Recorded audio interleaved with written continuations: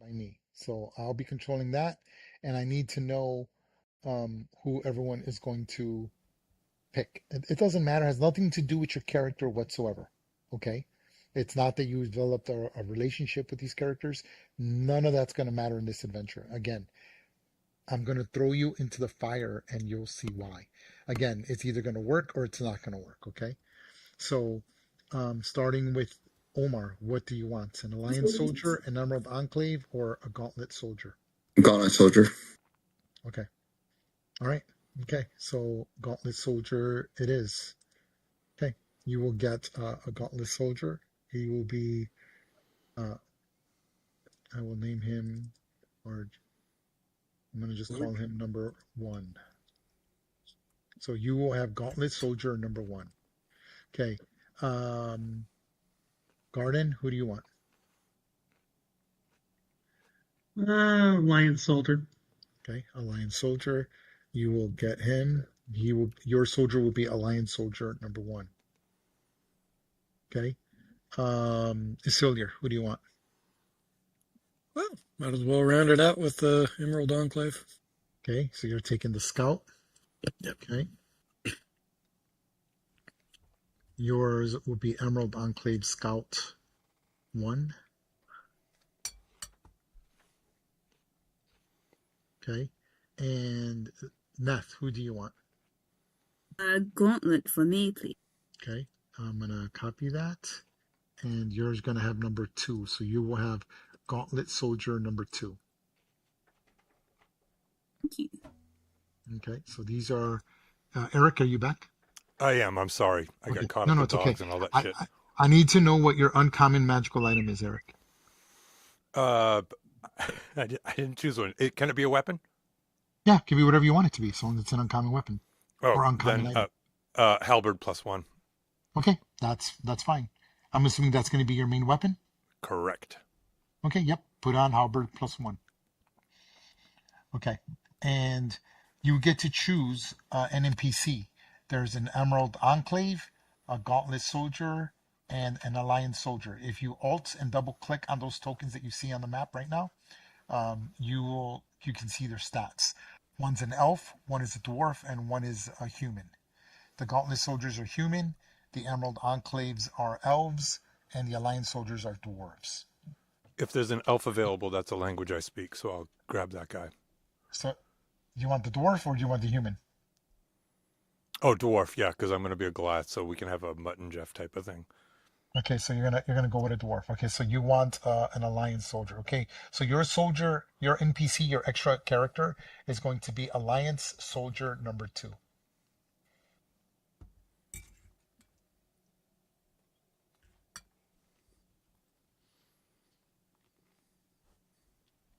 Okay, so that is the party right there. So we're looking at one scout. That's crazy.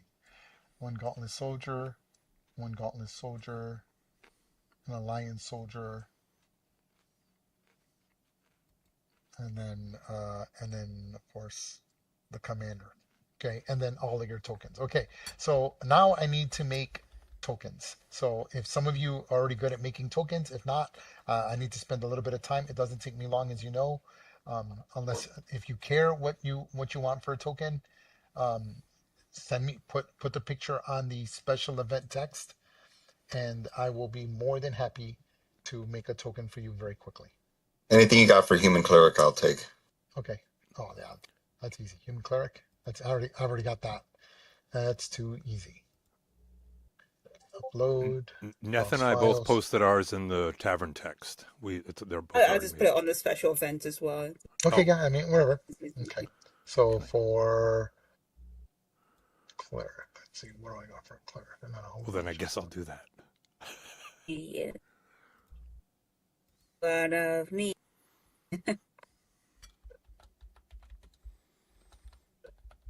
Okay, so let's find you a cleric.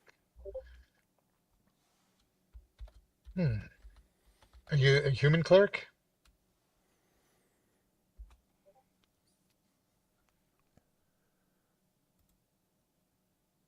Yes, I am. You're human cleric. Yep. And you're going to be using what, a mace? Yes. And a shield. Breastplate. Okay. The shield and breastplate, yeah. Okay, we'll use this one for you. Done. It's in there. Okay.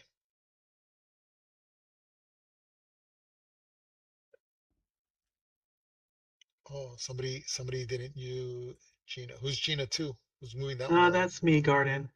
Okay. I mean, I don't care. You can keep it with the black base. It doesn't bother me if you're Yeah, okay I with it. mean, I'm not sure why I did that. I mean, but But whatever. okay. Okay, it's all good. It's all good. Okay. So It's so just for first, today. Doesn't matter. yep.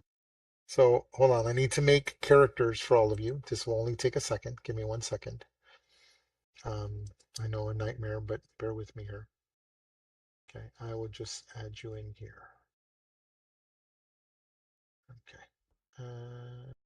Let's make a new folder so I don't get you guys all confused. Um, Add subfolder, and we'll call it special events. There we go. Okay. And add character, 2024 character, create. Okay. Add character, 2024 create. Add character, 2024 create. It's 3, 4, and 5. Okay. All right. So who wants to? What's the? Okay, hold on. Edit sheet directly. Yes. Okay, sheet setting because it's all jacked up. Show natural 20s and ones on all D20 rows. Oh, why wouldn't I want to show that? Who wants to? What's okay, a tiebreaker?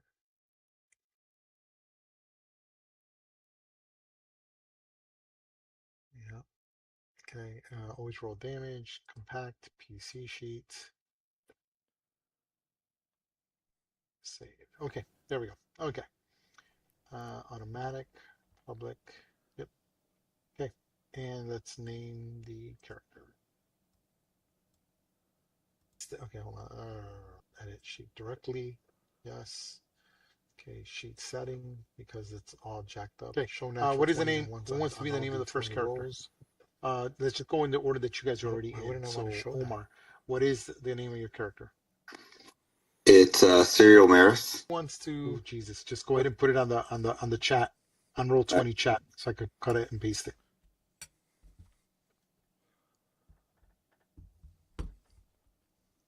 Here it goes.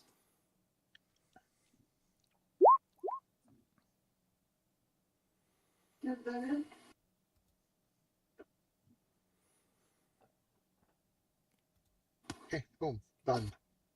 Okay.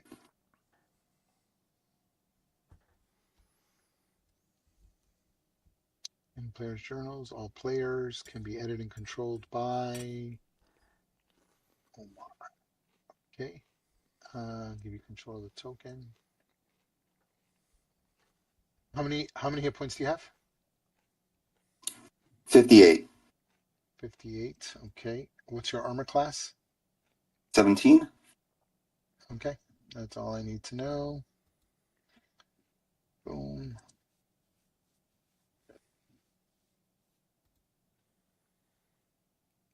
Save that.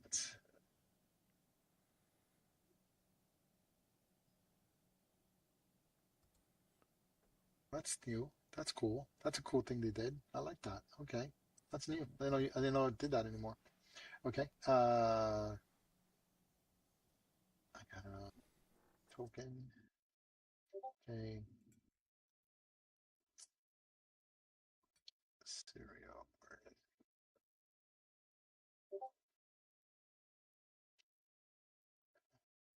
Okay, cool. All right, done. Below, yep. Okay. Show all hit points. See, visible to everyone. Okay, there it is. Okay, giving you control of the token.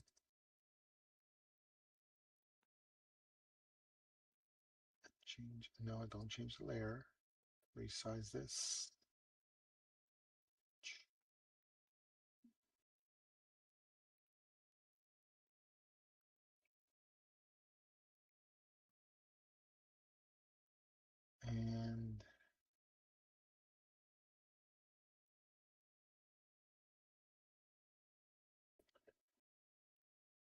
Okay, you select the token. No, no, no. There we go. And okay, you should be able to move the token. Just go ahead and check you should be able to make your rolls and all that now. Just make sure that it's working. It should work. Okay. Yep. Make sure your to hits and all that work. Okay. Gardan, the name of your character is Gina, or what is it going to be? Fucking burn the 20, bitch. um. Okay. Hold on. Hold on. I've got three here. I'll just do this one since this is already here. Save image. Okay. I'm doing yours next. Now. Give me 1 second. Nice. Oh, you saved it as a WebB. Grr. Uh, I'm sorry. Don't grab me. I'm just. I have I have to convert it. I don't have. Hold on, I need to turn on my extension. Let me try this one. Shit, Okay, I'll I'll come do back to that mine one. because I think mine's a WebP as well. Yeah, can't see it. Okay, Goliath, Borax.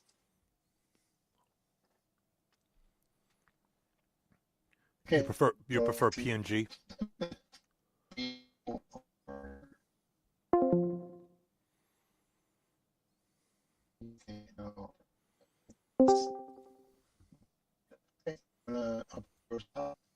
Stand by.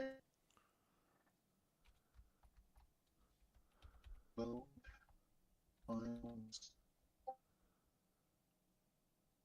pictures.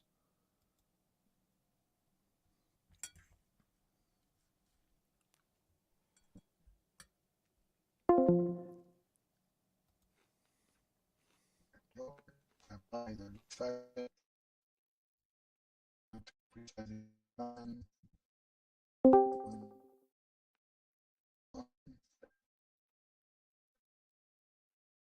Okay. I'll make this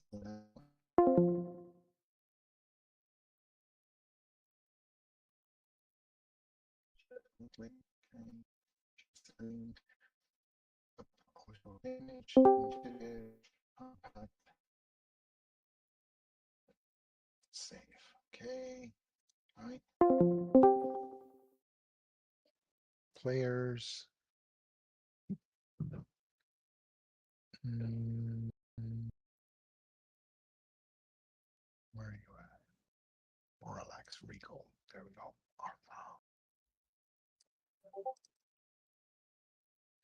Save changes.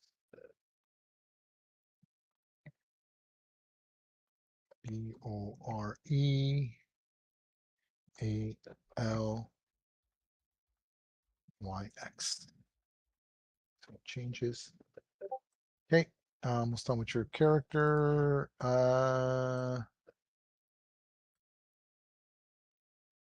Boom. How many hit points do you have, Borealaxis? Borealax? Borealax, is it right? Borealax, right? Bori Alex. Borealyx. That was Yes. close. Okay. How many hit points? 65. 65. Armor class. 19 Okay. with the shield. Okay. Visible to everyone. Save changes. Okay. Add it into the token. Select the token. Transfer it over. Okay. Go ahead and move it and test your thing. It should be working now.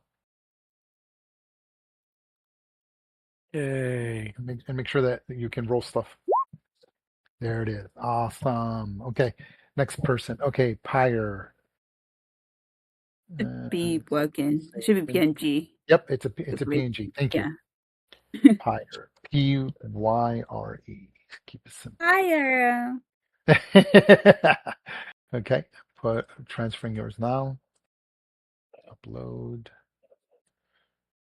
Fire. P. Pyre.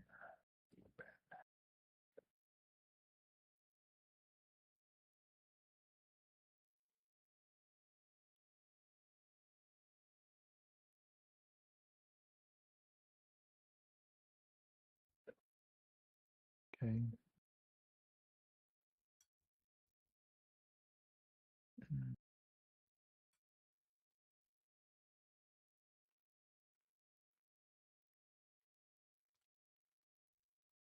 One RE, players journal, all players can be edited by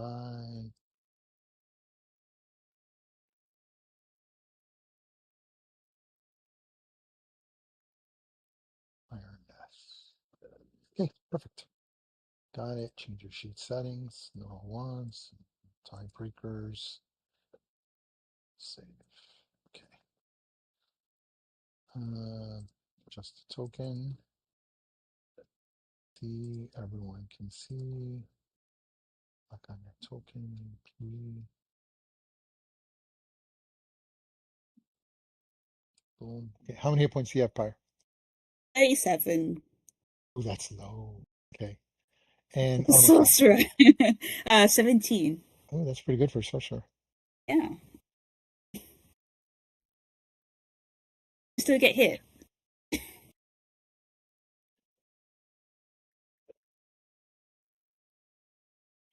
Coin. Transfer that over there. Save changes. Okay, go ahead and make sure you can move it. Everything should be set and test out your abilities.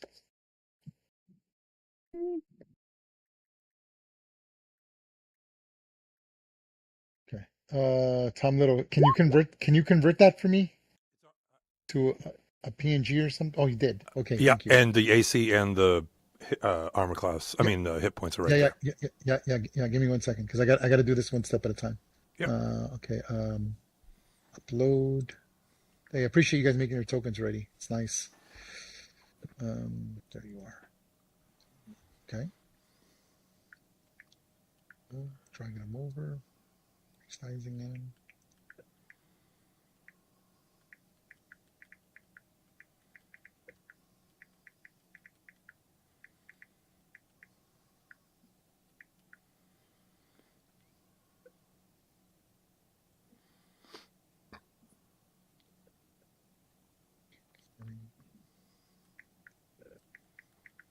Save.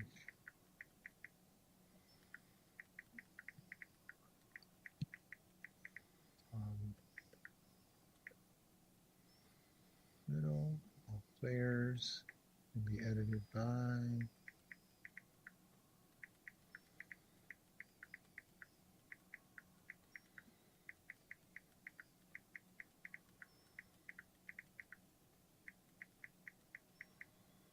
Where are you?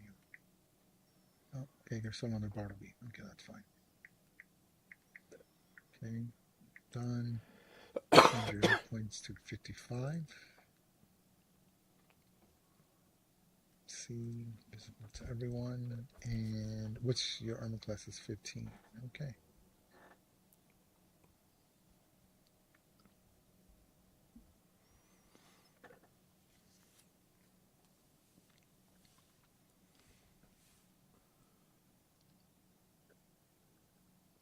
You guys can all see your names, right? Yes. Just want to make sure. Okay. Okay, go ahead. You should be able to move it. Oh wait, I haven't locked in your token yet. Hold on. I haven't locked in your token yet. Give me 1 second. Boom. Okay, now it's locked in. Okay, yeah, go ahead and test out your abilities. They should work. And move your token around. Tom Little. Make it to hit. Make sure it's working. Yes. All right. Okay. And is that everyone? Am I missing anyone? Oh, I'm Garden. Yeah. Okay.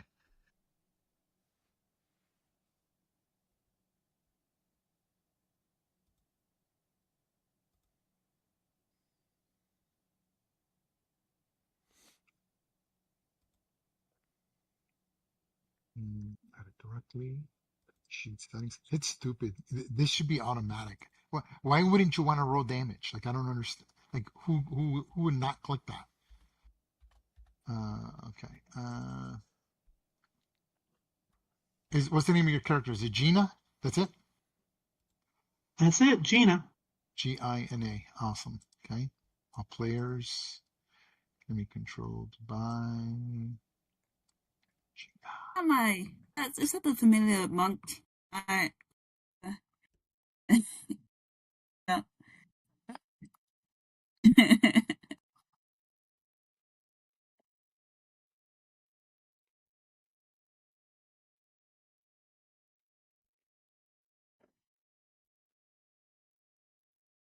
Okay. I just gotta lock in your token.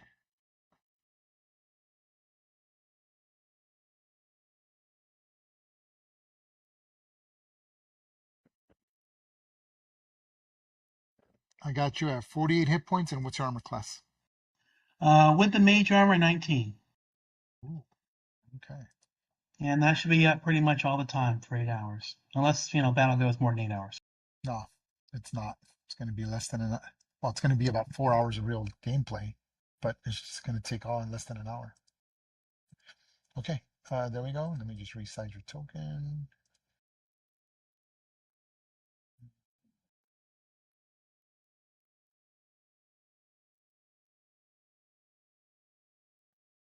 And then lock in your token. 19 armor. Selected.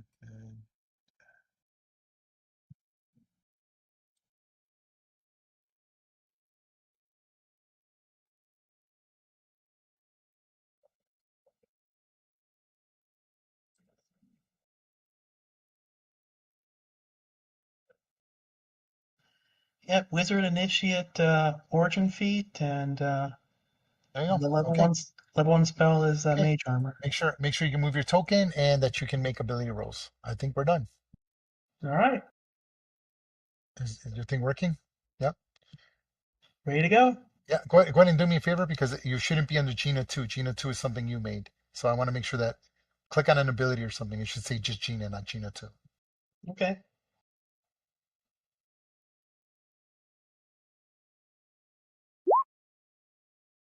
I wonder why it still says Gina 2. Interesting. Because I'm using the Gina 2 on the on the Beyond website. Oh, okay. Okay. There's Okay. another Gina that I Yeah, use yeah, I got you. for. I got you. Yeah. Okay. No, as long as it works, I don't care. Okay, so there it is. There's everyone's characters.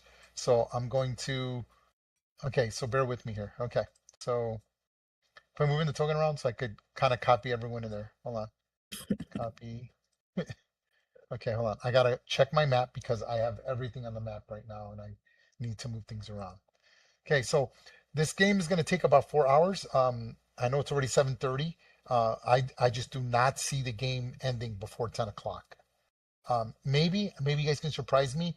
I sort of ran myself through it and I think it would take just over 4 hours. So 4 hours from this point, okay, 8, 9, 10. That's like 11 o'clock. I think that'd be maybe I'm wrong. I'm hoping I'm wrong, but I think it'll take about that long. Okay. Okay. Bear with me. Did everyone get the link for the Serenescape? Did anyone not get that link? You guys should all. If you cannot hear It's up. this, let me know.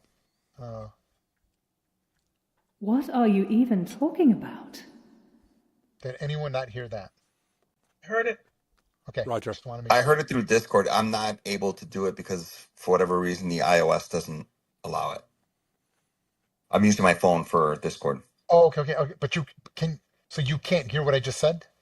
I did hear it through the Okay. Discord. Oh, it works through the Discord. It must have been loud enough that I heard it. But yeah. Okay. So you can hear this. You're not making any kind of sense, young one. Yeah, something's making any kind of sense, young one. Yeah. Okay. Then cool. No, that's even better. I have no complaints. Okay, that's even better than I thought. Awesome. Okay, so hold on. Let me check my map because I think my map's all over the place right now. Yeah, it is. Okay, gotta zoom in. Okay, I'm taking all these out, hitting paste. Oh, this is either gonna be an epic fail or an epic win. Just so you guys know. Okay. Okay, I'm gonna put you there.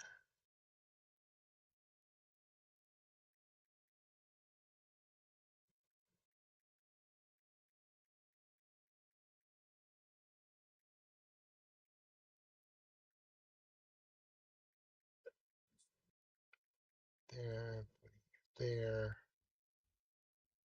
there.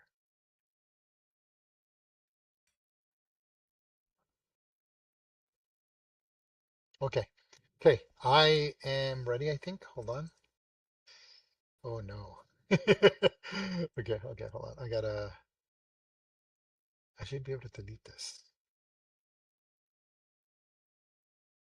Okay, hold on. I need to put him there. And I hope no one minds. As normal, I'm live streaming it. No, no. You have no problem for me. Okay, putting this on the GM layer just to be on the safe side. Okay. Uh, putting one there. Another one there. Let's grab these five.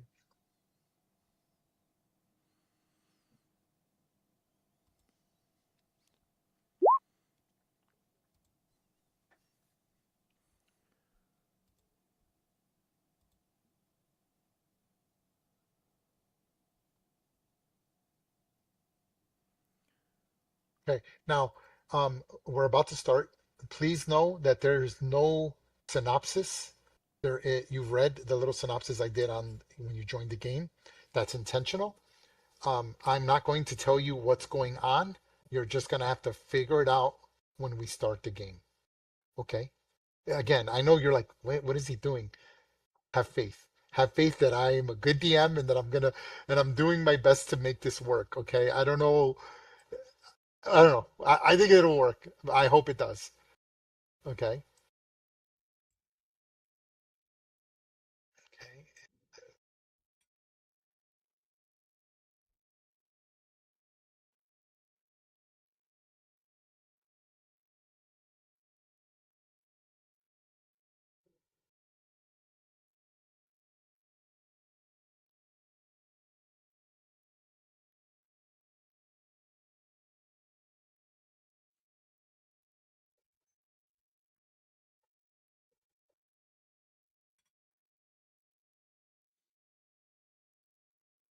Okay. Put these GM layer, switch layer, GM.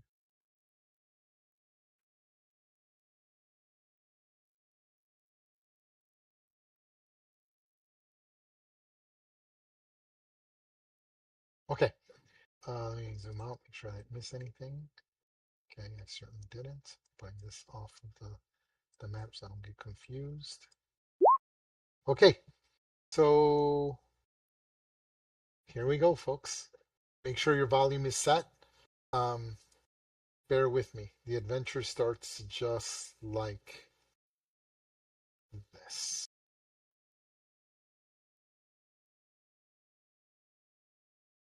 I'm going to put you guys on the map for a second. No one's sight should be on, so you should see pitch black. This is intentional.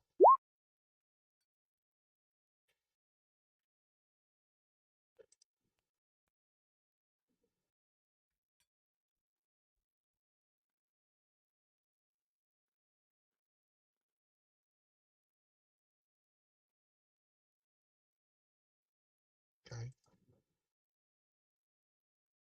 Oh, no, I do not wish to enable vision. Okay. And I'm moving you guys there. Tell me you see pitch black. Pitch black. Roger. Black. Yeah, Okay. pitch black. So it's a really big map. I'm going to center you guys there. I recommend you put, depending on the size of your monitor, I would be at around 70. Like I have a 35 inch, so I can go 80 and I can see barely the battle. That's how big the map is, okay? So bear with me. Here we go. And it's starting.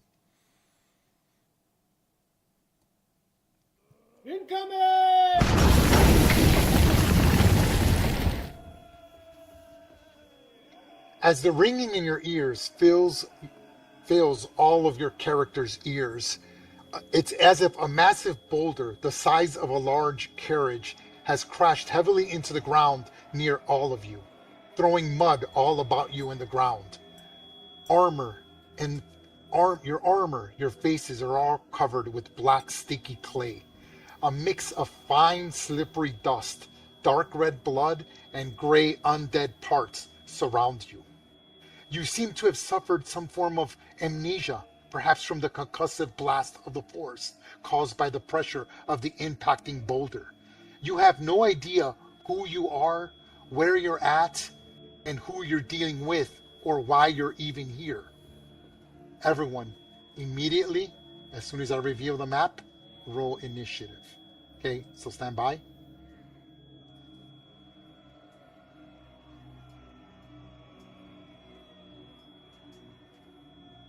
Stand by, not yet. Hold on, let me clear the board.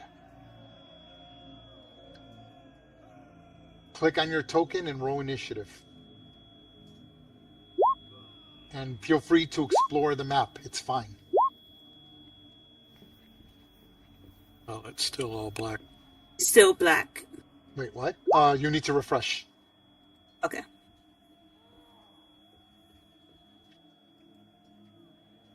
Yeah, you need to refresh. It's off.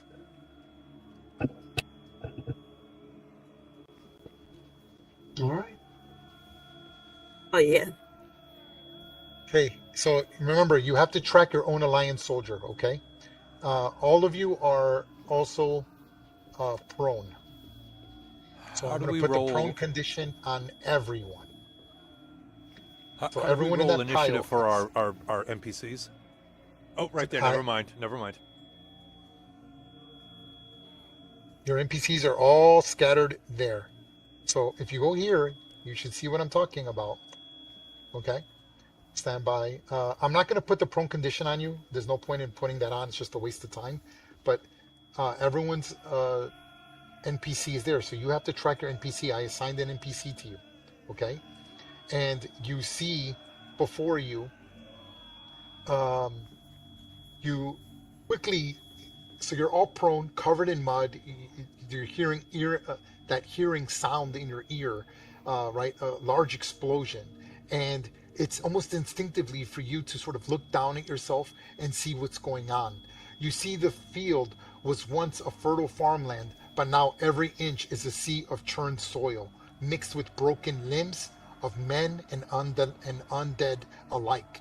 There are several fingers, elbows, teeth, weapons, and every bit of gore imaginable mixed into a form of a hellish, slippery surface of the battle. You can clearly see blue-coated soldiers rising slowly and groggily to their feet. These are your NPCs, shaking their heads and rubbing the mud from their eyes. Amassed in a churning sea of horror, not so far from where you are, you see the first horde of skeletons emerging from the dirty ground. At this point, you see roughly a dozen hobgoblin skeletons scattered before you that see your presence. You're clearly involved in some battle, in some location, in a forest, and you can see a distant tower very, very distant away. Pyre, little lady, what do we get ourselves into this time? Okay, now remember, this character here is the elf commander. He's also prone, and I'm gonna roll his initiative. Stand by.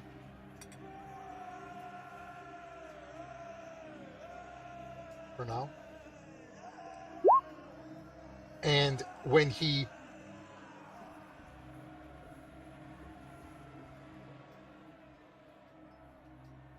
when he gets up, oh my god, I can't get this up. There we go. When he gets up, he seems to be a little more aware of what's going on, and he sort of looks at all of you. And as he looks at you, you notice that he is a tall, noble-looking elf, clearly a worshiper of the elven god. And he wears shiny armor, wearing plate mail armor, and seems to be pointing down the field, pointing to the east. He shouts in words drowned out by the ringing in your ears. Reading his lips reveals that he might be shouting something but you're not sure as he says. He shouts again as you look at his lips. And you're trying to read, and his lips look like he says, go now, take the, and you can't really make out the rest. It looks as if he's pointing to the far east of the map, at least 1,000 feet away, and you can see a tall, unstable looking tower. With that being said, stand by as I roll initiative for all of my creatures that you can see on the map right now. And Do we roll initiative for our little yes, guys? you need to roll initiative for your NPCs. Oh no, you do not. Your NPCs will go like a familiar, either before or after you. Okay. I was going to say we can't technically roll Yeah. initiative. Yes. Well, you can roll initiative. I did, but I. Yeah, you can, but yeah. You can take them off though. How do Okay. you roll initiative?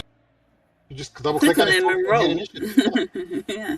I couldn't. I mean, okay. I just took out Alliance Soldier number 1. It's fine. Okay. On the character sheet, you do it. So with that being said, my bugbear zombie. So you look and you see this large bugbear zombie, and he's a large, medium-sized creature wearing hide armor, holding a great axe with the quiver of javelins, and he's a zombie.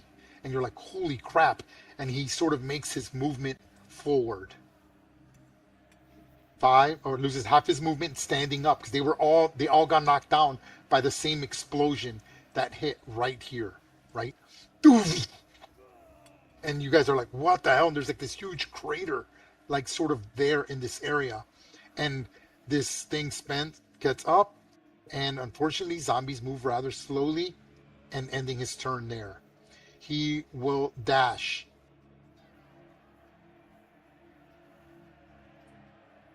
Gina, you get down on the you're prone on the ground. You're covered in mud. You see that you are holding you're like reaching in the mud, and your quarterstaff is somewhere lost in the mud.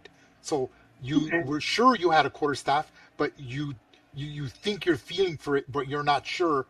So your quarterstaff right now is not on you. You do not have a quarterstaff in your equipment. It is somewhere around you in the mud, in this big pile of mess. What do you do, Gina? All right, she gets up and she moves to her commander. And it looks like the zombie here is getting close, so I guess she used half movement standing up, right? And then the other half moving 15 feet. Correct. And she's going to look at this zombie who's getting close to the commander, and she's going to say something. She has no tongue, okay? So she's going to say something like, "Hadouken!" And then from her fists fly a firebolt towards the bugbear zombie. Make your attack.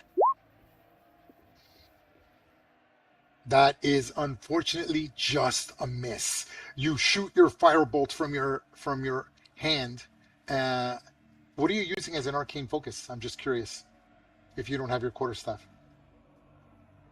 I'm assuming you have spell components, so you could be doing it old school. Yeah, spell components. Yeah. Okay, so you're like, kind of reach into your pouch, having to do things the old-fashioned way, which means you have to have a free hand. So you have your shield, a free hand. You shoot this firebolt, and this bugbear zombie sort of puts his great axe in the way, deflecting your firebolts as it harmlessly ricochets off of him.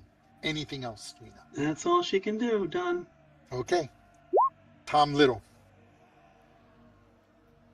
Remember, everyone is prone. Tom Little, your weapon that you said you had was a halberd. Your halberd is not in your hand. You see all sorts of weapons and shifting all around you by the mud, and you're like, where's my weapon? Everything, again, mud and clay is everywhere, and you're covered in it. And you're like, where's my weapon? But you're prone. What are you going to do? I stand up and I'm looking around and Okay. Roll 1d6.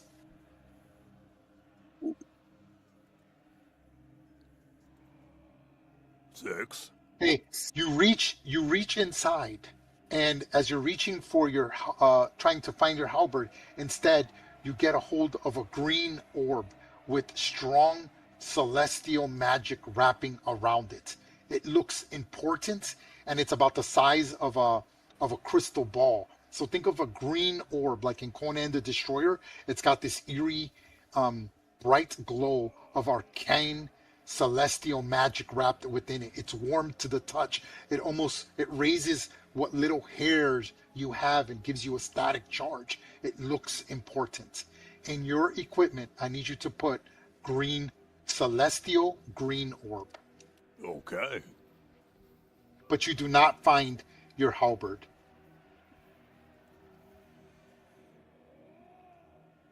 What do you do now?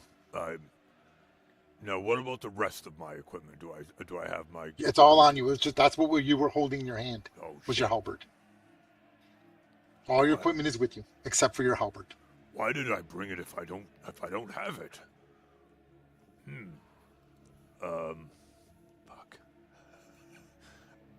Why can't I see my shit? Why can't I see my shit? Part of my whatever is a great axe. I reach for my trusty great axe, which is Okay. my second favorite weapon. You take out your And great axe.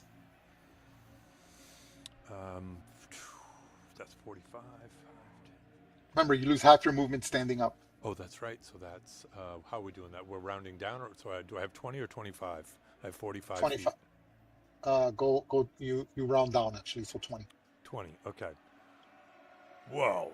And this right here, is this a just roughness and That's terrain? the hole. That's the hole. That's the crater hole of something. Like, looks like a meteor, like a boulder, literally like a catapult boulder landed near you, but it was an explosion. Like I said, right? It's not difficult terrain. Nothing is difficult terrain unless I say so. I'm gonna move forward. So Just you do shoot through and you see these hobgoblin skeletons making their way towards you. All of them are holding, they have ringmail, shields, they have spears, and a short bow strapped to their back. These are skeletons. This is sort of like what they look like in full, the full image rather than the token.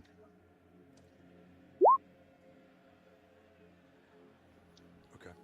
What do you do?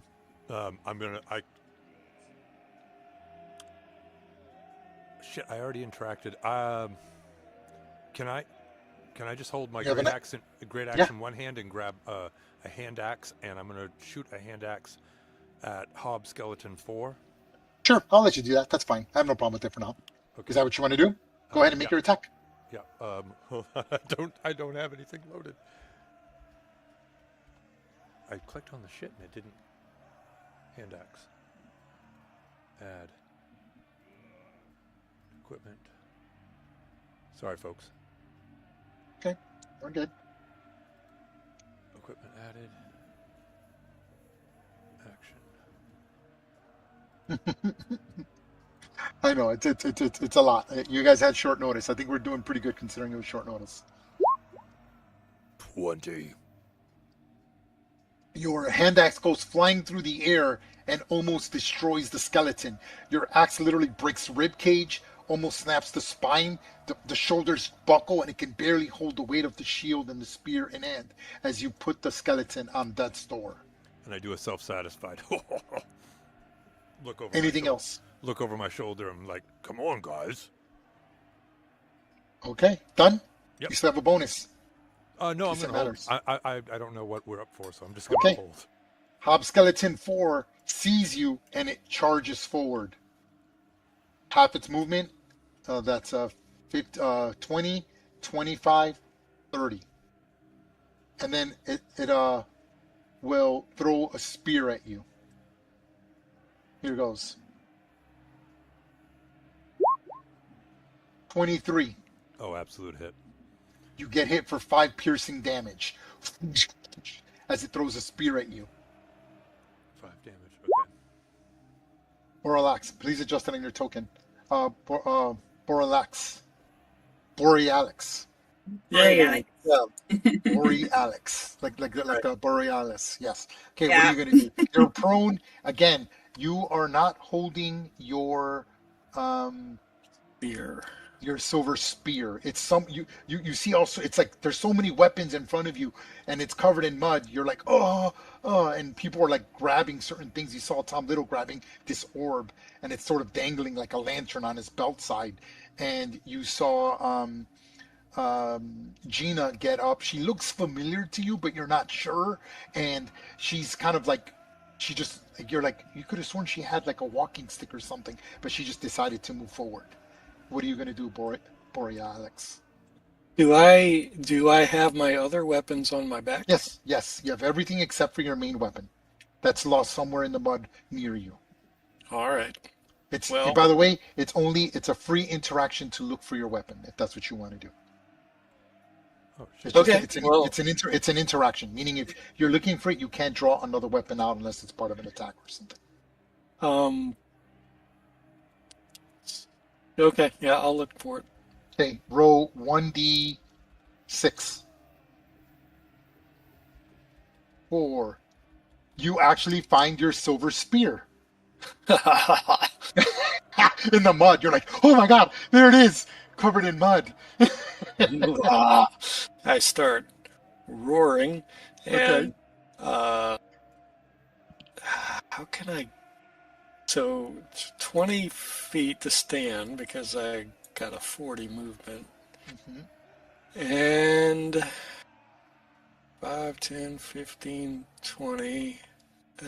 Everybody is exactly 10 feet away from me if I run to them. Not everybody, but crap. I should have just drew my glaive. Can I draw my glaive? Yeah, you can draw it. Sure. Okay. Then I So will do holding, that. You're holding your glaive and your spear.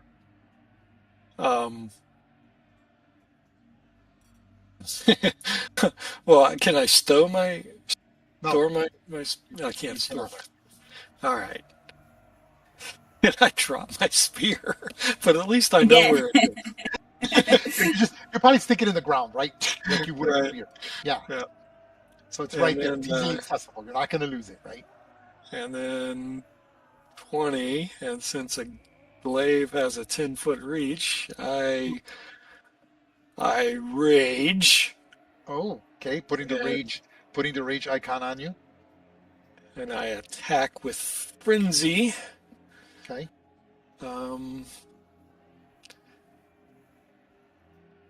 Didn't expect to use the glaive so soon, but Nice. 25, so that's 7, and then an additional 9.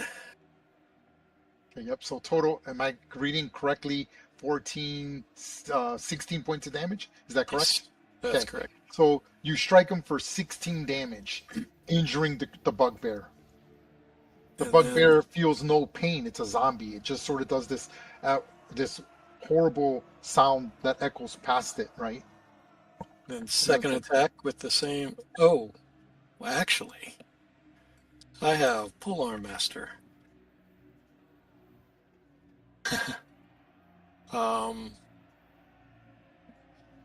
Which gives me a pull strike. So I hit with the butt end of the polearm. That should have been. Let me roll that again because that should have been an advantage. Okay, so yeah, so 16 to hit with 14 is 16 damage.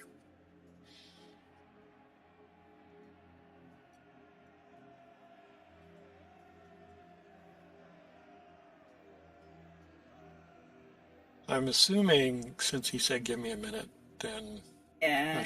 I I think should you be. give him a minute. Oh, intro, right? So Definitely grabs the attention. the pull strike with I'm sorry, I missed what you just did. And oh, so you go for the polar for this bonus strike, is that right? yes, bonus action strike. I rolled it twice because it was supposed to be advantage. But so that should be for 16 damage. Okay, so you hit him again with a bludgeoning weapon, is that correct? Yes. Okay, stand by.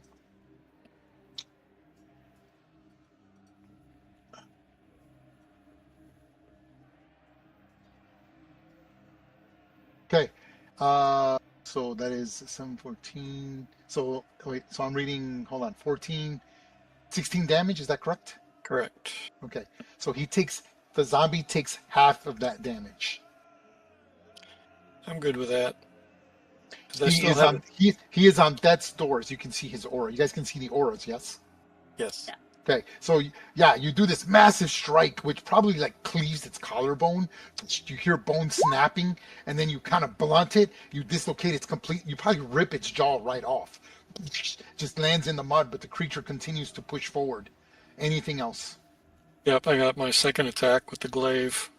Okay, That's 19 to hit. and 19 that damage. ends the creature. The creature, you hit it, and it just can't keep its the magic that's sustaining its animated form is just there's not enough physical body left to maintain it, and down it goes. And I roar loudly at the corpse. Okay, anything else? No, that's it. That's all I got. Okay, all right. The other skeleton sees you, Oh stands wait, up. I'm sorry. We should be using our little Yes, guy. yes. I'm assuming if you're not, they're just sort of like standing there. Did Um, Tom Little use his?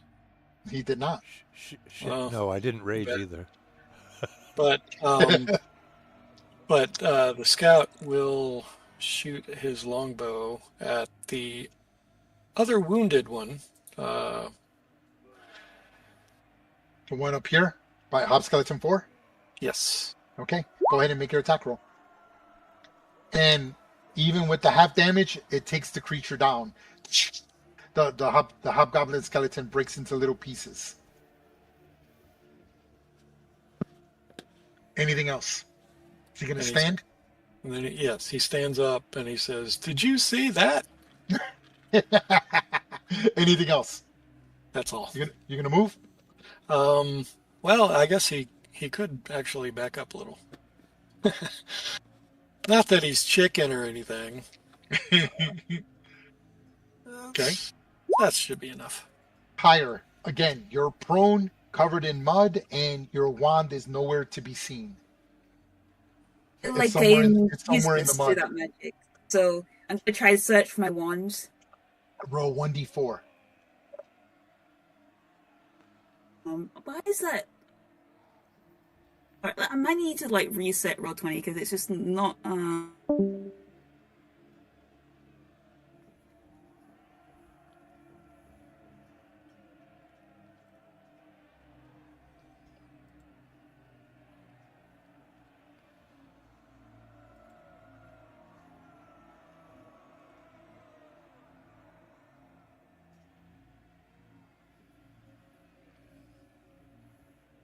Who dropped? Oh, that was her. I figured she was resetting, but she must have done something more dramatic. Yeah. I need to reset roll 20, and she just reboots her roll machine.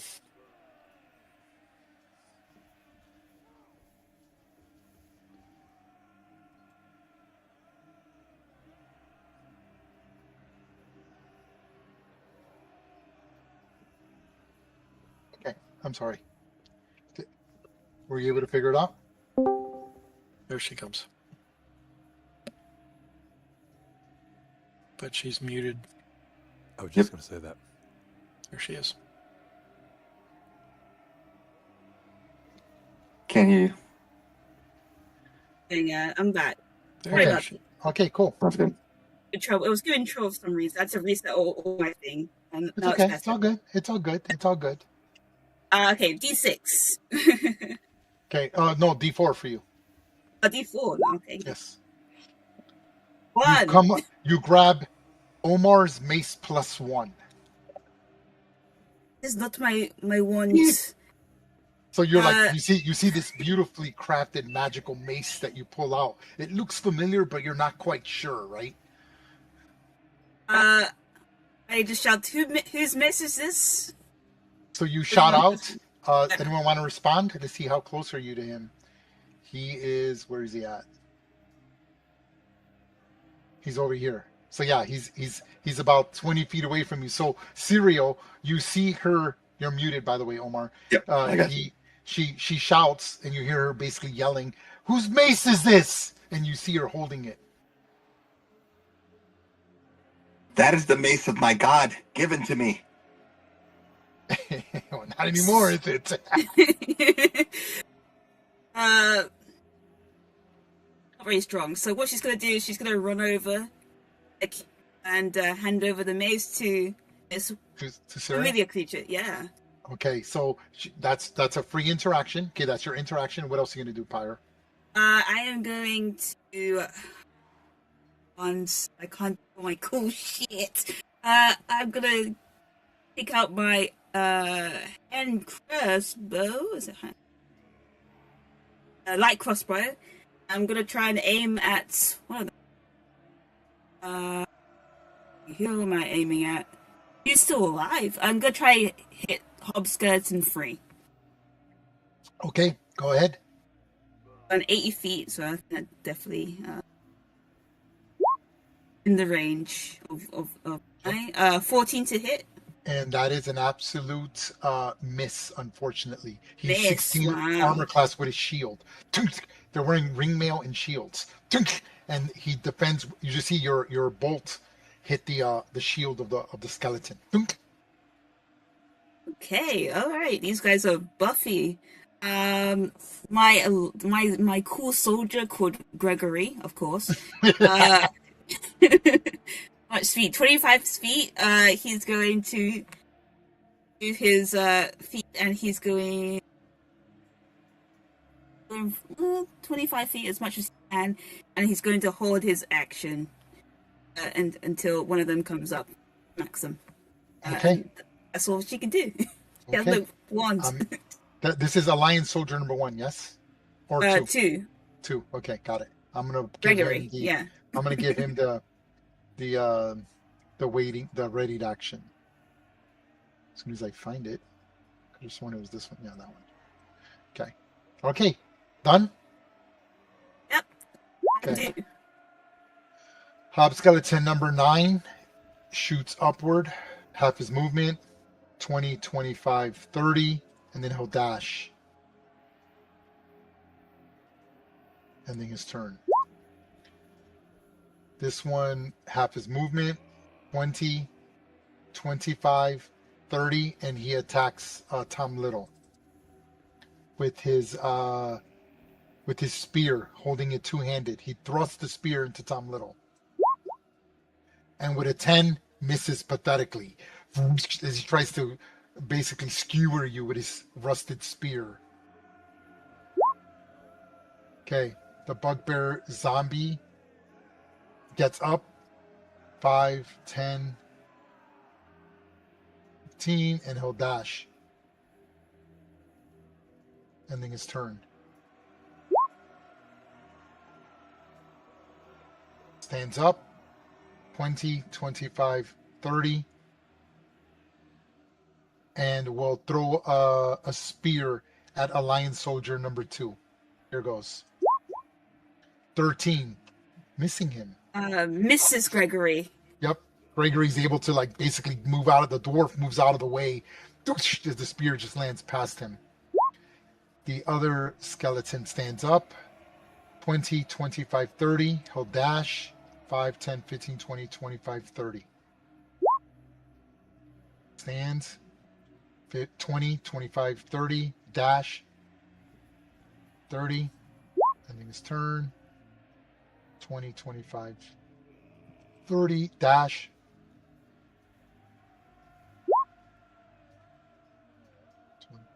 30. And then dashes.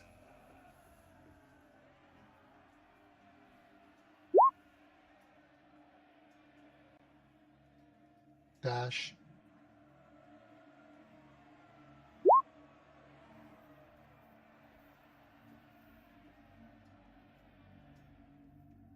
And then he will throw a spear at Tom Little. And misses with a walloping 6.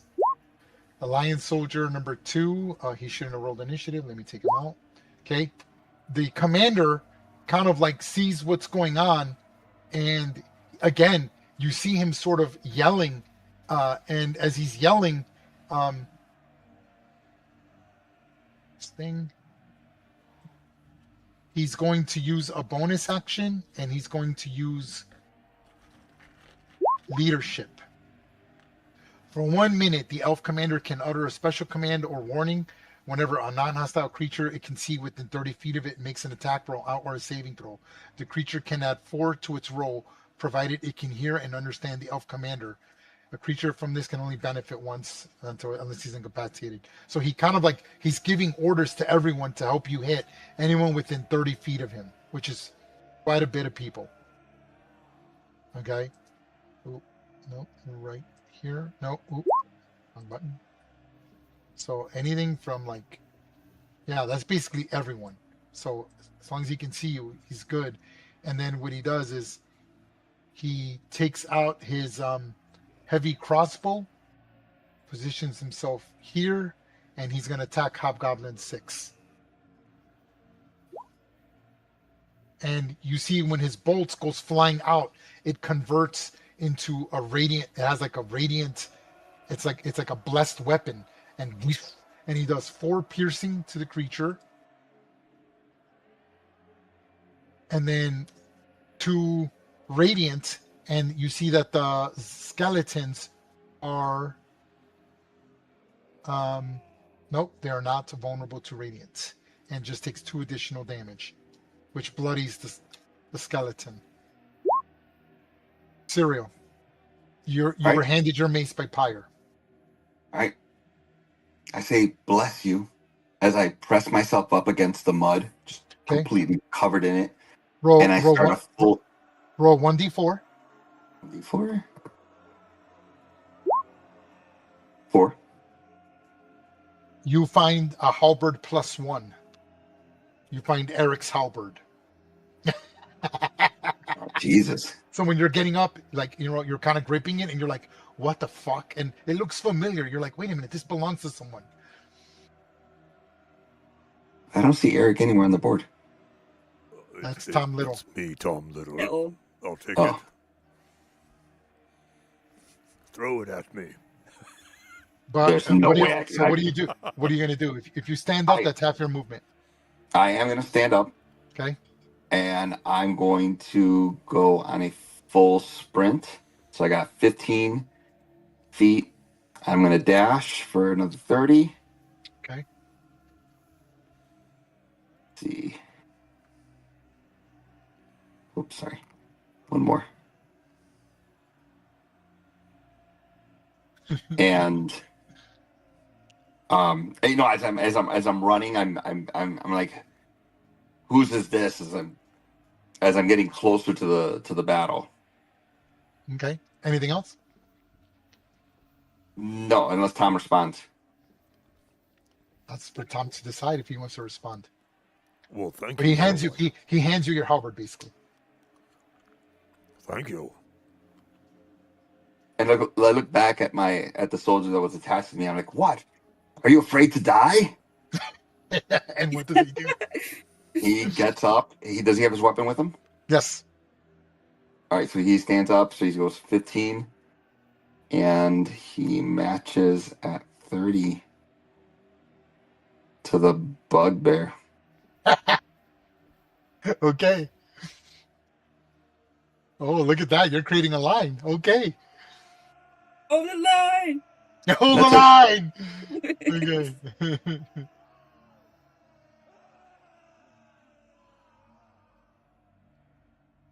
Okay. Anything else? Nope, that's it. Okay. Ooh, hold on. Let me change this marker. There we go. Okay. Top of the turn. Okay. That bugbear is dead. Removing him from the initiative. Gina. All right, so her soldier gets up and kind of moves towards the line. Okay.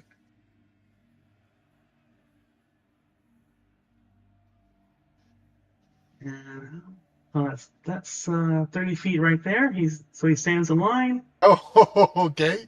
and he's going to take a swing at that guy. Okay, go ahead. Come on, character sheet. Character sheet was just open. Here we go. All right, War Pig. Here we go.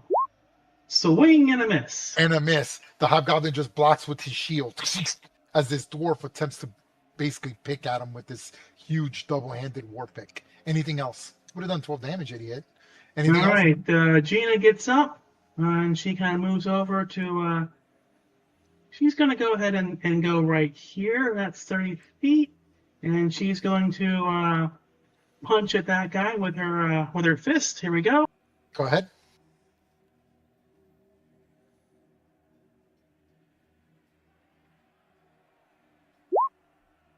$17. Okay. They are vulnerable. The skeletons are vulnerable to bludgeoning damage. So that is 16 damage. He shatters into little pieces by the force of your blow. And then she's going to turn around as a bonus action. She's going to do a roundhouse kick on Hobgoblin Skull 2. Here we go. Go ahead.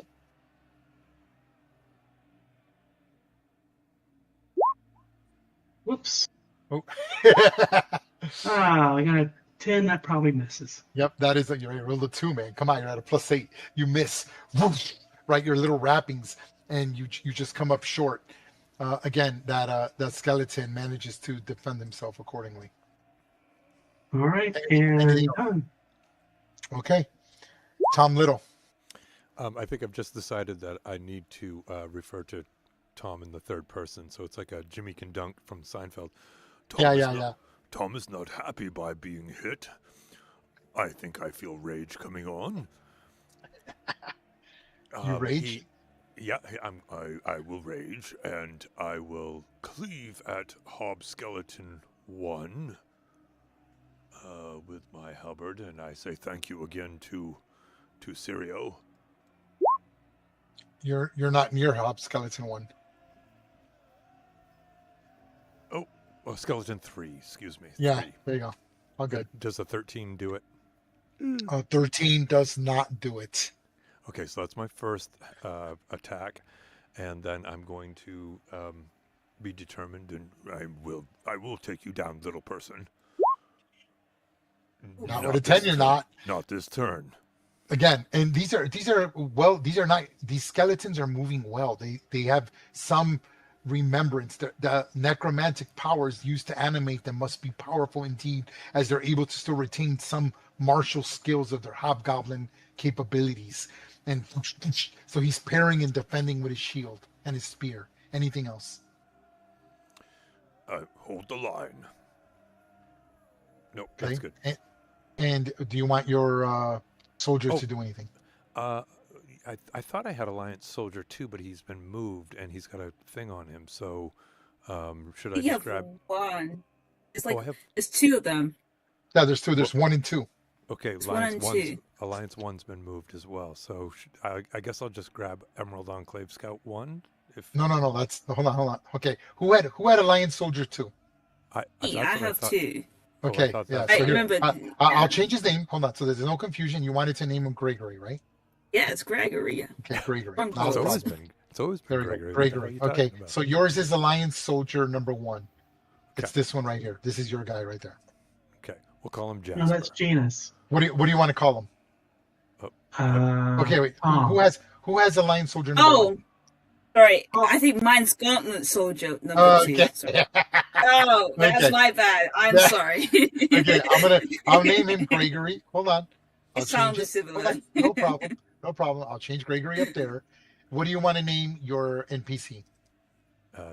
Jasper. Jasper. And I'll change his name to Jasper. There we go. Okay, so go ahead and you can move Jasper. His ready action gets nullified. What do you want to do with him? I'm going after Hob Skeleton number 2. Go ahead. Shit, what does he have for a? Alt, double click on the token and you'll see his character sheet and then click.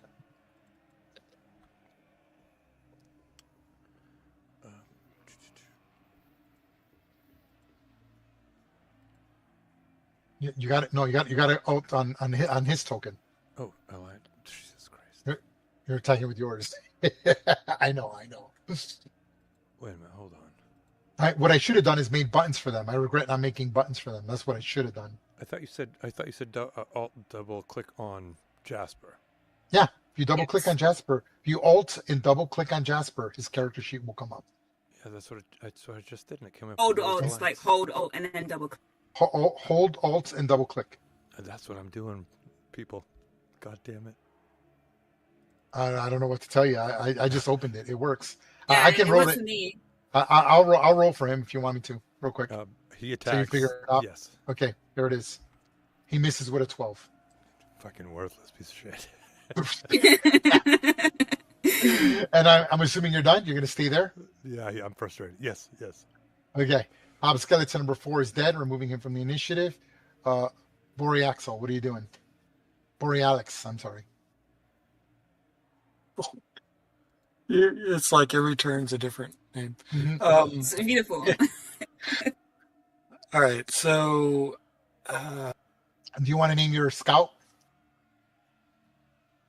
I think it'd be funny if I just name him Scout One. No, Yeah. let's.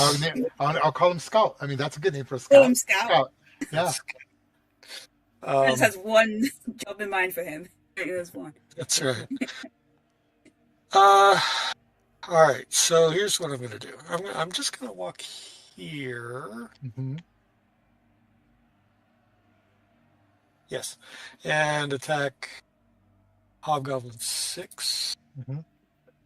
Go ahead, because you have reach. I am frenzying again. Yep. Or recklessly attacking, you mean? Yes.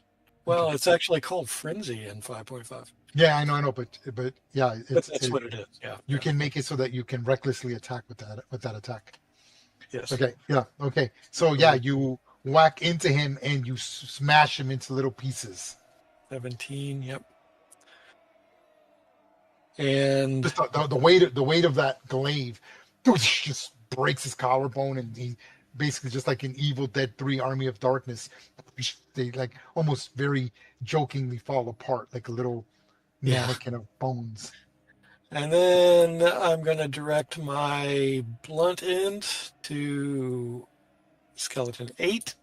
Full strike. Hey, 22. Yeah, I told it to roll with advantage, but anyway, okay. So 22 hits, 14, 16 damage. Yep, and he shatters into little pieces because that's bludgeoning damage. You shatter him into little pieces. And then, who's that? Skeleton 2 is within my reach, so my second glaive attack. Mm-hmm. And he falls into little pieces. So you're just like wild. He's just swinging this thing wildly, using one hand, kicking it, swinging, and just bones are shattering everywhere. This will be fun because the Polearm Master gives me a reaction attack when they enter my space. Mm-hmm. That's Anything fun. else? That's it. You good? Yep. Is your little scout going to do anything? Oh, thanks. Yes. He will shoot at. Who's he shooting at? He's going to shoot at. Let's go for the guy in the back. 17. Okay. He's going to show off. Your shot. Go ahead. Yeah, except his character sheet went away. There it is. Character sheet. If you open the character sheet, there's like a little option on the upper left where you could pop it out and it'll stay its own separate window. See, I'm seeing that now. So you don't have to do that. Yes, indeed. I guess 12 probably doesn't hit, does it? Nope. The skeleton sees it and defends it. Anything else? Nope, that's it. Okay. Why are these things are turning? It's so weird that they're doing that. I must be clicking on them by accident. Okay. That skeleton pushes in Do you wish to take your reaction? I do. Go ahead. Additional attack. Well, that was supposed to be. Do I still have advantage? Yeah, it's for all attacks. Yeah. Oh shit! Yes. I should have had advantage on my attacks. Damn. Yeah, you should have. Well, 14. Not enough. You try to hit him. He defends with the shield and pushes in to attack with his spear and charges you with his spear two-handed. With Here goes. advantage. Yep, I have advantage when attacking. Correct. 23. Yep. You take 9 piercing damage, and I believe it's half that because you're raging. So 4 damage. Ending his turn. Glad. Higher. I see, like, these strangers that seem familiar with me have all their weapons, and I still don't have mine. So I'm going to continue looking for my wand in the mud. Okay. You look, and you actually find it. You don't have to roll. It's the last weapon. Yeah. So you're like, God darn it. It's somewhere here. You were like right by him, and you're like, oh my God. You see it in the corner of your eye. So that's your interaction. You now are holding your Amazing. wand. How far is everybody? Pretty far. As I'm trying to like look for my weapon. Okay. It has if I move up behind the line. Oh, I'm sorry to interrupt. Go for My glaive has graze, so it should have done 6 damage anyway. Yep. That's whatever it is you're to hit is correct. 6 damage. Got Yep. it. Well, two hit or plus it's the damage. it's whatever you use to hit. Read it. Trust me, I know. So it's 7. 7. Got it. Okay. He's bloodied. Okay, I'm sorry, Pyre. Go ahead. Oh no, it's all it. She's going to just do a firebolt. These guys seem easy to bring down. She's gonna aim for a skeleton, hobskeleton 1. Okay, go ahead. She's the thousands of feet. It's like, no, let me save some of my stuff. 13. That is a miss. You guys are rolling terrible, man. 7. Yep. This bolt goes flying out, and the skeleton just sort of puts his shield up, and again your fire sort of ricochets, singes his shield. Anything else? Gregory's still prone, but he stands up. We'll say he's standing. He at least stood up. Okay, so he's standing. All right, so he rushes up the line. I hope there's no spellcasters there. And try attack Bugbear Zombie 1. Go ahead, Bugbear Zombie 1. Roll. See if Gregory's got the goods. Gregory is stacked up. Watch. Not 20. Oh, dang it, Gregory. Hello, NPC suck. I mean, his plus isn't too bad though. So yeah, he swings, and this Bugbear just kind of manhandles him. Just kind of like uses his great axe to just push him back. Right? You're like, holy crap. Okay. Anything else, Pyre?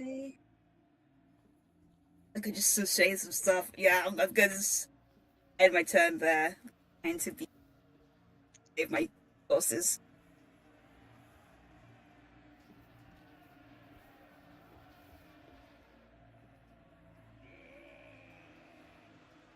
Okay. That's it? Done?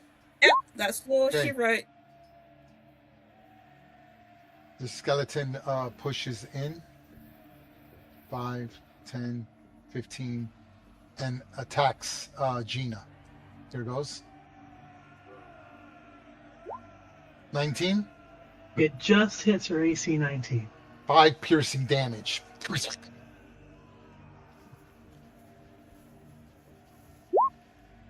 Okay. This one here is going to attack. I'll roll randomly. Here we go. 1, 2, 3, 4, 5, 6. It attacks. What was that? Serial Maris. He attacks Serial. Here goes. 22. Ooh, that'll do. Hits for 6 piercing. I'm rolling pretty good. And I'm only at a +4 to hit. As he hits you for 6 piercing damage, ending his turn. The bugbear sees Gregory and attacks Gregory Backs up. with his You great hit. axe. Here goes. And misses Jeez, him with a Gregory stacked up. and misses him with a 7. And I rolled crappy damage too. That's insane. Okay. And he's gonna stay there. Okay. Okay, removing him from the initiative. Removing him from the initiative. Okay. This one shoots up and attacks you and thrusts you with the spear. This is 17 hit. Borealix. You Yep. take 7 piercing damage, half of that. So that's 3 damage. Oh, wait a minute. There's a creature adjacent to you, and I have martial advantage, and you take an additional 9 damage. So you take an additional 4 damage. We can't let that slide. Okay, this one shoots up and will attack you there. And he thrusts at you with his 2-handed spear as well. 21, and he does additional damage as well. So you take 15 points of piercing damage. Oh, 7. So 7, correct.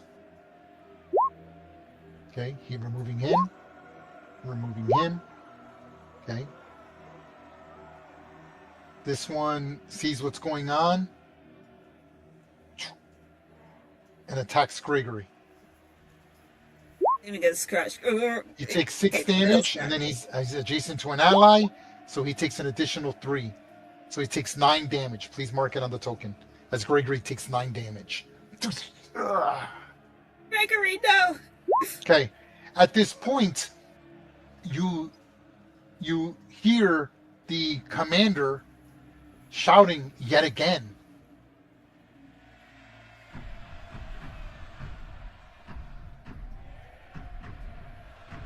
And as he goes on, he starts yelling at all of you. Go now. Take it. Go now. Take it. The tower. Take it to the tower. And he just starts yelling that over and over as he's pointing.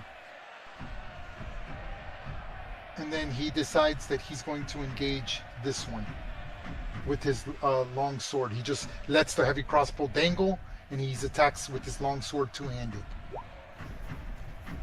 And completely destroys that skeleton. That's handy. Yeah, you see his sword has this ambient glow. It's a long sword made of mithril, and it's got a radiant damaging. So it's got the celestial glow to it as he's saying elven words. And then he continues pushing.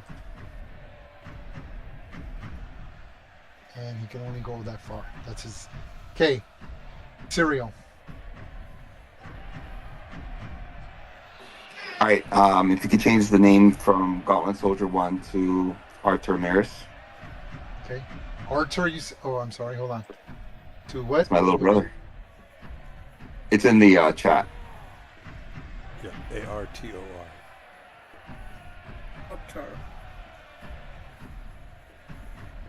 Is your brother? Now, Sirio, does he roll his R's? Is it Artor? No, it's just Arthur. With a name like Sirio, I figured, it would be a... Gino. That's funny you named him Gino. Okay, hold on. There he is. Okay. Where'd you put it? You put it in the chat? Yes. Oh, okay. I'm sorry. Okay, here we go.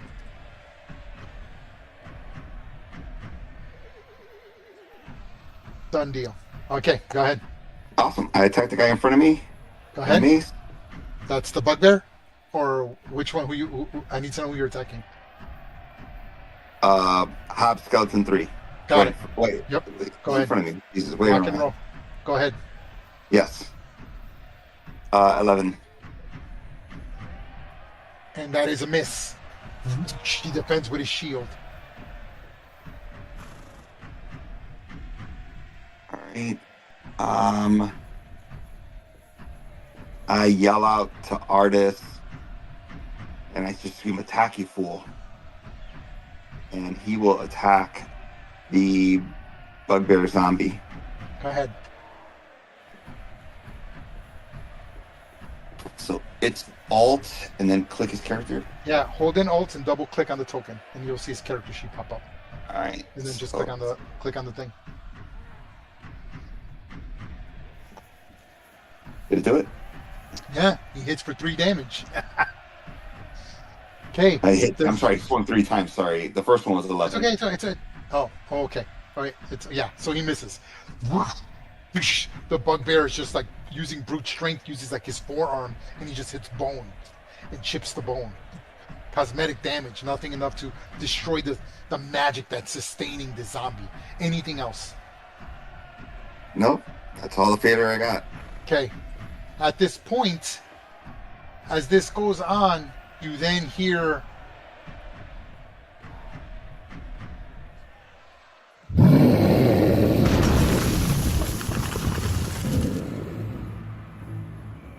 from within the ground, the very thing that fell, you realize was not a boulder. Someone catapulted an earth elemental. Hate when that happens. Notice he is bloodied. So an earth elemental has 147 hit points, and I bloodied him to half. So he stands, he comes out of the ground, which is where he landed, and he just looks around, and I'm going to roll his initiative. We'll interact this initiative.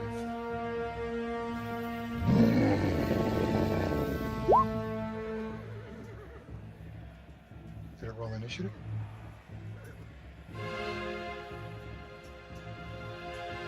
Yep, there it is. And it's in order. Awesome.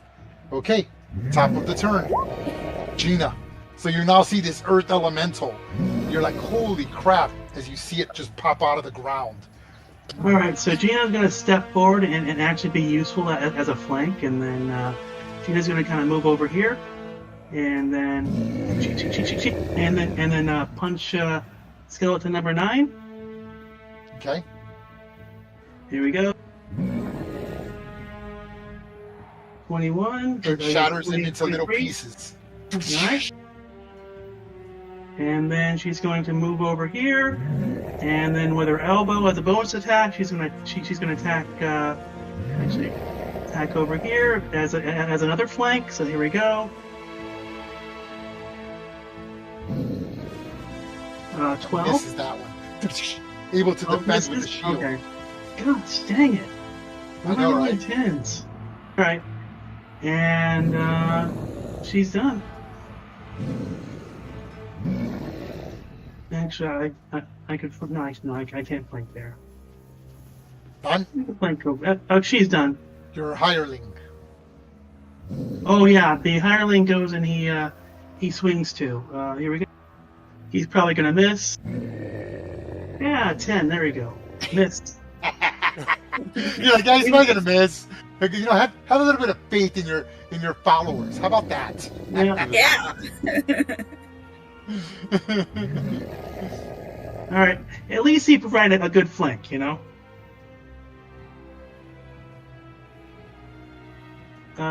He's going to further flank right over here. He's going to help out Tom Little with the flank if Tom wants to flank, you know. Yep. Done. Okay. Awesome. Done. Okay. Done. On to the next person. Tom Little. Tom pivots towards the earth elemental. Our hearing is still diminished, or is it repaired? Oh no, it's what you're hearing is what you're hearing. Okay, You should be able to hear the effects. The hearing has stopped. Yeah. Okay, so still raging, and I'm going to cleave at the earth elemental for 1. Oh, and this is Okay. at advantage, right?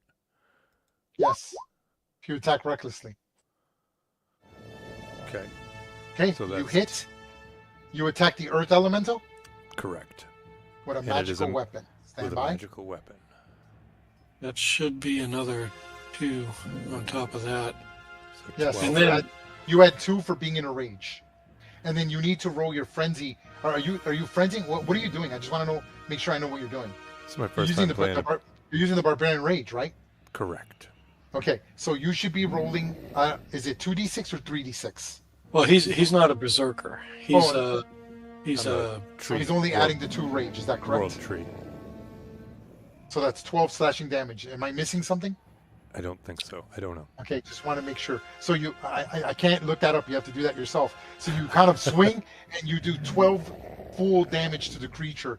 The creature just this large groaning yelp as you hear it, and you damage it further. Still bloodied. Anything else? I'm going to take my second attack and do the same thing. 25 for 9. No, that would be 25 for 11. That's 11. That's 11 damage, and you strike him again. This time, critically injuring the creature. Shit, you're just knocking rubble off of it. The creature looks rather upset with you. And I growl back. "Rah." so okay. So you might want to look over your you got life-giving force at the start of each of your turns. While your rage is active, you can choose another creature within 10 feet of yourself to gain temporary hit points. To determine the number of temporary hit points, roll a number of d6s equal to your rage damage. So 2d6 hit points 2d6 to another to an ally every single turn. Oh, shit. What do you want to give him to? Who's the most damage that's close to me? I know Sirio's down to 52. Who is Artur a NPC? I'd rather give it to a PC. Gregory's hurt pretty bad. Gregory is a piece. He's the one with. You said 2d6? This is my first. Roll 2d6. This is my. It's okay. It's okay. It's okay. I cannot track that stuff, so It's unfortunately. my barbarian virgin.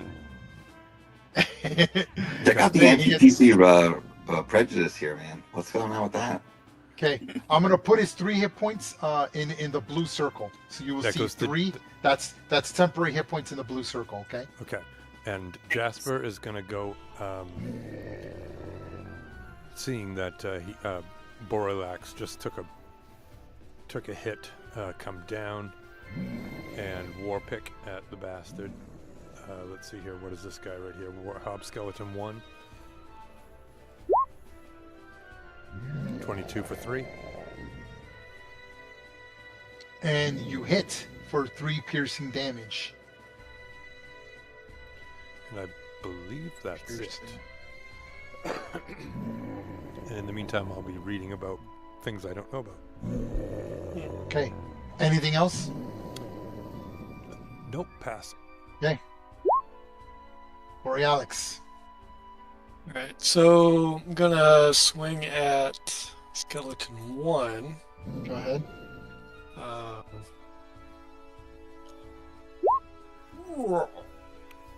And that is a miss. Why is it not? I don't know. Roll again for the advantage. I don't know. Do advantage. You should see the little plus symbol appear. Yeah, it's showing Yeah, him. we'll take the first damage. So you did 9, 10, 11, 12, 13, 4. Okay. And down he goes. You shatter him into little pieces. Okay, and then pull strike. I think I'm gonna have to roll this twice as well for some reason. Oh no, I did it. Won't even bother. Oh wow. Wow, that's good. Now you know why Ken's killing things left and right. Yeah. Hey, Ray, can you give me... When I went into Rage, I was supposed to get 5 temporary hit points. Can you give Tom Little Yeah. 5? 10? I will. It'll be in the blue circle. Okay. Thank you. You will see it on there. So make sure you subtract that from there first. Okay. What else are you gonna do, Borealix? Then I'm gonna move up here and use my second attack on... Who's that guy? Skeleton 3.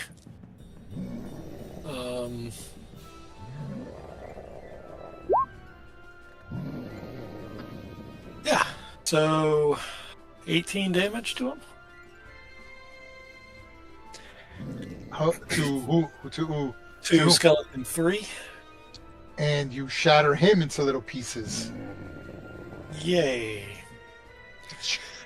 I can actually move more. You're just seeing piles of bones everywhere. So if I'm gonna move, why not? I'll stop there and get ready to. Oh, I bet he's got reach. Does he have reach? I can't tell you that. You can't tell me that. If he said he doesn't have reach, I'm right there. The dice love you today. Give it a shot. You know. Yeah, go for it. All right, I'll stop there and hope that he steps into my range. That's all.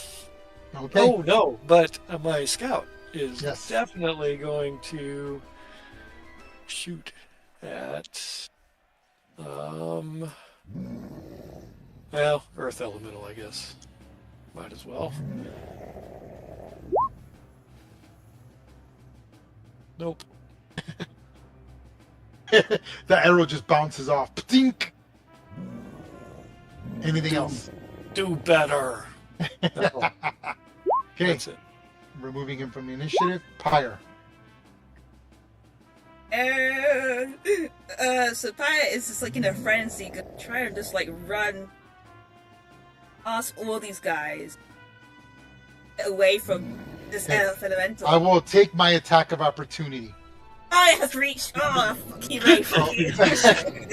So when you go from here to here, it attacks you. Here goes the attack. Go for it. It tries to slam you. 18. 18 would hit. I'm going to shoot. Ooh, giving you what armor class? +5, which is 23. Yep.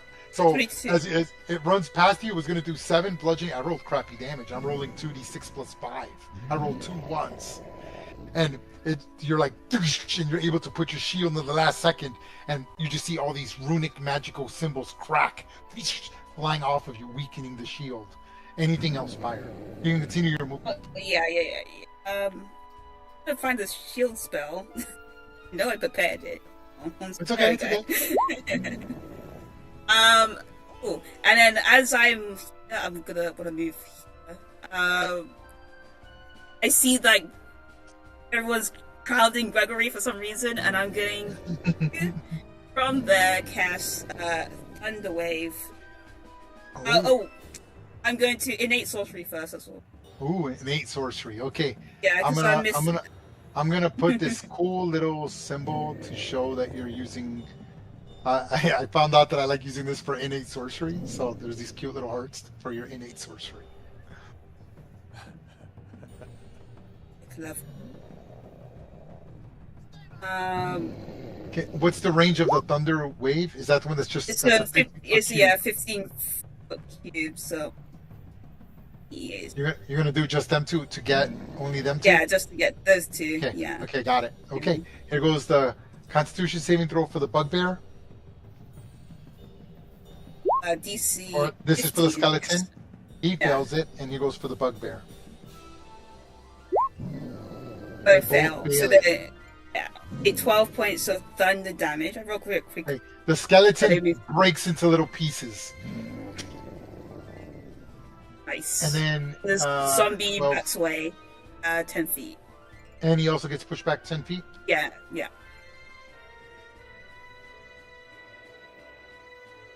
So you're like, as he's bloodied by that attack.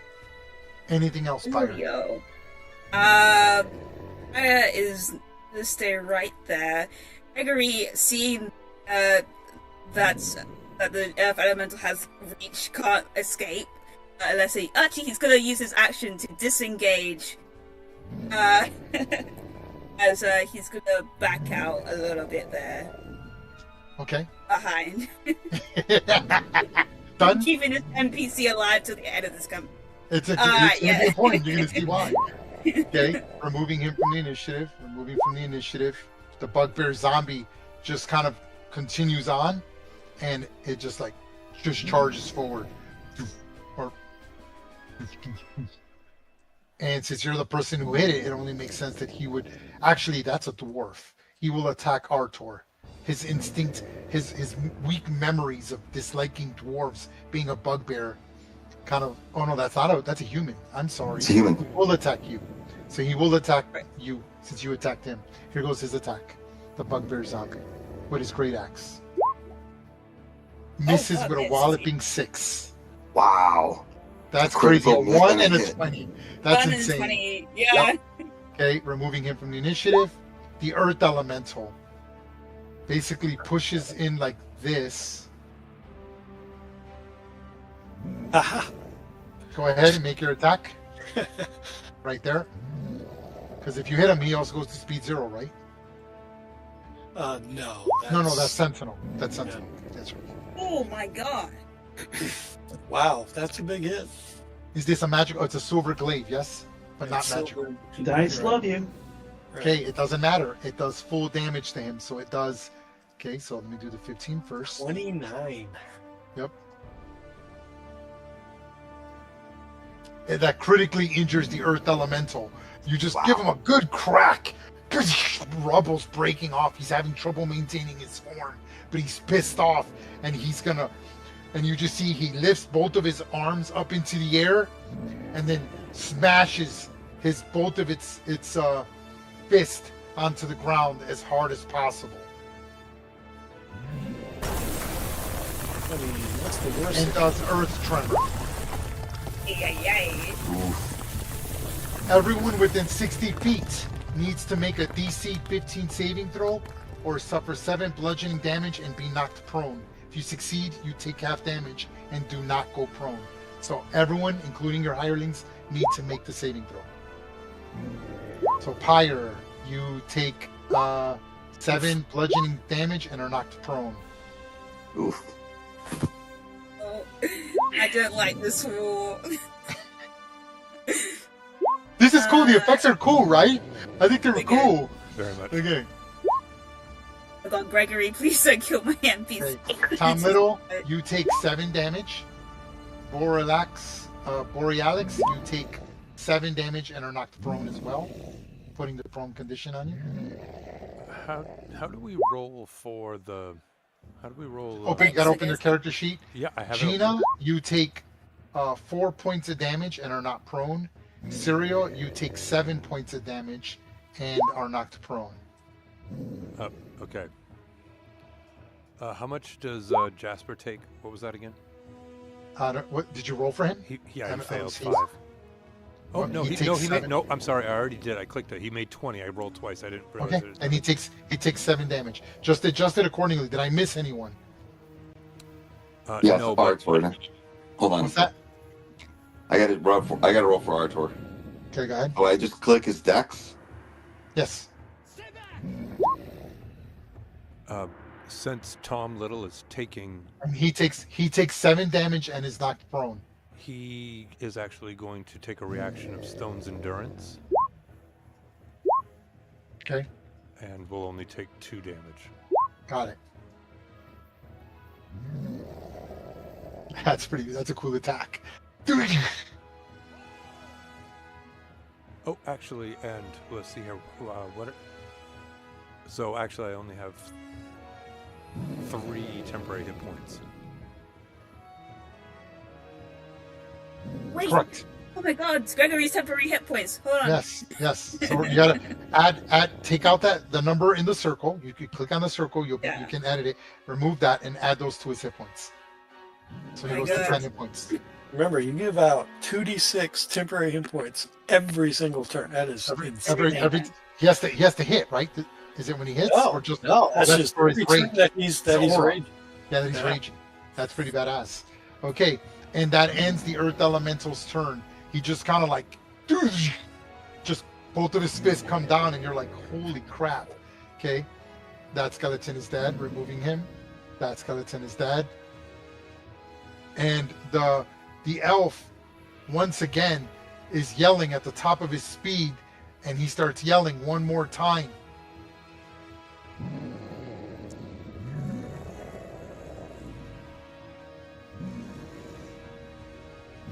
And he starts yelling, "To the tower! Take the orb to the tower!" Trying not to die! Wait, that's not the Dragonborn. And he's yelling specifically at Tom Little, because Tom Little's the one with the green orb. And he's like, "We have to go!" And he's like pointing, and he starts running in that direction. Do it, Ray. Say, get 5, to the tower. 10, 15, Get 20, to the tower. 25, 30. The tower. Yeah, Now, do okay, the army, I want get you the to tower. zoom out on the map as far as you can. This encounter does not end until you make it, all the main characters make it to the opposite side of the map. Holy. Like, it's gonna be like a.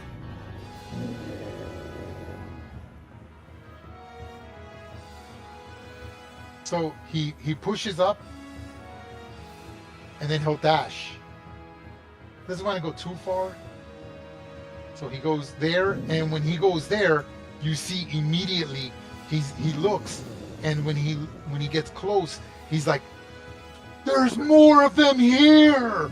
And he starts yelling, and then you start seeing skeletons starting to form in this side over here, but they don't come till next turn.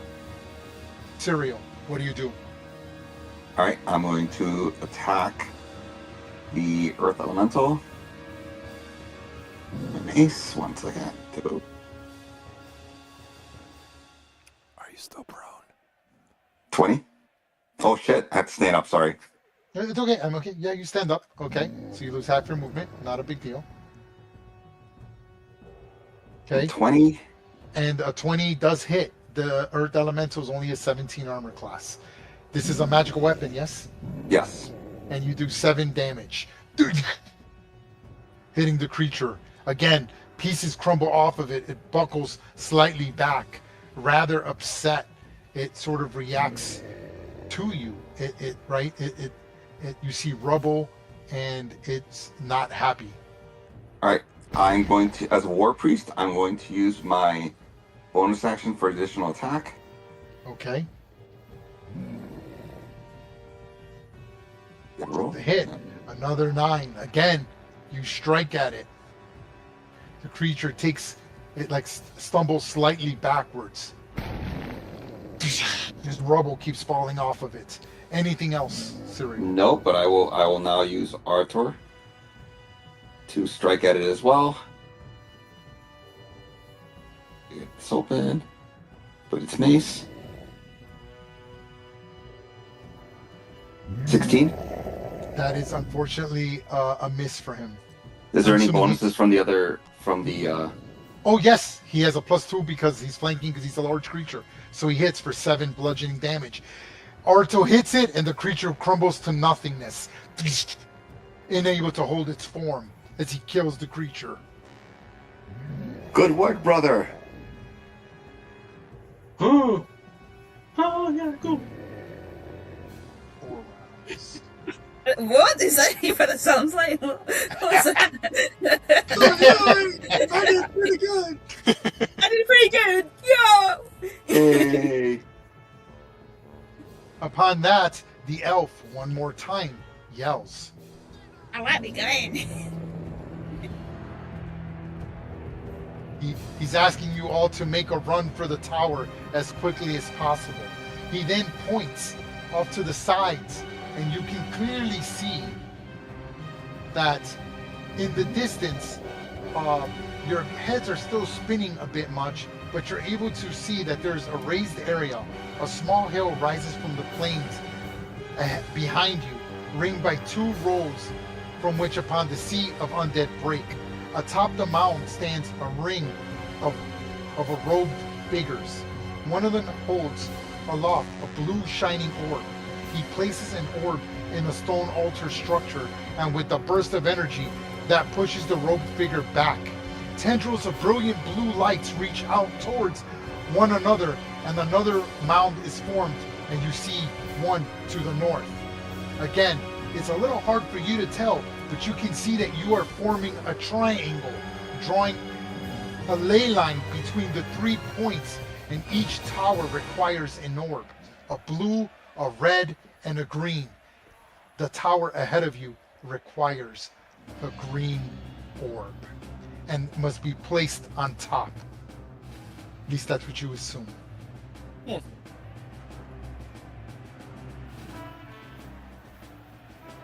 What do you do? Okay, Serial, you guys you still got movement, Serial, if you want to move. Obviously, a gate set up by Mr. Beast. Right? Oh, you're right. I got 15 feet, so I will run to there. And then Artor, I'm going to have him run to there. I don't want to draw the attack opportunity. Okay. Gina. All right, Commander said to go forward, so Gino is gonna run and dash. I love that you named Gino. That's great. Gino and Gina.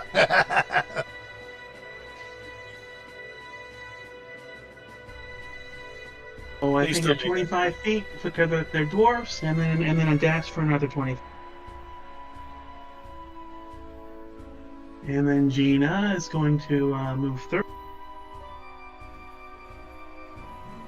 And then she's going to dash 30. And then bonus act.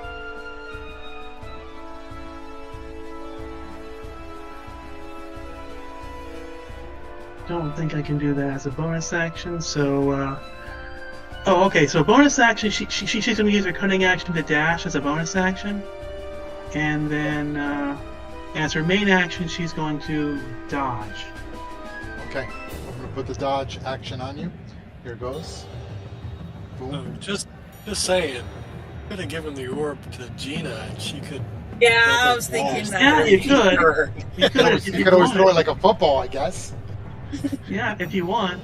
Okay, Gina, when you push that far ahead, that's when you start seeing the animations. But they're, you can see the piles forming, but they're not in the initiative yet. They can be attacked, I guess, if you want to, but I cannot act until the next turn. And this is what you see.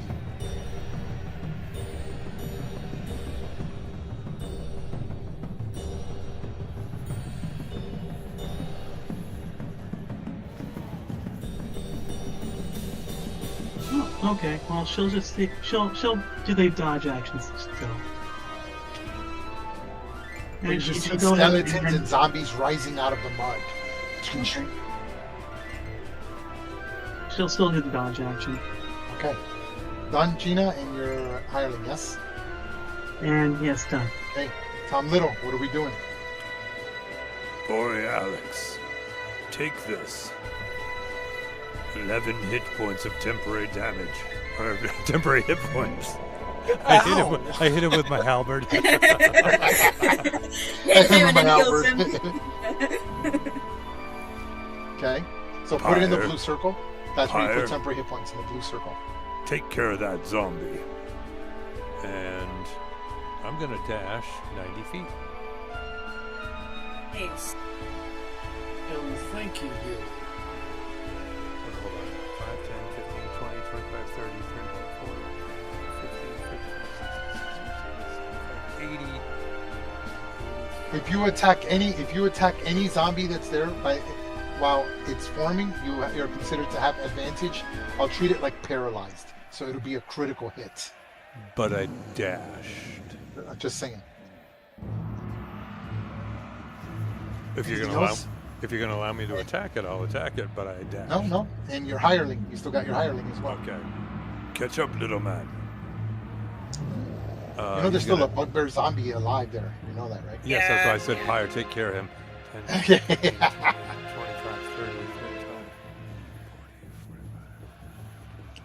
45. That's all his short little legs can take him for a dash. Okay, done? Yes. And Borealix, you mentioned you marked the 11. I did. Okay. Alex, what are we doing? I'm assuming you're going to stand up. Yes. Yes, I'm standing. Okay.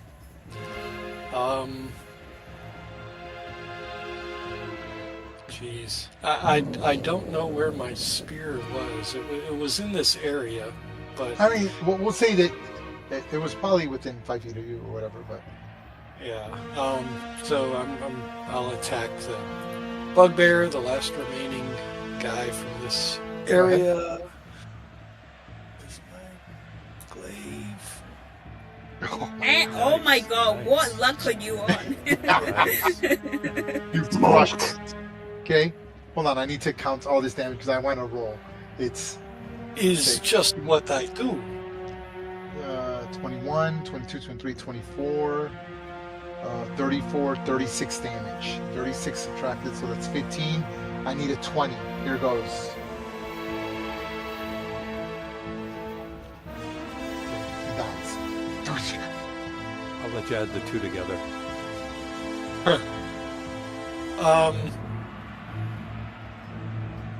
Can I pick up my spear? Yes. Okay, so yeah, I do that. I equip it with the shield, right? Yes, you want to do that? Yes. Sure. You have your shield now and your spear. Got it. That's unfortunately as far as I can get. Okay. And your hireling? The hireling Scout. can move 80 feet. No, I'm just kidding. He moves there, but he can certainly shoot at 16. Okay, go ahead. Roll. You get disadvantage to hit, but if you hit, it's critical because he's considered prone. Interesting. Disadvantage. That is I'll just roll twice. It's too hard. It's like a pile of bones that are reanimating before you, and he's trying to hit an arrow, trying to hit a spit like the femur bone. Just misses. Anything else? That's all. Kind of like shooting from a rooftop. It doesn't give advantage. It's actually harder. Yeah. Oh yeah, that's called. Yeah, a lot of people think that shooting from the top of a building. Trust me, as a sniper, shooting from the top of a building down it's called. There's a reason why they call it plunging fire. It's very difficult, because you have to account for wind just moving diagonal for half markers. It's a big hassle. Anything else, Borealis? That's it. Okay. Fire. Alright, Kaya's gonna move at her 25 feet. Yeah, I can see this huge Okay. Remember that you were prone. Oh yeah, So I was you prone. remove half your Right. movement. Which is I'll move back. And it doesn't really matter anyway. I was just trying to get with the group. Sees of skeletons, zombies, and it's going to. Hopefully this is a good idea. I'm gonna fireball. Okay. There's fire in her thing for a reason. Hold on. Right, I got you. Give me 1 second. I got you. Hold on. Who's got that scout way back to the west? He does. In a way that doesn't. That would be me. He moved 30. Hold on. I'm letting you put this on. You're going to be in control of it. As soon as I find you. Fireball. Fireball. See, there's fire in fire. Go ahead. You can move the fireball. It's, Put it where you want it. amazing.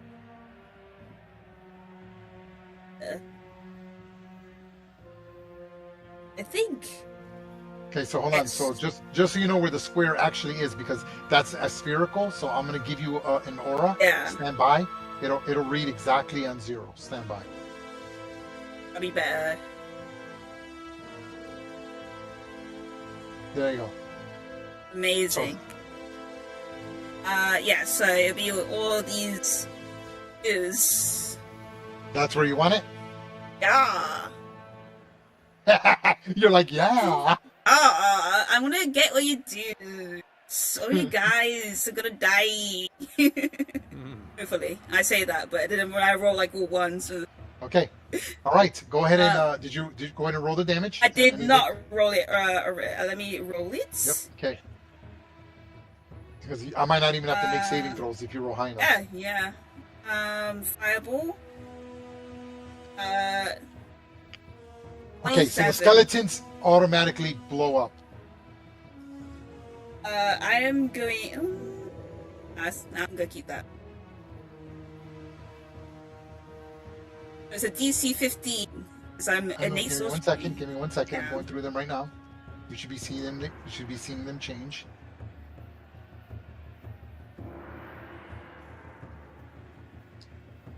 Okay, and then so the skeletons automatically they just explode. You're just seeing skeletal remains as this fireball just collides and. Okay, here goes for the bugbears. DC Dexterity 14. Okay, this is for bugbear. Yep, because of your innate goes up 1. This is for bugbear 3. Fails it. And fails. For bugbear 4.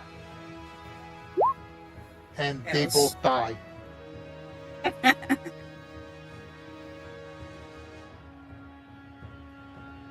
They just, I mean, you killed everything within the range of the explosion. Amazing. Amazing. And Pyre says, to the tower. Power! To the tower. See, like the little smoke coming out of her wand as she did that. Gregory's gonna stand up, and he's gonna move his 15. Going to use his action to dash 30 feet. I'll remove the marker from him. Okay. And that's all Pyre. Right. Okay, the Earth Elemental is dead, removing it from the initiative. The elf commander is like, holy shit, a fireball, right? But he's going to push forward regardless.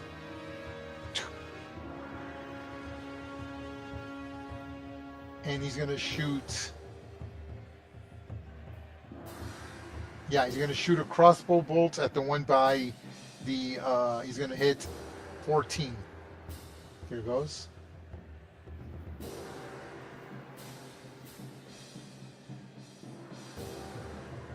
And destroys it.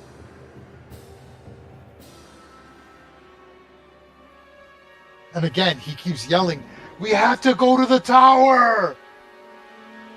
Cereal. All right, I'm going to run towards the tower. Let me move my map here first.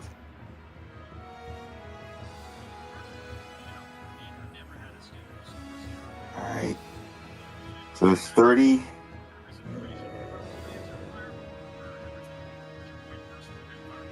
And dash for another 30. Archer does the same.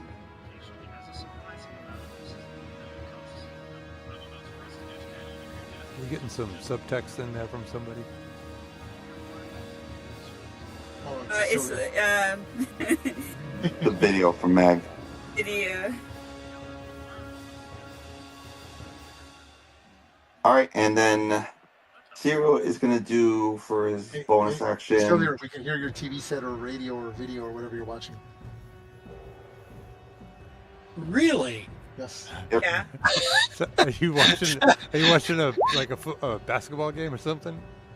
It was No, Fireball. I It was was- about Fireball. Yeah, I was looking up crap guide to D&D fireball thing because of a previous statement with the fireball, and I was like, oh yeah, I remember that. Okay. Okay, sir. Did you just dash both of them? Is that what you did? Yeah, both of them dash, and then Serial used Healing Word for his bonus action to heal Arthur. Arthur. Okay. How much did you get him? 7? 7, So which puts back 20. Yep. I'm putting him back at 20. Yep. You did it for me. Awesome. Okay. So weird, you could hear my YouTube video though. Okay. That's it. We're on turn 5. Gina, All right, what are we Gina's doing? gonna. Okay, hold on. My creatures come into the initiative now. Stand by. creatures. All 2 of them. Oh, Yeah, I two have of 3. I have 3. Shut up. I have 3. Quit making fun of me. Okay. No, man, we're good. Okay, hold on.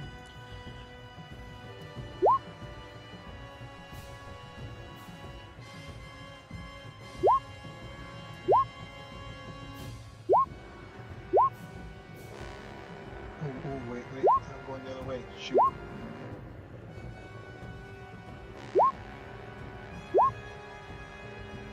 Okay. Yeah. Okay. Tom Little, it's your turn. What are you doing?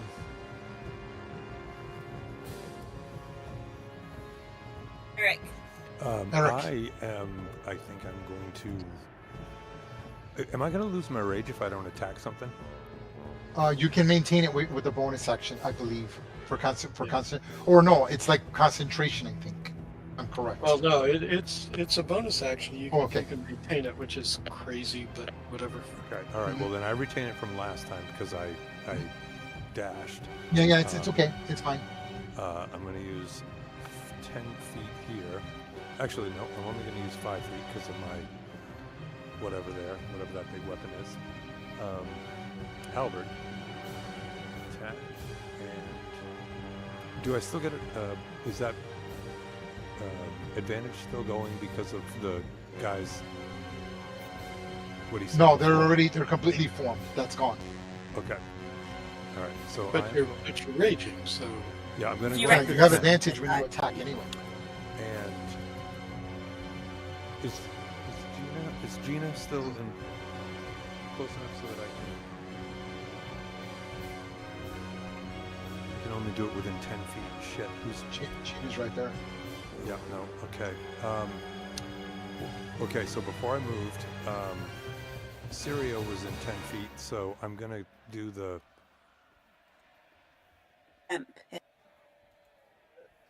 Syrio can get 4 extra, or 4 temp. Okay. Nice. Getting stereo 4. I'm adding 4 in your circle. Yeah. Done. And then I'm moving down here, and I'm going to attack number 10 with a Go ahead. halberd. 21. And you smash them into little pieces.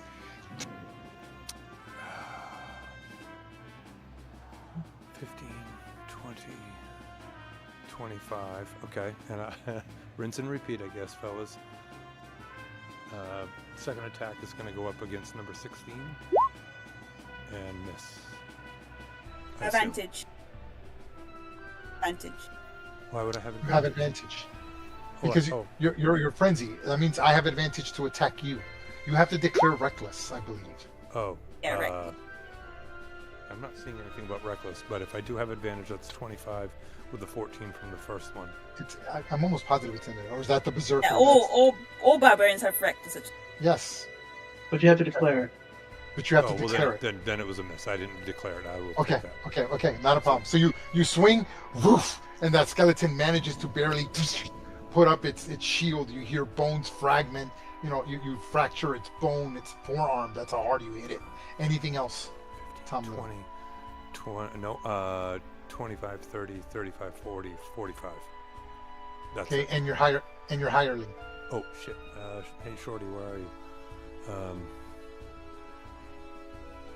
10, 15, 20, 25. That's all he can do.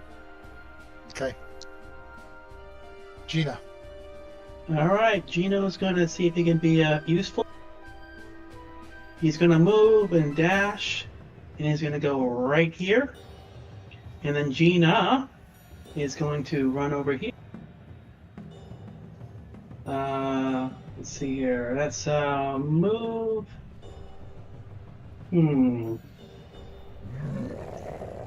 That's a move and a bonus action dash.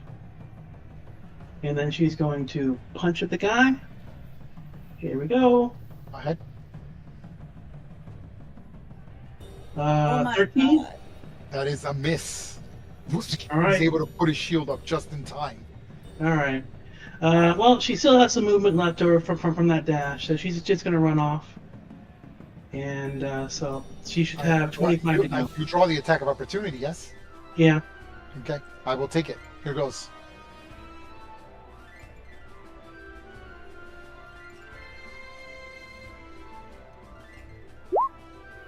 And Miss. Anything else? So that was a move, an action, and bonus. She's done.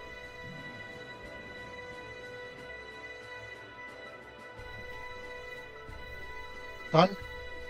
Done. Okay. my one little skeleton there.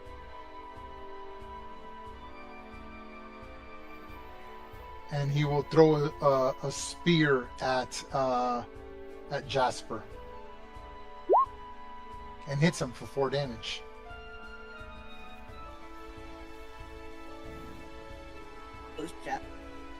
So somebody please change his damage on his token if they haven't already done so. 4. Yep. Alex, what are you doing? All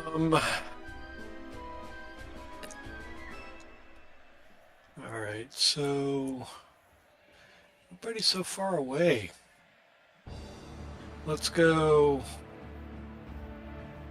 for your man. Everybody's so dead. All right, so yeah, 16 skeleton. 16. I'm attacking. Okay. You said 15 or 15, right? The one next to me. Yeah, 15. What is that? Okay. 15, yeah. Looked like a 16. Nice. 23. And you smash him into little pieces. 22. I only got a little bit further to move, unfortunately. I think that's... Everybody killed everybody, so I I don't have a lot more to do. So, yeah, I'm going to move my scout. 40, let's go ahead and move 80 feet, or I mean 60 feet. Okay. And I guess, well, yeah, I can shoot. So, well, no, I can't shoot. I can move 30 and shoot, because he's got a longbow. So let's do that. Okay. Who's he going to attack? Only one left. Yep. Only one left. What's the range on that right now, that shot? Longbow? Oh, It's 120. It's 100 and something, but how far are you 120 now? feet. He's 90 feet away. Yeah, go ahead, take your shot. Yeah, well, 6. That's gonna miss. Yep. Anything else? No, that's it. Okay. He attacks Gino.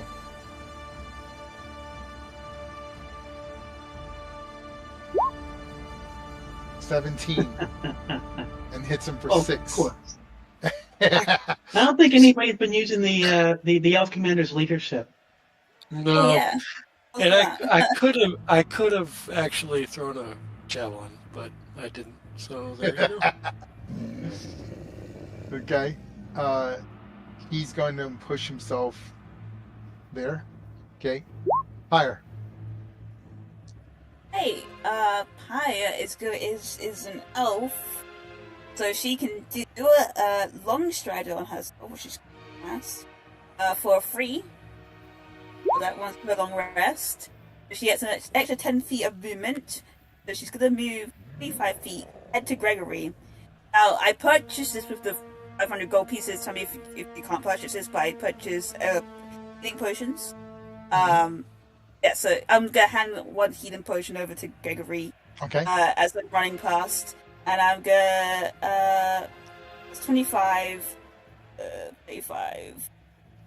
Oh my god, 30, and then that's 45 there, and I am going continue running. Actually, I'm gonna use my action and run an extra. I don't want to be too far out because I am a squishy person.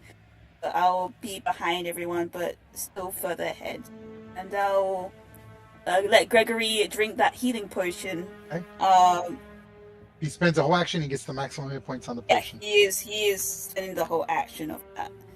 Oh, you cast a long strider. Okay, I'm gonna put the little Yeah. haste boots on you. Okay, as a reminder. I got it for free as an elf. So that's 8. So 10 points of healing as he drinks the potion. Yep, just his hit points. Oh, so he's no longer gonna die. Great. And then he's gonna run his 30 feet as well.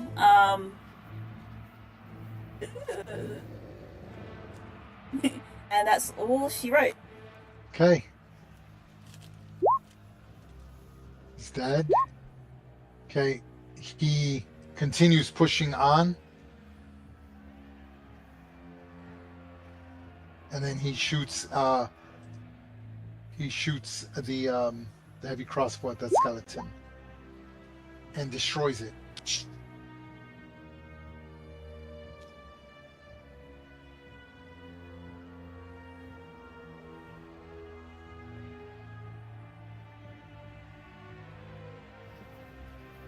Okay. What do you guys do now? Run to the tower. Yep. Keep moving. Okay. Okay. So we're gonna speed this up because I wasn't expecting the fireball. That's good. So I'm gonna just add. Sorry. No. That's a good thing. See, these are things that I need to account for. So now I know that I don't need to make this map so big, right?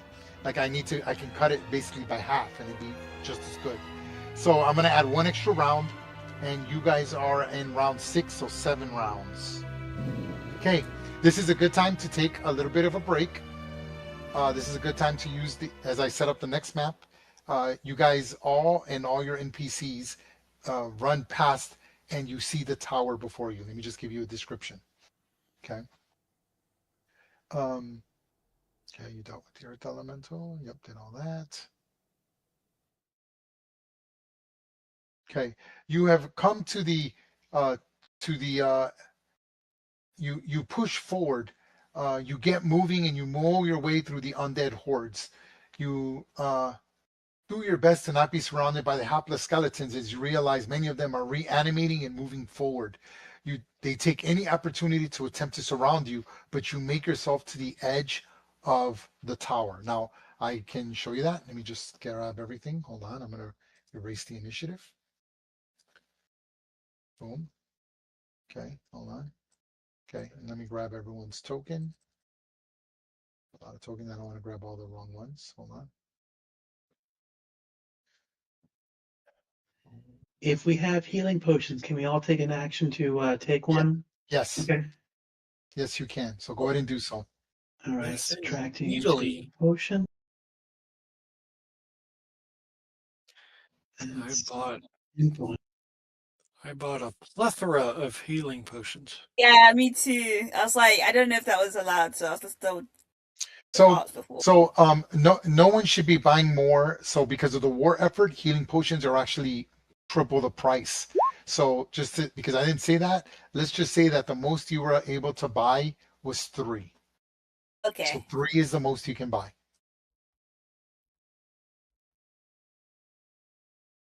Okay. Leave one to my one boy Greg. I'm good. There it is. Yeah, okay. I got everyone's token. Copy. And I'm going to push you guys on to the next map. Hold on. So you can see it and then we'll take a little break right here. Go back to 37. We've got cleric, so if anything happens, we probably get revived, maybe. I got you. No worries. Okay. I'm going to show you the next map.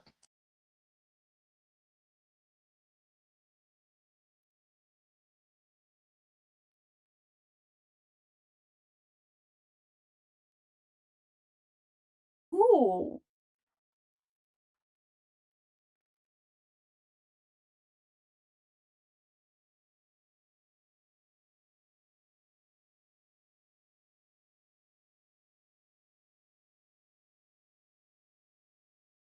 The tower. Hold on, I'm missing a The skeleton. tower. 1, 2, 3, 4, 5, 6, 7, 8, 9. I am missing one. Okay, hold on. No, Need to you pull- got them all. No, I need to pull one more.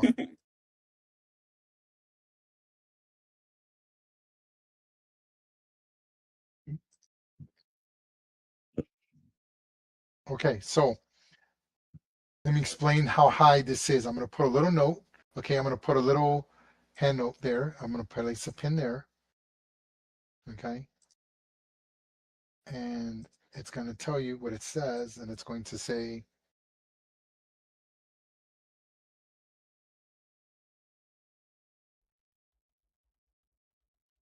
you guys see what it says?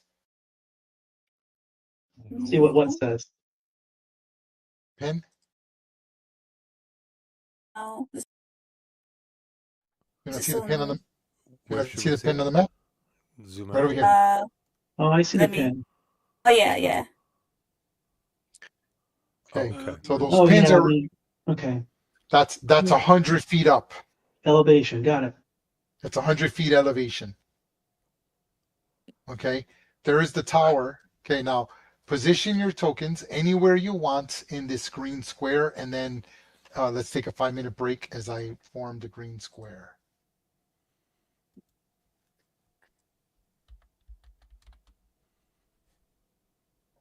Oop, shoot. No. Let me do it.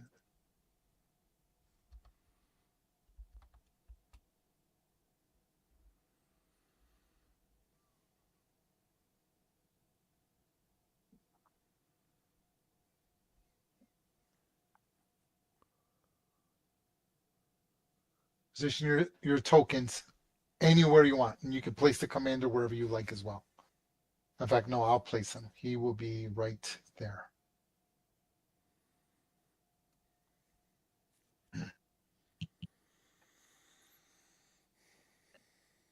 And let me go use the restroom, and everyone take a 5-minute break, and we'll get started. Hey, good. We're not bad on night. We're at 9:30. I think we can finish this.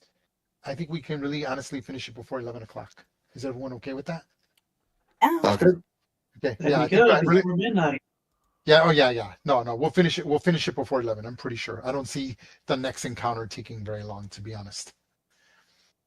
Or this taking very long. If this takes long, I'd be surprised. Okay. Oh, Oh wait, why is it? There's a thing missing. Where is he? Huh. Has time transpired so that I lose my rage, or am I still raging? No, this you're still that thing lasts for 10 minutes, correct? Correct. I just didn't know how long Yes, it. you are still raging. You are good. how about my innate sorcery? I lost a That's minute. that's last 1 minute. Yes. That is I gone. cast it like round 3. I think. Yes. We'll say, you know what? So I said it 1 round. You cast it in round 3. It's around 7. So we'll say you've got 3 rounds. Okay. Let's go with that. Cool. Okay. Hold on. All right. Be right back.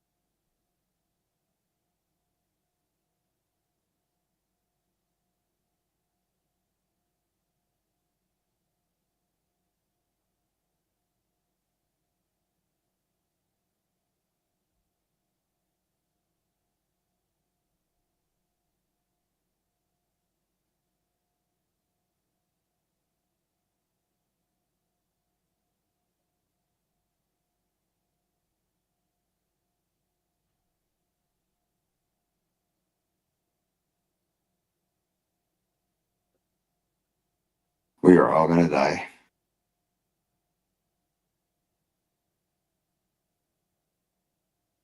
Ah, that's not good. That's not true.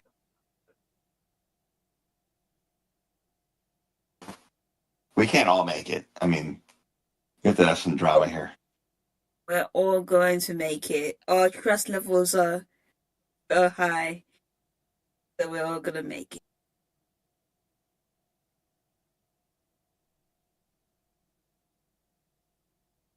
And when in doubt, cast Fireball. No doubt. Good amen. I should have just cast Fireball because I thought we had like a bunch more enemies like down the road. We just need to like go. Okay. Okay, there we go. Okay, back. Yeah. Okay, let me put on the. Okay, and remove the square. Okay, everyone immediately roll initiative for your token. I will do the same. Wow. Oh. The dice does not love Gina. No, you like roll +8 and it was just giving you 2s and 3s and wow. Especially back in your game too. That game. I I mean, know. It's like you just hit the first hit for some reason.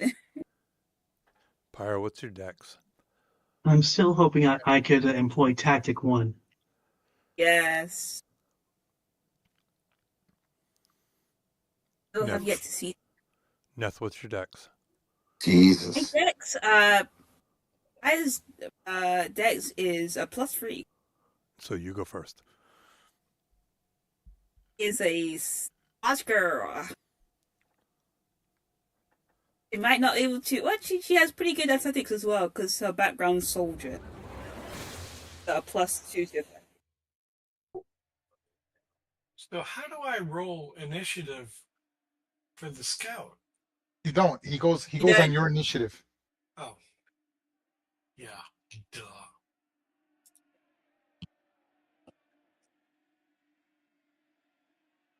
But still, Garden rolled initiative for I, I don't see, I'll hold this on. I'll is check it. not that it matters. I mean, whatever. I don't see an initiative for any of the hirelings. Didn't Yeah. last round. Yeah, so all you got to do to roll initiative for your character, you open your character and you'll see there's an initiative button on the character sheet. Yeah, it Yeah. looks like a little D20. Oh, The character sheet, yeah, but not the hireling. Yeah, yeah, the hireling's the character sheet. hireling got a character sheet. How do you think I roll initiative for the monsters? See it. Yes. I didn't see it before, but I do now. Mhm. Okay. Okay. I am enlightened. Ray, what happens behind the roll screen stays behind the roll screen. We don't get to know that. Okay, so I want to make sure you understand. As you get this close, there's the tower. The tower is it's a 4-level tower. That is just the first floor. No point in me putting lighting on it. It doesn't matter. Okay, it's damaged. You could see that the tower has taken significant damage, and you could see that there's an altar on the top floor of this tower. So I want to make sure that you guys sort of understand. I'm going to draw it on this map just so you can, in case I think I did a poor job of describing it, I'm going to do a better job next time. So what you're getting is this.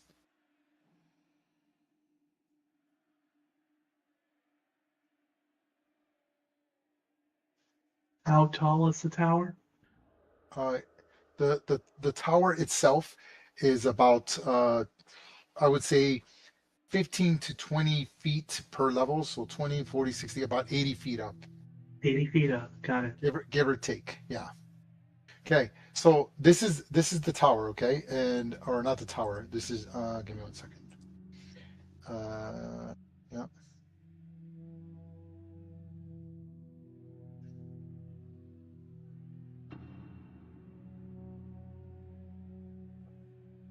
Okay, so I want to stress that you guys are this tower here. So some other group is fighting this tower and has already put their orb up, and someone has put their orb up here. You understand? And Yeah. you're the ones that are putting the tower orb there, but that's several miles away in the same area of the Cormanther Forest. These are elven towers, right? Ancient towers of the Netherese people, actually. That's why they're trying to, and these towers connect into a ley line, and whatever you don't remember because of the head injury on why you don't know what you're supposed to do. You just know you have this orb, right? So yeah, but I mean, you saw what the other towers did and what happened, and the towers shot this wave, and they're just waiting for you to. You're the connecting ley line to do whatever it is they're doing against the undead forces, right? Okay. So, with that being said, let me explain to you what you see on the battlefield. Okay, nothing is difficult terrain. You see a hobgoblin. They're all named, right? You guys can see the names on those things, right? Yeah. Right. Okay, yep. You see a bugbear zombie. You see 4 skeletons, but here's something you see that's different. You see a human skeleton captain, and he's very different. He's got a chain shirt, a shield, a long sword, a long bow on his back, and he seems to be much more fluid. Like his movement of animation isn't as robotic as the others. His is much more fluid. He seems to have more sentience, more life than the others. And then you've got all of these on the top with long bows. And that's 100 feet up. Okay? Now, you see the door over here. This door is locked. Okay? You see that you've arrived in the tower courtyard, and you've noticed every monster on the field has noticed you approaching it, as they have just killed the last line of soldiers. Those are the dead bodies you're seeing on the map. They've literally run them down, and you can see hundreds more undead will be rushing towards the tower behind you. You can see clearly from this position that it will be a struggle to open the door.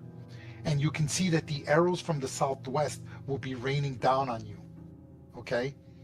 The door can be opened, but it is like, because of the damage of the tower, there's like heavy rock on it, sort of keeping the door in place.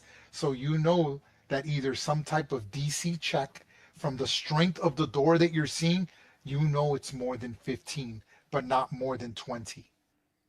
And that is a strength check. Now, the door does have an armor class. I can share that with you because you are experienced enough to understand the armor class of the door.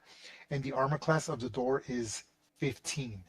So you could kind of kick it open or open it by forcibly using brute force DC, which you know is between 15 and 20. Or you can just do damage to the door, which is armor class 15 and has between, I can't tell you an exact number of hit points, but again, you have a rough idea based off the material and the thickness, between 15 and 25 hit points, but it has a hardness value. Hardness value is inanimate objects. So this door has between 3 and 8. That means whatever damage you do, that much damage is reduced. And if it does less than 1, you do no damage to the door. So that means, let's say it's in the high end, 8, and you do 10 damage, the door only takes 2 damage. Now, as I said, this is an inanimate object. Okay? So an inanimate object, if you have like an adamantite weapon, which I don't think anybody does, but if you did, you would be able to do critical damage on it. Okay? Siege weapons would do double damage and critical damage. And you can see that the archers are very focused on preventing you from getting to that door. Any questions? At the top of the tower, do we see the altar where we're supposed to go? No. Or is there a roof? No, you were able to see that in the distance. So this close, you cannot see the top of the tower at all. There are no windows. It's like an ancient ruined tower. There are some openings. Think of like Highlander in the movie when he's fighting um, the villain, right? It's like that. It's like the spiraling case. As you can see, you can see how damaged everything is, right? And here are the stairs that spiral up, and it just spirals up to multiple levels. But you cannot see into the tower. Clearly, it's some Okay. form of wizard's tower, so there's no way to look inside of it. I mean, unless you have a spell or you're doing Right. something. Could you misty step up there? I guess if you have the range, could you teleport? I mean, you are fifth level. I'm sure there's ways to get up there. Some of you probably have the ability to climb up walls. It's possible. But I just want to make sure you understand that there is sort of a hole on the fourth level, which is the level right before the rooftop, where it's taken some damage. Now, when you approach, you can see that this tower looks familiar to you. You can't help but think that you've been here before or have seen this tower before. Perhaps in a dream, perhaps you just got knocked in your head hard enough, or maybe it's just a form of deja vu. But something clearly is not right.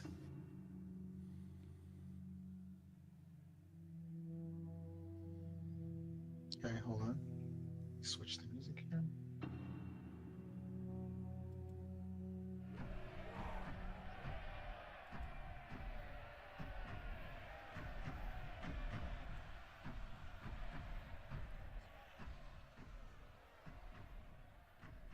Okay, all right. And with that, I've rolled initiative. Who goes first? Pyre, you go first. What are you doing? Paya is going to going to stay there for a bit first. How far are these guys away from her? Okay. She's going to aim at Hobskeleton 1 and like pulls out a diamond and is going to cast Chromatic Orb with Oh, magic. okay. Rock and roll. Well, first level. And she's going to do fire.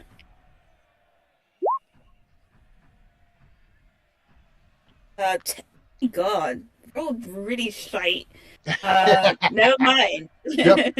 You see that the hobgoblin skeleton had just killed one of the guards keeping them from getting into the tower. And because you see that they in fact are trying to get into the tower, but they notice you, so you got their attention. These skeletons are clearly trying to get inside the tower, right? And you're like, what the hell is going on? And you just see this orb fly, and it just misses, hits the ground past him. Anything else?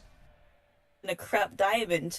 She's gonna try for Tom Little is there, so yeah, she's gonna try and rush past them a little bit over here. Hopefully, Tom gets their attention. She is Gregory, Sir Gregory the Third, is going to rush up to Skeleton 1 and try and attack. Go ahead. He's going to attack with this. Let's go, Gregory. He does. Sir Gregory. He almost destroys it as he puts the skeleton on death's door, as they are vulnerable to bludgeoning damage. Us. Going to hold the line there with the skeleton. Anything else? That's all she wrote. Okay. Oh, I got a roll for him. Sorry, I forgot to roll for him. Put this at. Okay, Tom Little, what are we doing? Jasper is going to go first, and he is going to come. Is he like my minion, or am I just in control of him? You're in control of him. But is I he mean, like you're deciding what he does. They're No, but I listening mean- to your commands if you have commands. Okay, Clearly, you were in charge of them. Okay, then he comes closer, and because I don't want my sorry folks, everyone just did healthy potions there. I'm gonna do my 2d6 and give it to Jasper, Okay, which is gonna be 7. 7. Okay, I'm putting it in the blue circle. And It's in there. Okay. Jasper looks at Tom and says, "What should I do, Master?" And Tom looks down at him and says, "To the tower." So that was 10 feet. 15, 20, 25, 30, 35, 40, 45, 50. Actually, yeah, no, I'm going to go right here. And I'm going to take my war pick and swing at Go ahead. Jabroni number 2 Yep. with a And he 20 hits for 7 damage. Yo! He critically injures the creature. Okay. Actually, Right. puts it on death's door. Okay, so that's Jasper. And Tom, with that, he rolls his shoulder much like a cat, and anybody who's close enough starts to hear some creaking and cracking. And he uses his large form to go to 16 feet tall. And can you move him right? Can we move him to right there? And he is going to 5, 10, 15, 20, 25, 30, 35.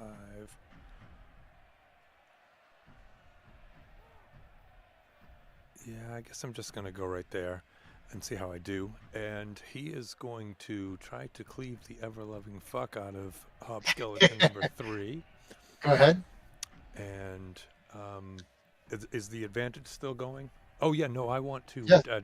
If you want a reckless attack, yes. Okay. Remember, when you reckless attack, you get advantage, and if I attack you, I get to roll with advantage. Okay. So that's why you might not want to always recklessly attack. Ooh! Oh, you completely obliterate that skeleton. Okay. And then I believe that was 35. And by being large, it goes to 55. So that was 35. That's 40, 45, 50. We're going to, right there. Reach is still good. And I'm going to still be recklessly attacking bugbear zombie. Oops. 11 or 1. Go ahead. And you hit him. 16, for and that's going to 6. be. It's actually You going to be you an roll- 8. And don't you roll additional damage for being large? It's a D6, isn't it? It doesn't say additional damage. You It do. says- You do roll additional damage. It says it somewhere in there. I just don't remember. Yeah, Yeah. it's not like an enlargement spell. It's D4, but I think it's different for your character subclass. I'm seeing that I have advantage on strength checks and moving by 10 feet. But I Is don't that see it? anything- Yeah, I don't see anything about Okay, additional okay, damage. But Okay, do I have could have sworn. Yeah, I but might it be is- wrong. Okay. But it is 8 because I'm still raging. Yep. Okay. You strike him down. You cut him with the halberd. The bugbear zombie piece of flesh goes flying off of it. It's gonna clearly engage you. Anything else? And I think I'm going to just look at him and just sort of just give him a nice guttural throat because I'm Okay. towering over him. Now I know why Hunter loves doing Yeah. the Goliath. Yeah. Done. Correct. Okay. They're going to Hobgoblin 9 is going to engage Tom Little.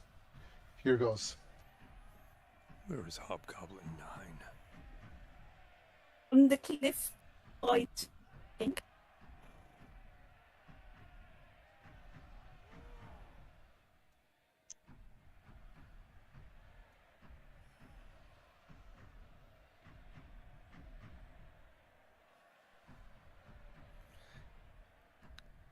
Anybody got an enlarge spell? I could go to 32 feet.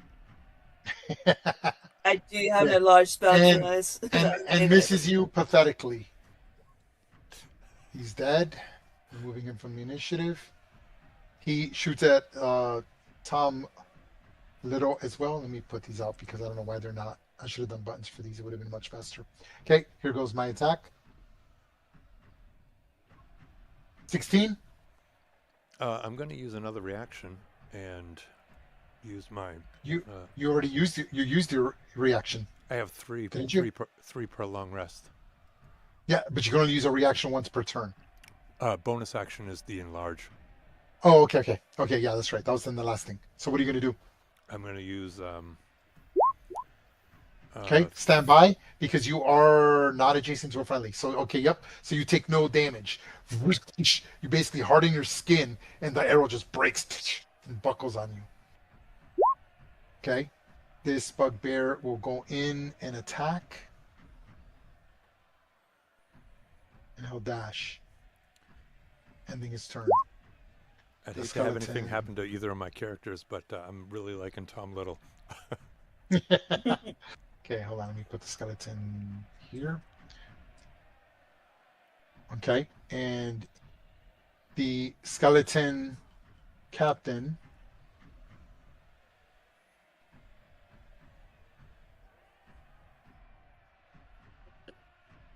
and then he will use an action to call to attack. Up to 3 allies within 30 feet can use a reaction to make a weapon attack. The bugbear attacks Artor. Here goes.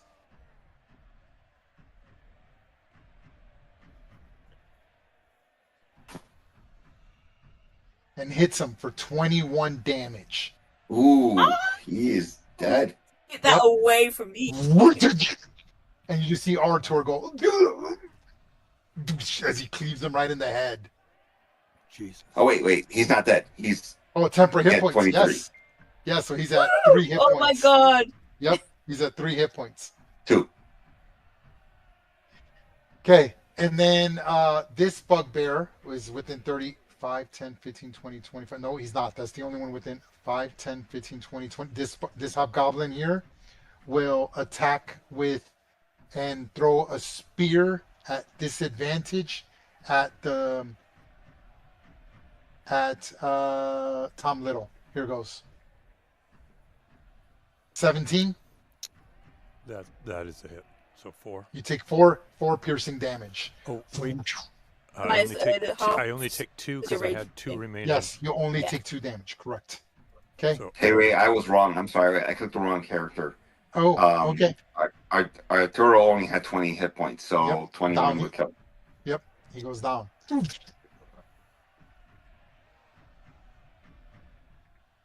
Ooh, wait, hold on, wait, before you do anything. Okay. If there's a character next to me Uh-huh. with guided strike benefit ally, let me see. I could have sworn I can give him a. Oh no, it's only an attack roll. I'm sorry. Okay. No problem. No problem. Okay. The other hobgoblin goes next. He sees Jasper and will attack Jasper with his spear. And misses. Ooh. Okay. This one will shoot an arrow at Tom Little.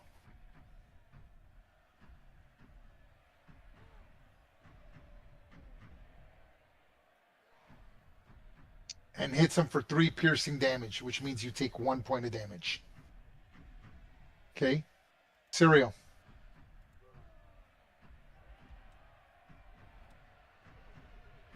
All right. So Arturo goes down. How does this work for NPCs? Is he dead? Yes, he dies. Oh, They're not heroes like you. So he basically, he's like, I got it. And then the bugbear just cleaves down with his great axe right on his skull, splitting it. I just scream out, Arturo! No! And I smash into him with mace. Go ahead. 19 or 5. Yep. He takes 5 damage to zombie. I'm going to use another where is it? War Priest. So Okay, I've for used bonus 2 out of action. 3 Yep. for second attack.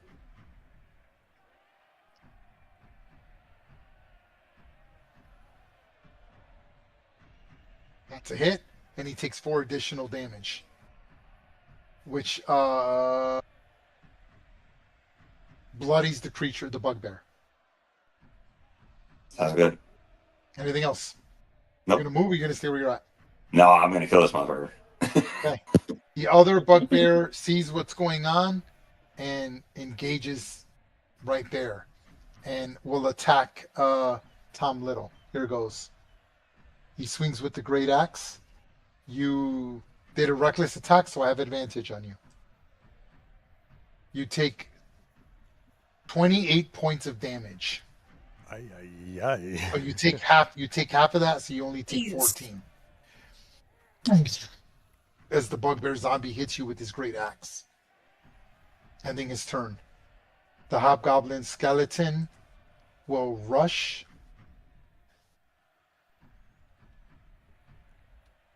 and throw a spear at Serial. Or no, I'm sorry. Yep, yeah, a spear. And misses. Okay. He will shoot at John Little. Misses. Phew. Okay. The commander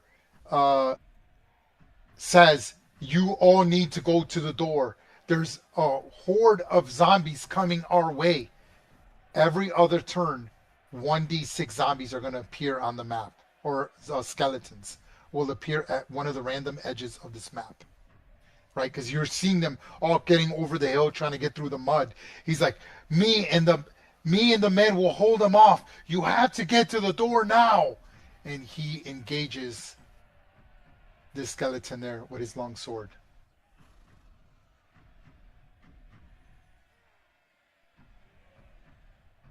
And destroys it.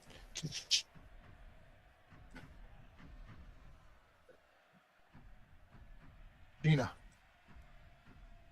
Well, the order was given, so here we go. She's going to move and then bonus dash over here, and she's gonna pull out her twin daggers. Right. So you went past the skeleton here. So this skeleton's going to get an attack of opportunity. Okay. Okay, here goes. Natural 20. You take 4 points of piercing damage. Barely felt it.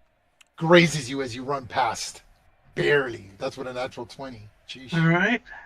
So she has the mastery of daggers. So I think she gets 2 hits then. Yes, for because a regular attack. For the nick ability, correct.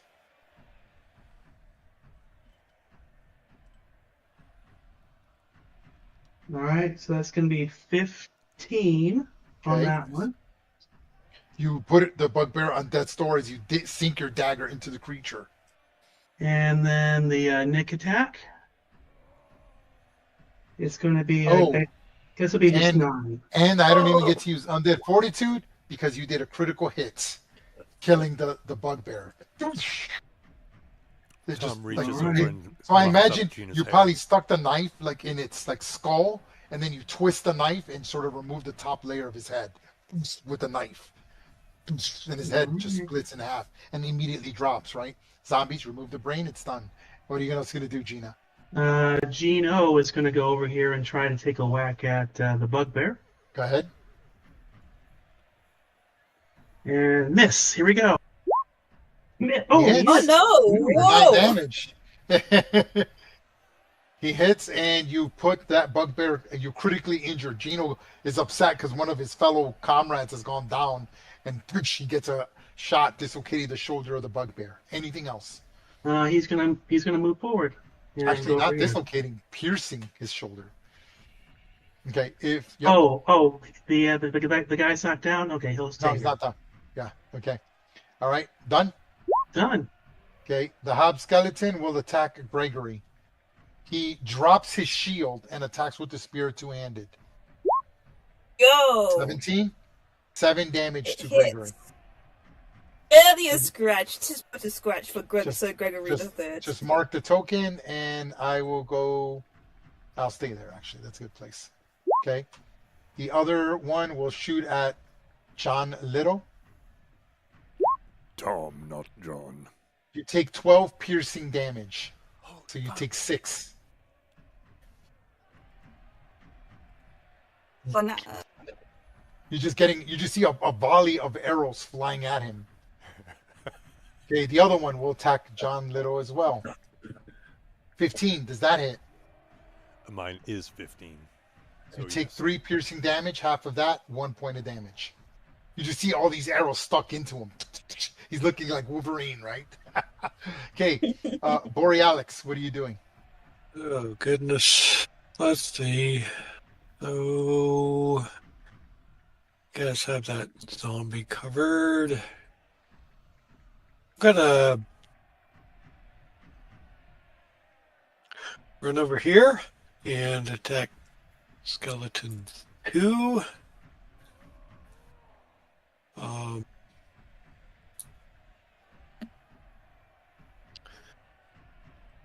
With the spear. And down he goes. Down he goes. Shatter him to little pieces. Thank you, Skeleton- Dragonborn. Skeleton Captain, you are next. Yeah, so I'm gonna slam my butt end of my spear into him. Oof. Ooh, nice. Gonna roll today. Okay, here we go. So 7, 15, 14, 19, 21. Is that what you got? I think so. Okay. He is injured by that attack. Is Oh that no, all? no. He's bloodied by that attack. And then second attack with the spear. 18. Whoa. Why do you have advantage? Reckless. Oh, you're recklessly attacking? Yep, Okay, yep. okay. So you hit 15. 13, 15. Okay. Is that And- bludgeoning? No, that's piercing. No, that's piercing, but from what I read, I get that. Well, no, I don't. Yeah, that he is critically injured with that second attack. Yeah, Although with the pulse strike, that not 20. that's was a bludgeoning bonus. damage. That's a bonus attack, though. Yeah, but that was bludgeoning. Oh yeah, it Wouldn't was. that be an extra? Hold on. Let me see. Double that. 20, Yep, extra hold on. 20, Yep. 21. So he is on death's door.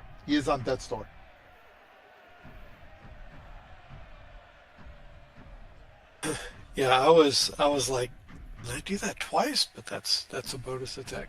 But yeah, you're right. That's Yes. So you get 2 attacks at your level, which is your silver spear, and then your pole strike, which is just a blunt end, which you should be rolling. Yeah, 1d4. So that's correct. Yeah, you're doing it right. You should not be doing the pole strike in the middle because that's your bonus action. Once you go into bonus action, your action ends. So you Really? can't combine them. Yes, you cannot combine them. So it's your action or bonus or action, but you cannot go action, bonus, back to action. interesting. Not Okay. for I an did, attack. Not for an attack, you can't. did not know that. I Yeah. don't think that has affected anything. No, it doesn't. It doesn't. But yeah, so with the third attack, you just completely shatter that skeleton as he goes down.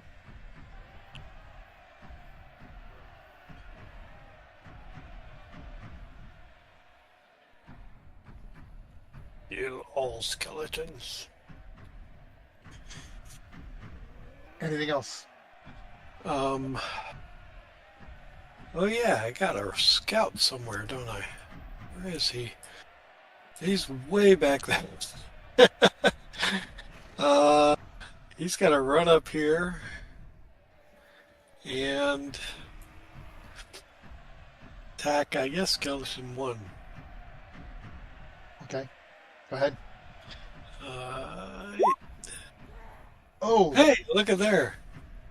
He actually hits something. yep, and kills it. Shatters it.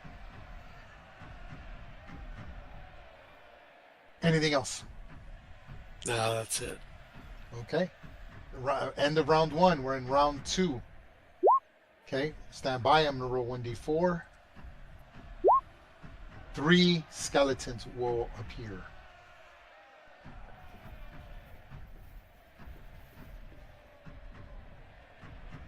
On the 3rd initiative.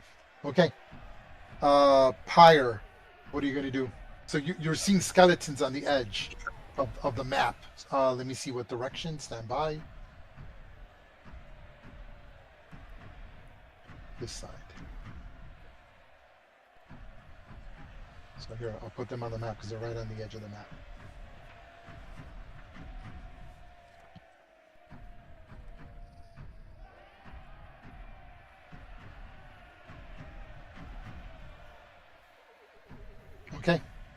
cool.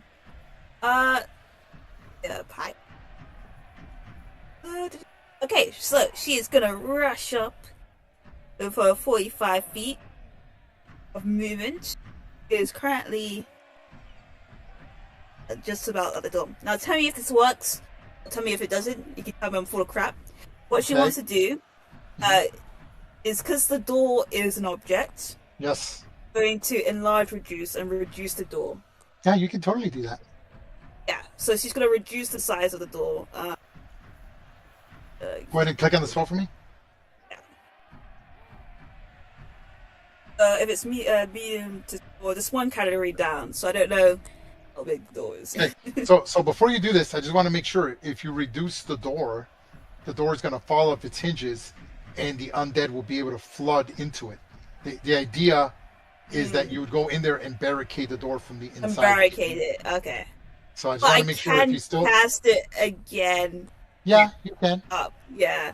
Actually, you know what? We'll scrap that. Okay. Just in case. He's smart enough, I think, to think like, oh, maybe we didn't do that. All right, I'm gonna do something else. You can do it on the rocks that are blocking it. You get kudos. You get kudos for a great idea. Yeah, it's not my idea. It's from a dredge. His idea. He did it on my campaign, so I was like, you know what? Let me do it on yours. You can shrink the rocks that are blocking it. There's rocks blocking. Oh, I think there's rocks blocking. Oh. Yeah, isn't there rocks and rubble blocking us from opening it? No, there's like the weight. It's because the tower's taking damage. Think of like the leaning tower of Pisa. It's slanted, and there's undue pressure holding the door closed from like the frame. So the foundation of the tower is jacked up, right? Okay. Yeah. Okay, here's what I'm going to do. The skeletons that is coming in, she's going to cast Scorching Ray. So, okay.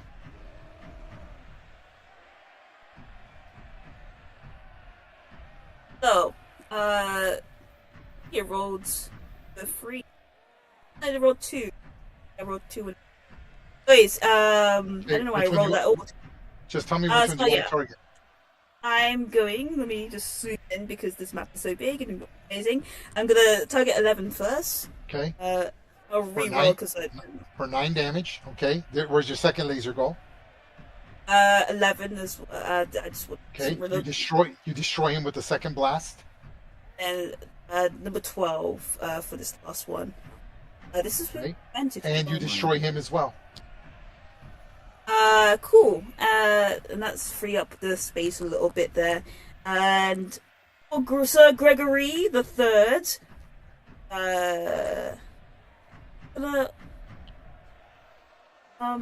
Going to attack with. He has a crossbow. Hold on. It's a light crossbow. He's going to attack the bugbear zombie with his light crossbow. Go ahead. Oh, he hits. Yeah, so Gregory's on that time. And putting the bugbear on death's door. So the bolt hits it. Again, the creature just moans as gases are released, right? Because it's a zombie. But the magical abilities the magical power that's sustaining it can only sustain such a damaged body, right? And so I imagine that the creature's getting stiffer, its skin is rotting faster as you're doing significant damage to the creature. Anything else? Gregory is going to join me as Ron rushes up 30 feet.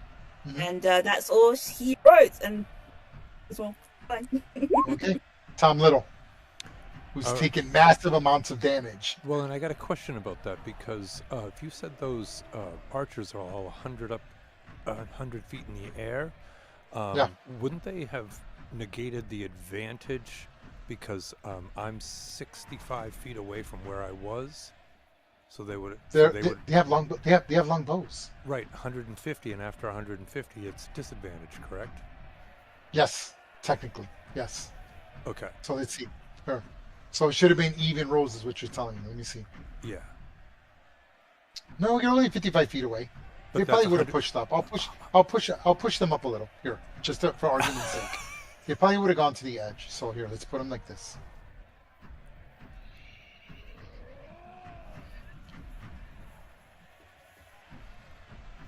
Right there you go. 55, so it'd been 155. That Yeah. one would have done it. That one would have done it, but then the rest of them. So only the two in Yeah. number I'll track it. I'll track it from this 6 point and on. 7. Yep. Okay. Yep. All right.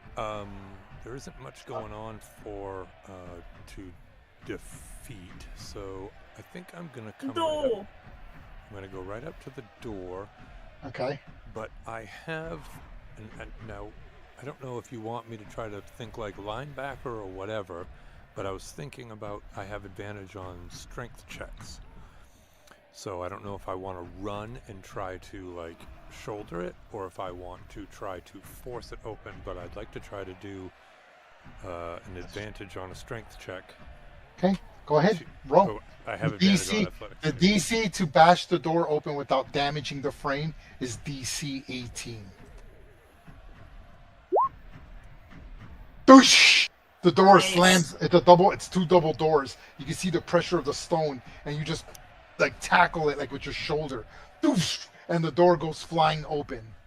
Okay. Upon opening the door, you realize that there is again an emphasis of the approaching horde coming at you. You could feel the ratcheting of tension every time you get closer to the tower. Something is amiss, and you notice the tone quickly change as there is sort of this silence, and no undead has been into the tower. All right, so that's 45 feet of movement, and my action, that's 50, 55. I'm inside, and now I'm going to barricade it closed with my presence. Jasper is going to bonus action, or excuse me, dash with his short little legs to right there. And Okay, cool. so I'm All basically right, that's a good turn. waiting for the secret knock.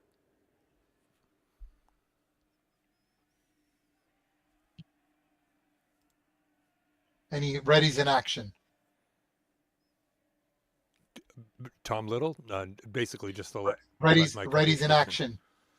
Okay, the bugbear wants to just attack, so I'm going to say that he's going to attack the commander. Or actually, no, he will attack evens odds. Odds, he attacks Gino. Here goes. Oh. Hits Gino for 16 damage. Oof. Please mark his Yeah, token at least he's accordingly. alive. Yep, because he's a dwarf. The captain is dead.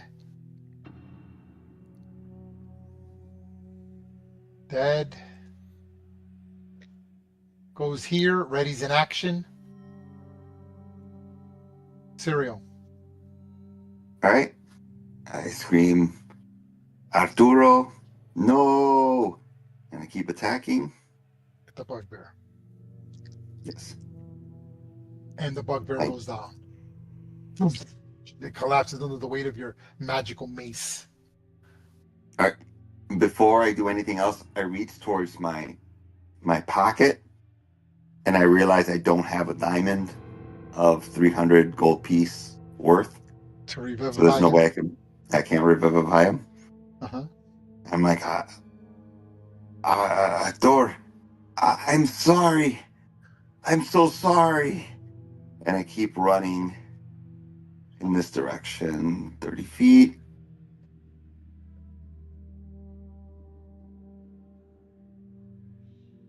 That's it. Okay, pretty good. Okay. Dead.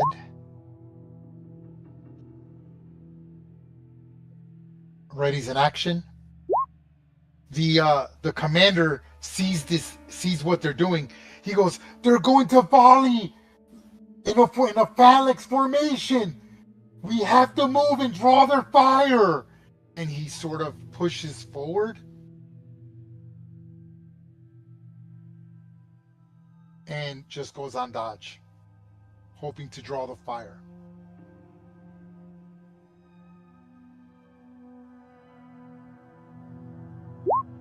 Gina.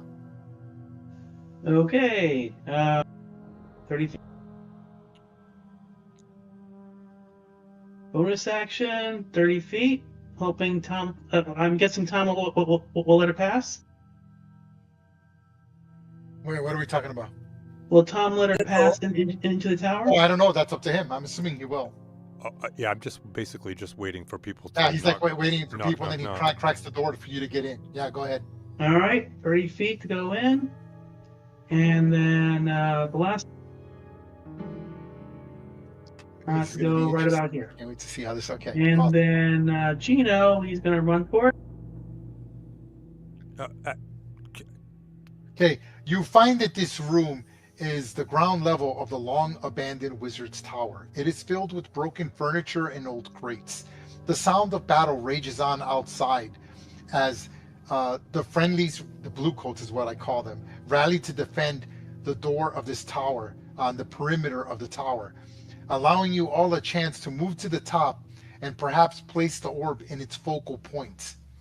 It seems that perhaps some encouragement is needed, but you do feel a sense of isolation upon entering the tower.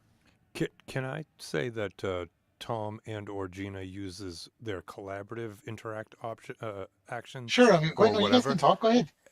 By rules, at the end of every action, you can talk a 6-second period. But go ahead. I want to hand Gina the green orb. So Tom Okay. Little no longer has the green orb. Got it. She's got So the you're ball. like, here, yep, you have the green orb. I see a little green orb. You should have done that. I didn't think about that. That's smart. Anything else, Gina? Gino moves over here, and then he takes a dodge action. Done. Okay, got it. Okay, oof, this is going to be brutal. You're about to see what's going to happen. Okay. Dead. Okay. Holds his action. Okay, and then this one goes there. And when they all get together, they do a volley attack in a 10-foot radius. So I can only get.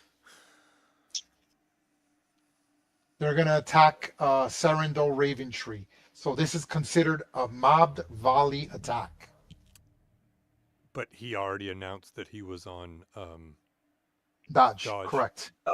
Correct. So that's with disadvantage. There's 1, 2, 3, 4, 5, 6 normal characters. His armor class is 18. 18 minus my to hit is 4, so that's 14. Disadvantage, that's 9 out of 3, 4, 5 out of 6. 2 arrows, only because he's dodging, else he would have gotten 4 arrows. So he takes 2 arrows worth of damage automatically. He takes 16 points of damage as you see a volley of arrows coming at him. So all the hobgoblins shot a phalanx formation of arrows. Think of like Spartan, the Spartan movie, the 300, when you just see a bunch of arrows flying. They all point upward and they do a volley attack of arrows that land around him. And he's like blocking some of the arrows with his sword, and also because he's dodging. But doesn't want to die. He's not foolish either. That ends their turn. Okay, Bori, Alex, what are you doing? He's yelling at all of you to run into the tower. The orb has to go in place before it's too late. He seems to think that there's an urgency of time because he keeps yelling at all of you, but you don't remember because of your head injury. Like, was there a time limit? Is there? And I'm tracking turns, just so you know. You're on turn number 9. In case it matters. Apparently it does. Sprint this way, Mm-hmm. yelling, "Give me orb." Anything else, Borealis? Give me orb. Yeah. And the scout. Where did he go? There he is. 30 feet. Well,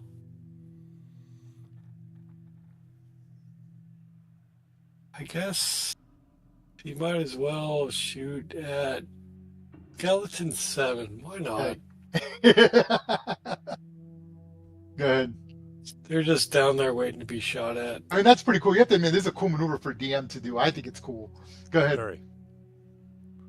Like, it would be scary to have like archers 100 feet above you just shooting arrows. It would suck. Yeah. 9 piercing damage. 9 I piercing think. damage. He puts the creature on death's door as the arrow hits the skeleton. That's it. Okay. Top of the turn. Pyre.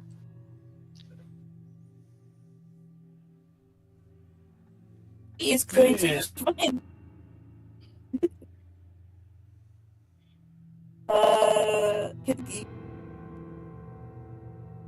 That's 40 feet. She got 4 feet left. And then Gregory is gonna run into 30 feet, and he's gonna dash with his action go inside the tower.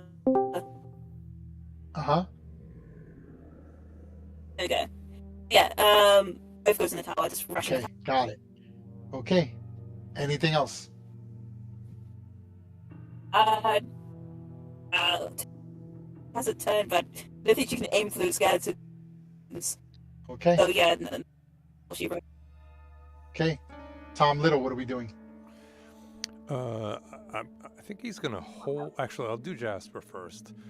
Jasper is going to get inside and basically between.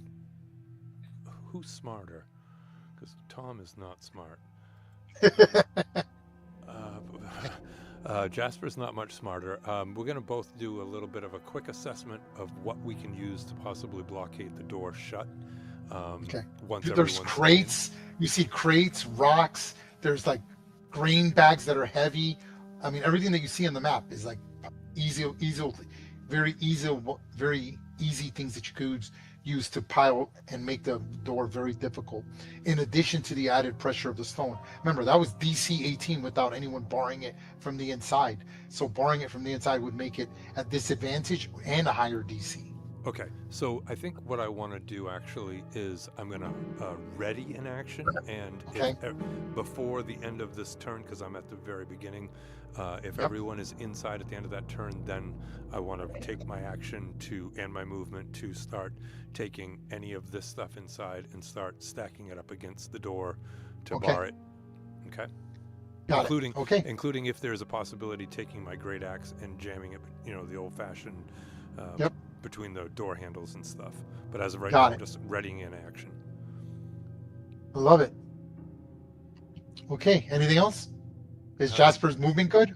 Or you still got movement for him? That was 25. Actually, no. I think I'm going to... Oops, shit. I'll move him back. I think I'm going to move him here just to have him be that much closer to starting Yeah, to so throw. he's bringing stuff over to you. I got it. Yeah. Okay, cool. Anything else? That'll do. Thank you. Okay. Okay. Holds an action. Holds an action. Dead. Holds an action. Cereal. Again, you see like one of the skeletons is like they're just like rattle their teeth. That's the way they communicate. And you see them already pulling the arrows all the way back. The volley only works if they're all in sync. So they're like, they have to wait till the last initiative for the volley to go out. So someone's going to get hit with a lot of dice of damage if you guys don't do something. What are you doing, Serial? Man, they're far away, aren't they? 75 feet. They're 75 feet from me, but they're how many feet up? 100 feet up. So there's no way I can do a magic spell.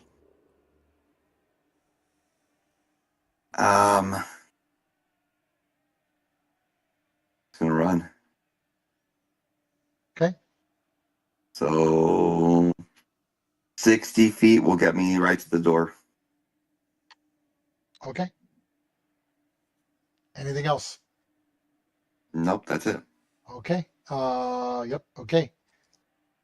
He holds his action. Cyrindol's like, run, run. And he's just kind of like, and he's going to just try to at least take one out with his crossbow. He has to get a little closer though. Take your own advice. and he will fire from there. At least the one that's already injured that the scout hit. And he misses. That's not good. Okay, Gina. Can he take the rest of his movement and get closer to the door? Because he only moved 10 feet. Yeah, I guess if you want to. I'd rather have him alive.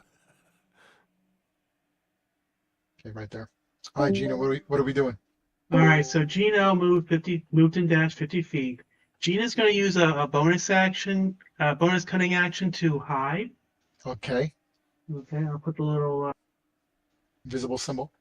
right there, and then she's going to sneak over to the stairs, and she's going to.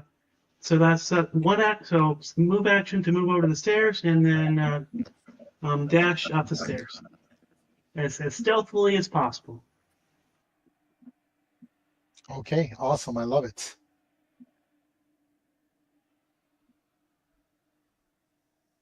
Okay, interesting. I love it. Okay, let me describe kind of what you're dealing with.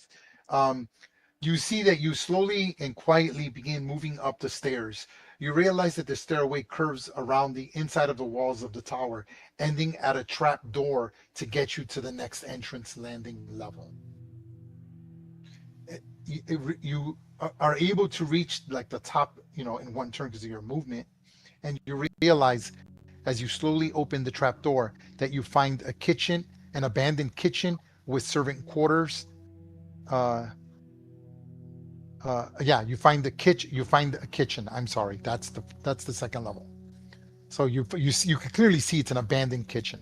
Like you're like, oh, and then the spiral stairs just continue going up to the next trap door.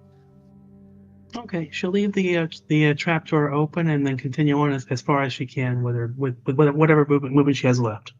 Okay, awesome.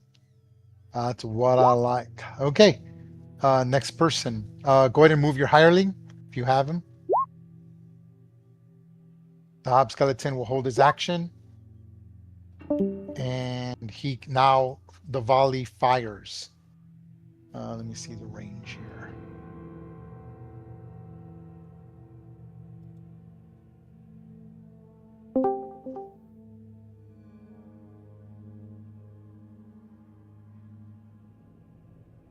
Okay, I will attack Gino and Borealix.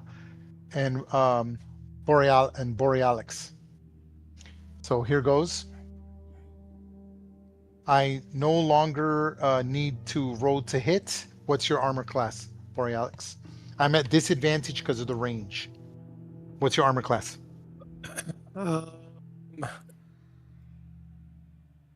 He is at,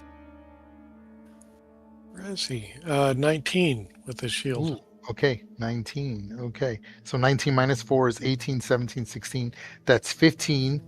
Disadvantage, it puts me at 10 out of 3, 4, 5.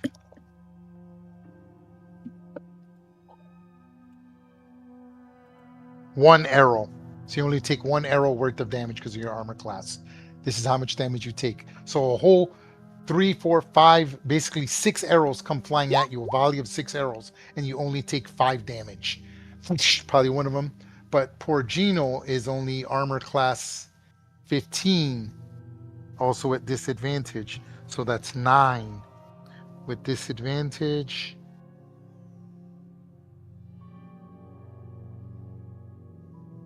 He takes 3 worth of damage. Would he potentially get a +2 for partial cover from Borealix and the shield? Oh, yes, I can say Borealix counts as cover. Sure, I can do that. So that takes him to 2. So he takes 10. He takes 13 points of damage, killing Gino. Try. So you're just like, oh. So you just see all these arrows, and unfortunately, Borealix, you're able to sort of dodge the majority of them, but Gino's not. And you just see the majority of the arrows hit him. And he dies almost instantly.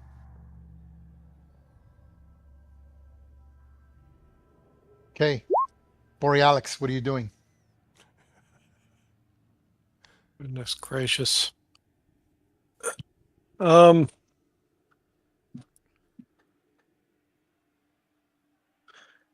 don't really see anything out there, so we'll go 40 feet in. Good. Nothing there, so another 40 feet. And the scout is way out there.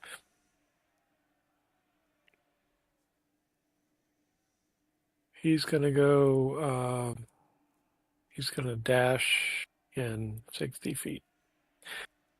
Okay. And I think that's all I got. Okay.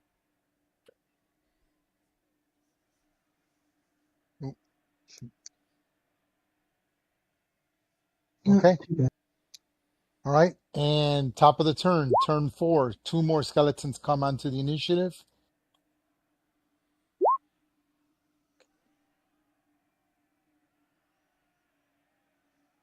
Okay. And that one immediately gets to push in. 5, 10, 15, 20, 25, 30. He'll dash. Higher. Oh my god. I just want to say, the Sirenscape, I no longer have that on because it was messing the Discord audio for me so badly. Oh, I'm So, sorry. so it's all good. Oh, does Tom Little goes first? I think he was holding an action. Yeah, Like, he's getting stuff between Jasper and them. So his whole action is that he's getting things ready to barricade to get the majority of the group in, which is just okay. Serial's the last one. Once Serial gets in there, the encounter's kind of over, as Raven Tree will amass the remaining troops that are at the border of the map to hold them off, giving you enough time to get to the tower at the highest level of the tower. Okay, cool. Then I just need to push up in. Um, You could I'll just move theoretically, up. as your action, you could, since you're there, you could literally grab Serial and pull him in. Oh yeah, that's what I'm gonna do. I'll grab him and pull him Yep. in. Don't Okay. bother. I was going to do that. Do Okay. something more useful. Okay. So we're going to end the Oh, okay. encounter here. Okay. So this is what happens. Okay. Hold on.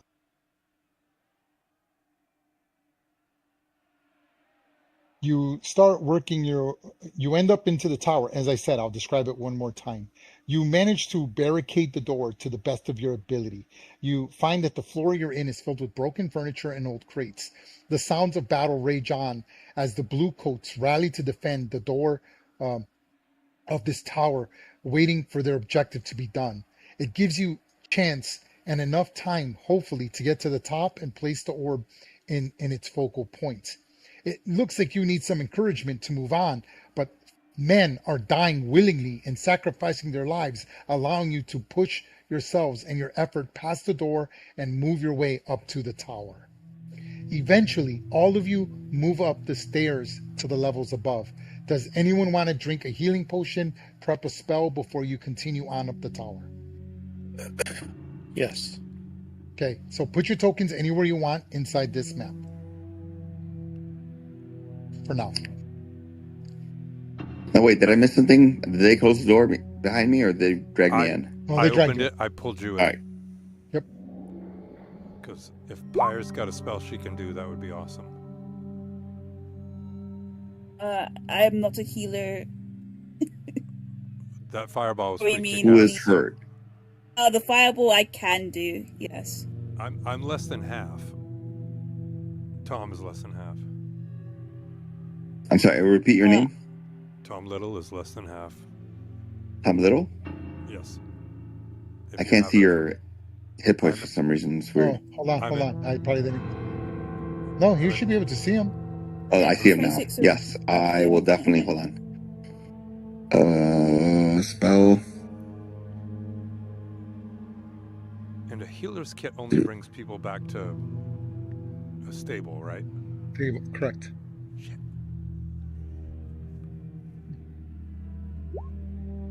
Oh, sorry. Are you freaking Go with the kidding first one. me? 32? can heal Gregory or Gregory, right? Or Jasper. Jasper's fine. Gregory needs. How many turns we have? Well, that's up to you. You've used 9 turns. So I'll say to get everyone in was 10 turns. So 1 turn. So now you're at 11 turns. You can take as many as you want. You don't know what time you're supposed to get up there. Yeah. So you've been fighting for like almost. It'd be a little more realistically than that, but that's just how I'm keeping track of turns. So really, you've been fighting probably like Battle of the Bastards, moving towards the castle, right? To Neverwinter Castle. That's kind of what you're doing, right? And you're sort of pushing in. So it's been about a good, probably 2 minutes. Well, everyone else should be fine. Let's keep rushing. We just take a long rest. Right? Yeah. 8 hours, yeah. So tired. What's the big deal? Right? The enemy's gonna wait. We're adventurers. That's how it works in D&D. They just wait for you. They go on their breaks. Before I move forward, in Tom's big size, is he gonna have a problem getting up through trapdoors and stuff? You could squeeze through them because you're only large. So if something does decide to attack you, it will be a problem. But other than that, no. Okay, then he's gonna stay big because he's got 10 minutes. Oh yeah, my innate sorcery is run out. Sure. Unless I cast it again, but I am still raging. I am frothing at the mouth, and nobody can stop me. So technically, raging doesn't. Raging doesn't mean you're necessarily angry. It could be a meditative state as well. That's why you get bonuses to survival and stealth now, which is ridiculous. It is. Like, I don't understand are you that gonna at be all. sneaky? They actually get it. I mean, it's just so silly, like the way they did it. Like right? They refuse to accept that it's anger that makes them a barbarian. It's their focus, their cunning, and I get it, but that's like when they did that with orcs and they got rid of orcish fury because it was too racist to say that they're angry. So now I think it's called menacing attack. Like really? That's worse, too. You know what I mean? Like it's crazy to me. Crazy. Okay. Right. Are we gonna be sneaky? Going up there sneaky, or so only 2 hirelings made it in here. 3: Jasper, Gregory, and the Scout. Now you can choose to go. They can go up with you, which I'm assuming you're going to go up with them, or do you want them fighting and staying outside? These guys will survive to the end. Okay, you can keep them along with you. I have no problem with it. At least Gregory. I don't know about the others. So let's keep pressing. Okay. Yes, it matters. In case you're wondering. They're at the very end. This is the time of decision for me to know. Do you want them, like, you're role playing them? Do you want them to be like, no, my odds of survival are better with you. I'm with you to the end. Let's go. Or I'm gonna join my men. They're out there fighting the good fight, and we're gonna give you the time you need. So decide now. Jasper's at the very end. Okay. Here we go. Switching maps. I'm gonna grab all your tokens and switching you over to the new map. Let me get rid of the initiative. And we're almost done, folks. I think we are going to be done before 11:30. This is where it gets interesting. I'm curious to see what you guys do. And everything.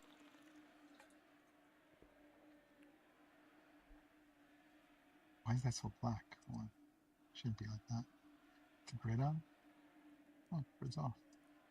Huh. Okay.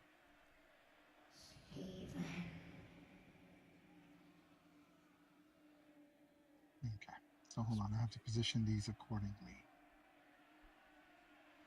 So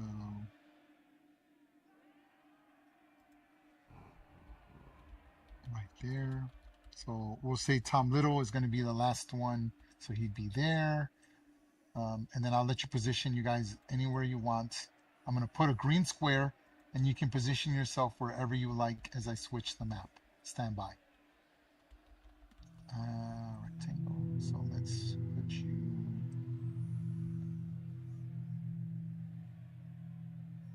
Okay, switching the map now. Let's do this, folks.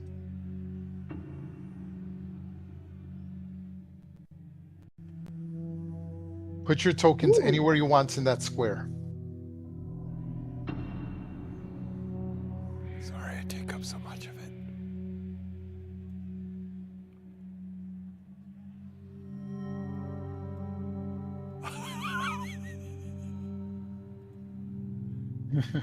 Okay. Yo, Okay. why is the one in front of me? Gregory, go in front of me.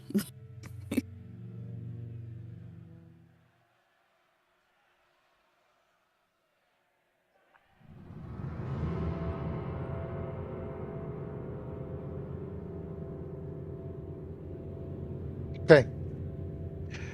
As you push up the tower, you've come over the trap door, right? That's why you're in that green square. So you just all sort of came out of the thing, and you find that this is the 4th floor. This is not the ceiling. This is the level. So you see, you came out of the trap door. Those stairs right here, take you up to where the altar where you're supposed to place the orb. You see a Zent Oath Blade, a rough-looking female who looks just like this, sitting on the couch, dressed just like this, in plate mail armor, longsword, dagger, crossbow. And sitting to her left, right, are 3 identical females that look just like this.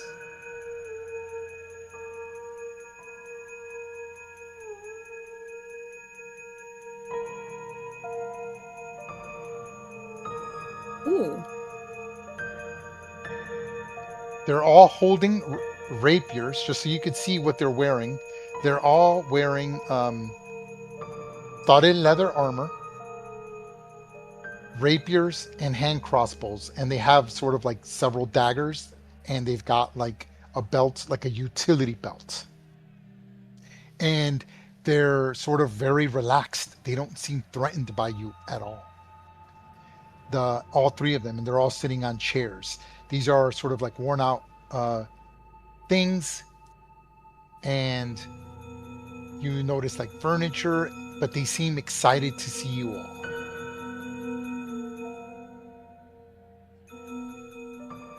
And as they approach you, you see that one of the oath, the Zent oath, you identify them as Zentarum, not the faction, Zentarum the organization. These are Zentarum agents. They look at you, and they sort of look at the rest of you, and then the Oath Blade, which is the paladin Zent of the group, says this. Ah, Sparrow. Good to see you've arrived safely as expected. It seems our scheme is proceeding as intended, and obviously the Bluecoats don't suspect a thing. They don't draw weapons or anything. Who responds?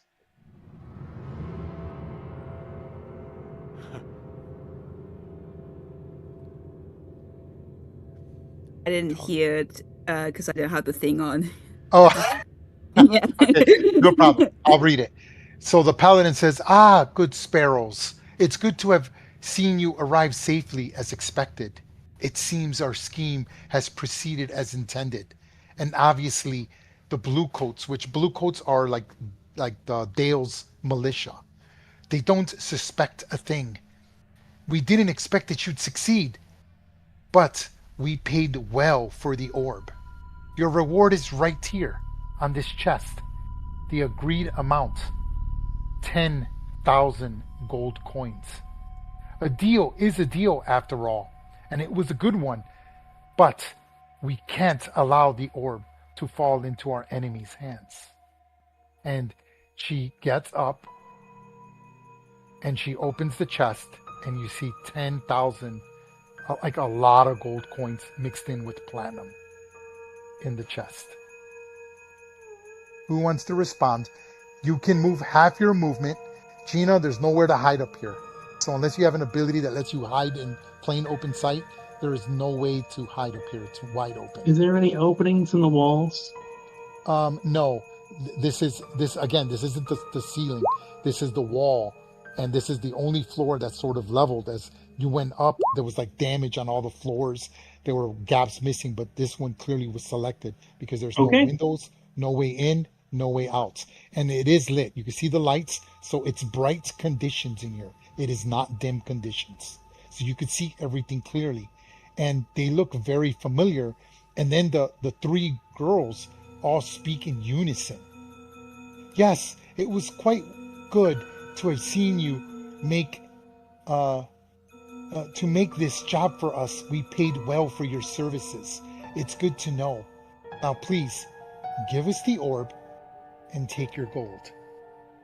Under the confusion of fire, the bluecoats will never know what happened, and the girls all laugh in synchronicity.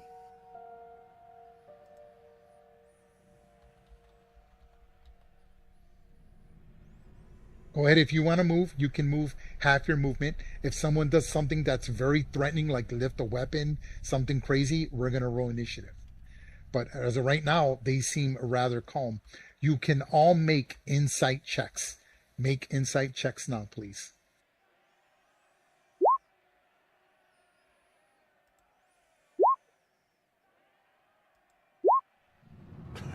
Apropos. Wow, you guys suck. No, we just had a head injury. We lost all our memories, okay? Okay, you can move half your movement. So they'll let you move about 15 feet. If you get any closer than I would say 5, 10, 15. Yeah, if you get closer than 20 feet, so as long as you don't go past like this line, they won't look at it as threatening, I would imagine. Right? So if you don't go past sort of like that line, they don't see it as an issue, right? But they are a little tense, and with Serial's insight of 19, you do see that they are slightly anxious. They don't want to be here any more than you want to be here. But they seem comfortable. They're not like holding the pommels of their swords.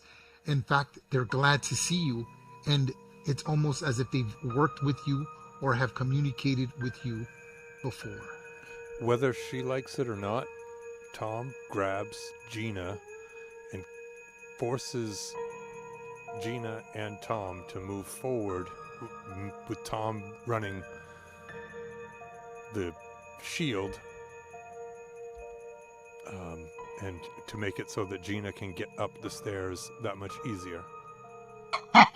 Okay, All got right, it. Gina goes up Okay. the stairs. Okay, Gina, make your stealth check. Right. 22.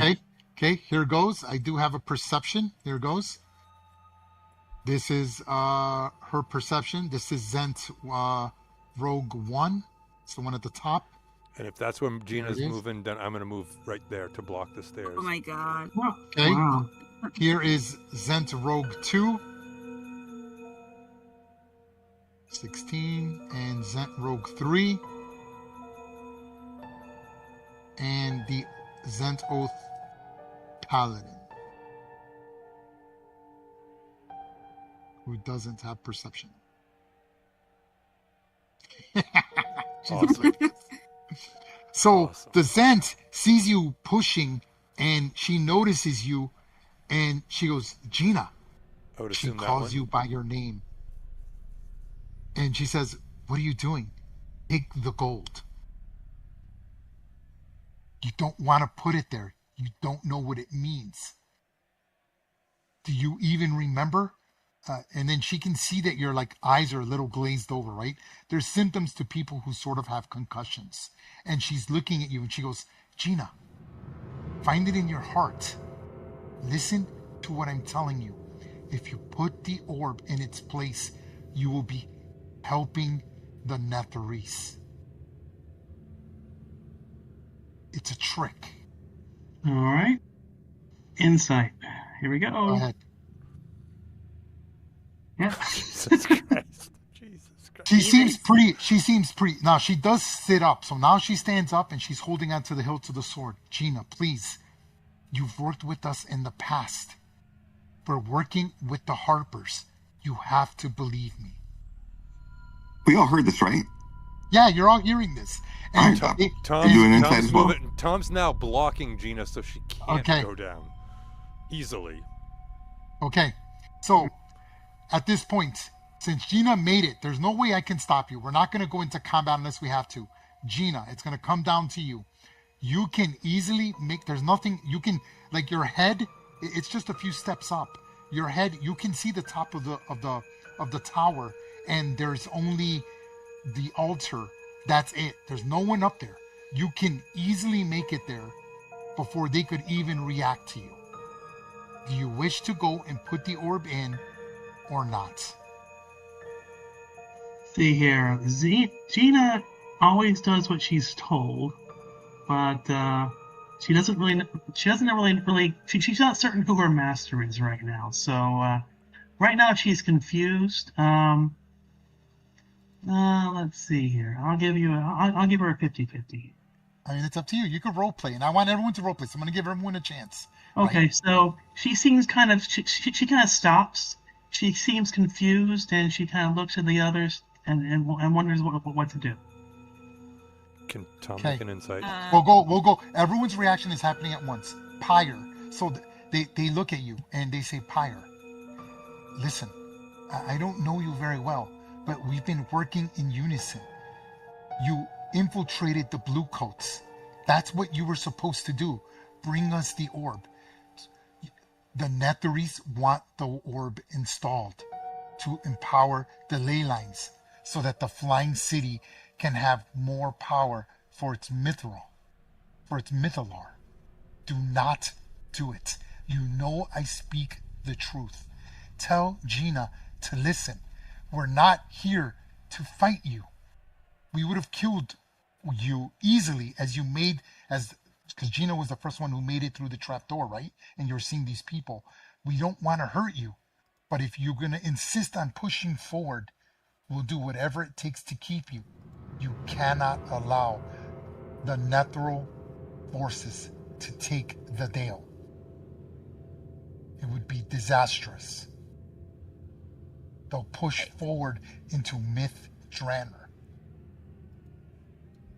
They're seeking the Moonblade at all cost, a powerful legendary weapon which will fall in the hands of the humans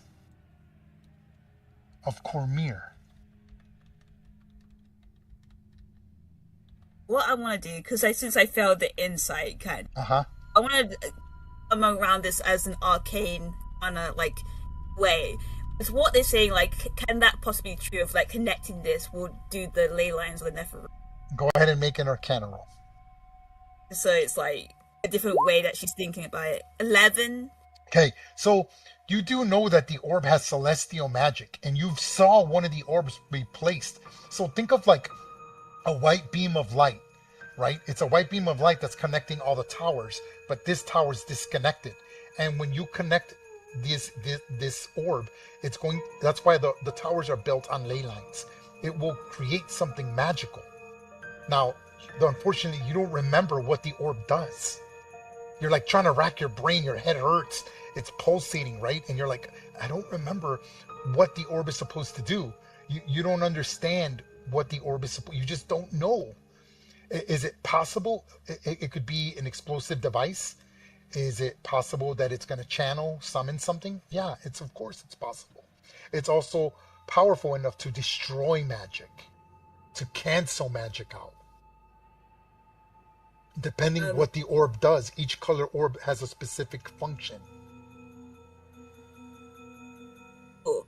I sign to Gina because I have sign language and Gina has it too. I think they're telling the truth, but I don't think it's something that powerful. There's no way that they won't be greedy themselves. I think we should take it for ourselves. Okay, Borealix, what are you doing? Borealix, what do you say?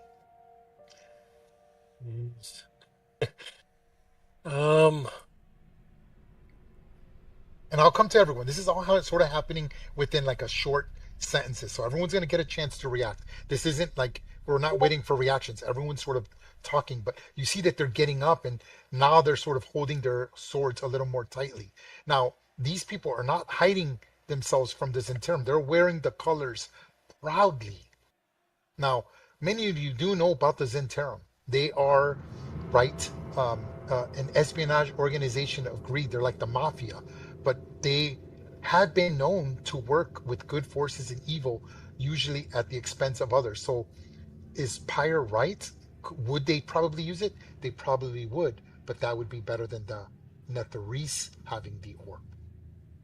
Now, everyone knows that the Netherese are collecting powerful magical items to power their Mythalar so they could have two floating cities in the air, making them the most powerful force in Faerun. Yeah.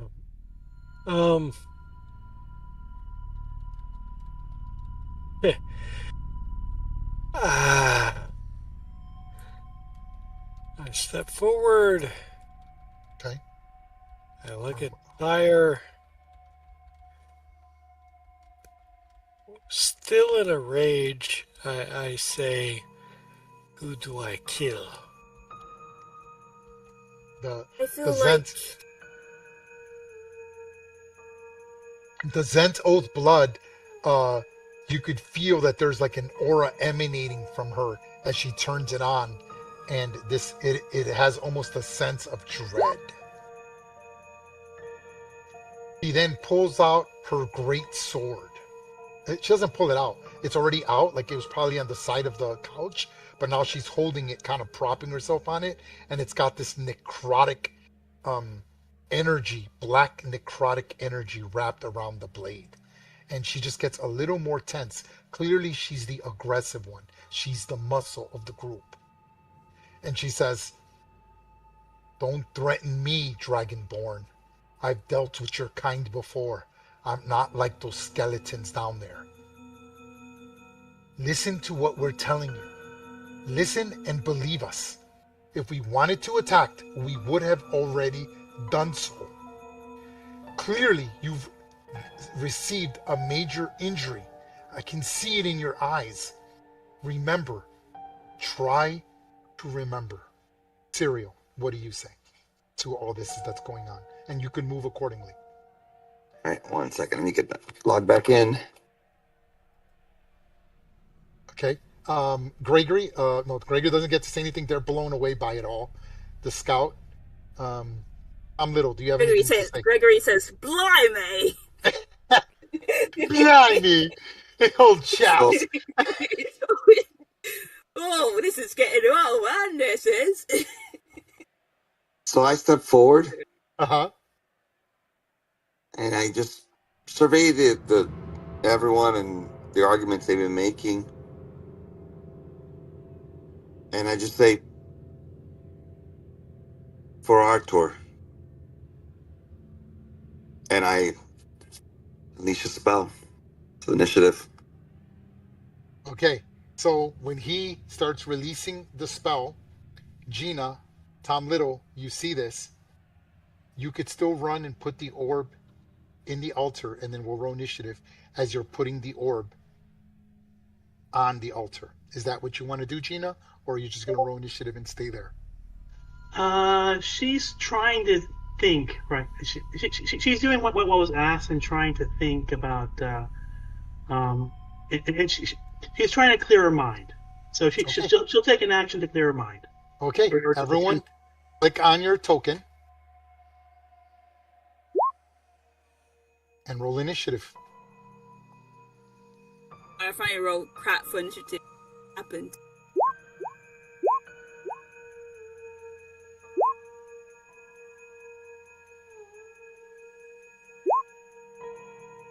Golly. Gotta take it for ourselves. I think they're telling the truth. But I think they want to use it for themselves as well. I thought this was a cool twist.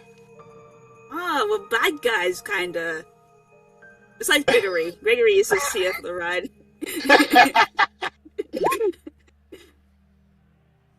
Okay. Okay. So as Gina's thinking, I'm gonna put you, Serial, on the top of the initiative. Okay. Not something I would normally do, but I think it's kind of cool. So you're because they're really not. Their guard isn't up. It really isn't. So Serial, then see your initiative on here. You need to roll It initiative. was 16. Oh, okay. I don't see it. It's on the turn. Is it? I don't see it. Ray. Oh, 16. Serial. There you are. I see it. I see it. I'm gonna push you to the top. Give me 1 second. So I'm gonna put you at 23. So you could take all your actions. You have a move, a bonus, and an action. What are you gonna do, Serial?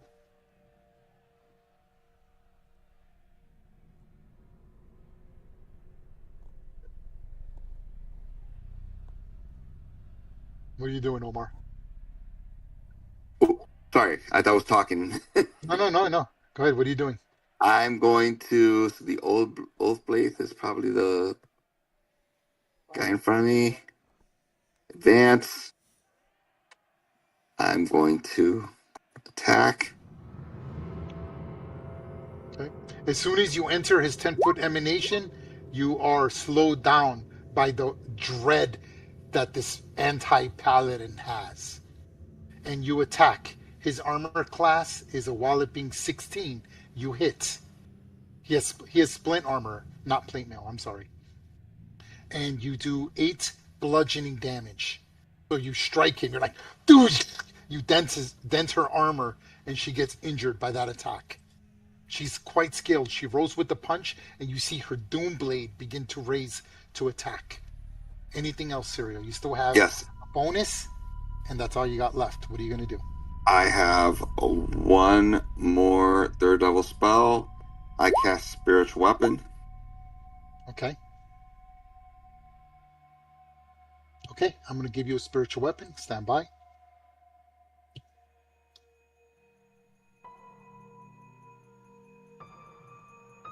I'm going to give you control of it. Give me 1 second. I'll give everyone control of it. It'll be easier. Okay, put the spiritual weapon wherever you like. Within your range, which is anywhere on this floor because this room's not big enough. And it misses his first strike. Yep. So you form this hammer of spiritual hammer, and she's able to like defend it with her doom great sword. Okay. That's it. The Zent Rogue goes next, the top one. She sees what's going on, and she pushes here, and then she's going to throw blinding powder at Tom Little. The Zent Rogue releases a cloud of blinding powder from their roll of herbs into the face of an adjacent creature. The target must make a DC 12 Constitution saving throw or be subjected to the effects of a blindness spell. So go ahead, Tom Little. Make your Constitution DC 12 saving throw. Fuck. And you are blinded.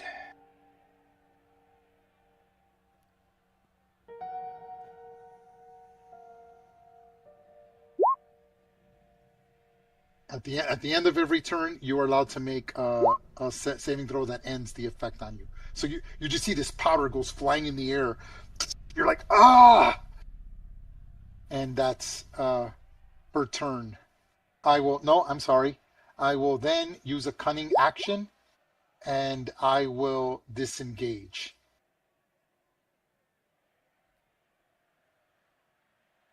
Go there. Tom Little, what are you going to do? Okay, I want to rewind. You're blinded, so you're like. Okay, I want to rewind at the potentiality of retcon. While everyone else is doing that, I want to try to make one more insight, even though I'm 8 intelligence. Okay, go ahead. Still doesn't help. I'm now blinded. I feel like I never took my hand off of Gina's robe or whatever. Blinded, and I'm going to, even if I have to take a survival check, and I'm going to basically try to pick her up and or push her forward up the stairs, because I'm going in a total parasympathetic system of we don't know what to do with this. So This is awesome. Okay. as far as I know, Tom Little and Gina, and I'll roll whatever I need to, acrobatics Okay, or Gina, whatever. it's all dependent. Gina, do you allow yourself or not? She tries to get out of his grapple. Okay, so I Yeah. need you. So I need you to make a. This is the 2028 rules.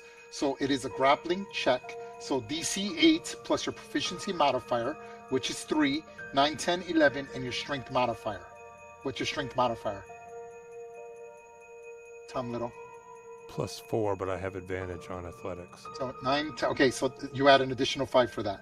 So you're at 9, 10, 11, 12, 13, 14, 15, 16, 17, 18, 19, Gina. It is you can use strength, athletics, He or does it.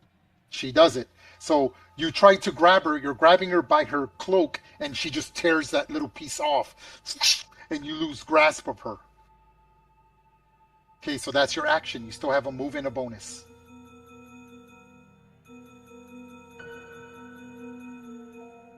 This is so cool. What are you gonna do, Tom Little? I'm gonna. This is the first time we played together, man. I'm so sorry. I'm lunging towards Gina. Okay, so you're just blocking the way so she can't go through you. So you're basically an opponent now. Got it. You're not considered I'm an doing ally. whatever. Okay. All I can think of is that if we don't know what to do, we're not going to get it into the Zent's hands, and we're not going to put it into the thing at the top. Okay, got it. Okay, all right, got it. Okay, the Zent Rogue goes next.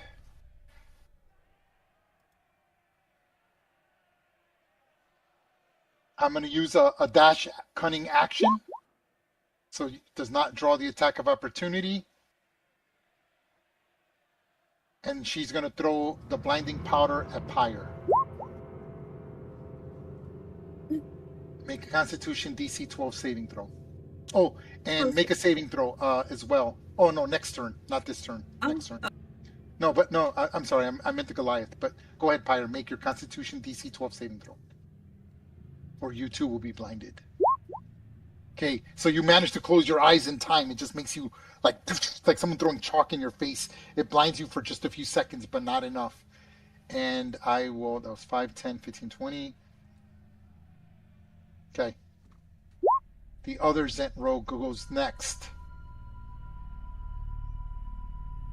Actually, you know what? I will keep her there. Okay, and this one will fire a shot at Pyre. Here goes. Hand crossbow at Pyre. Right. 11. I'm pretty sure that's a miss, yes? Yeah, that's a miss. Yep, shitty roll. And then I will move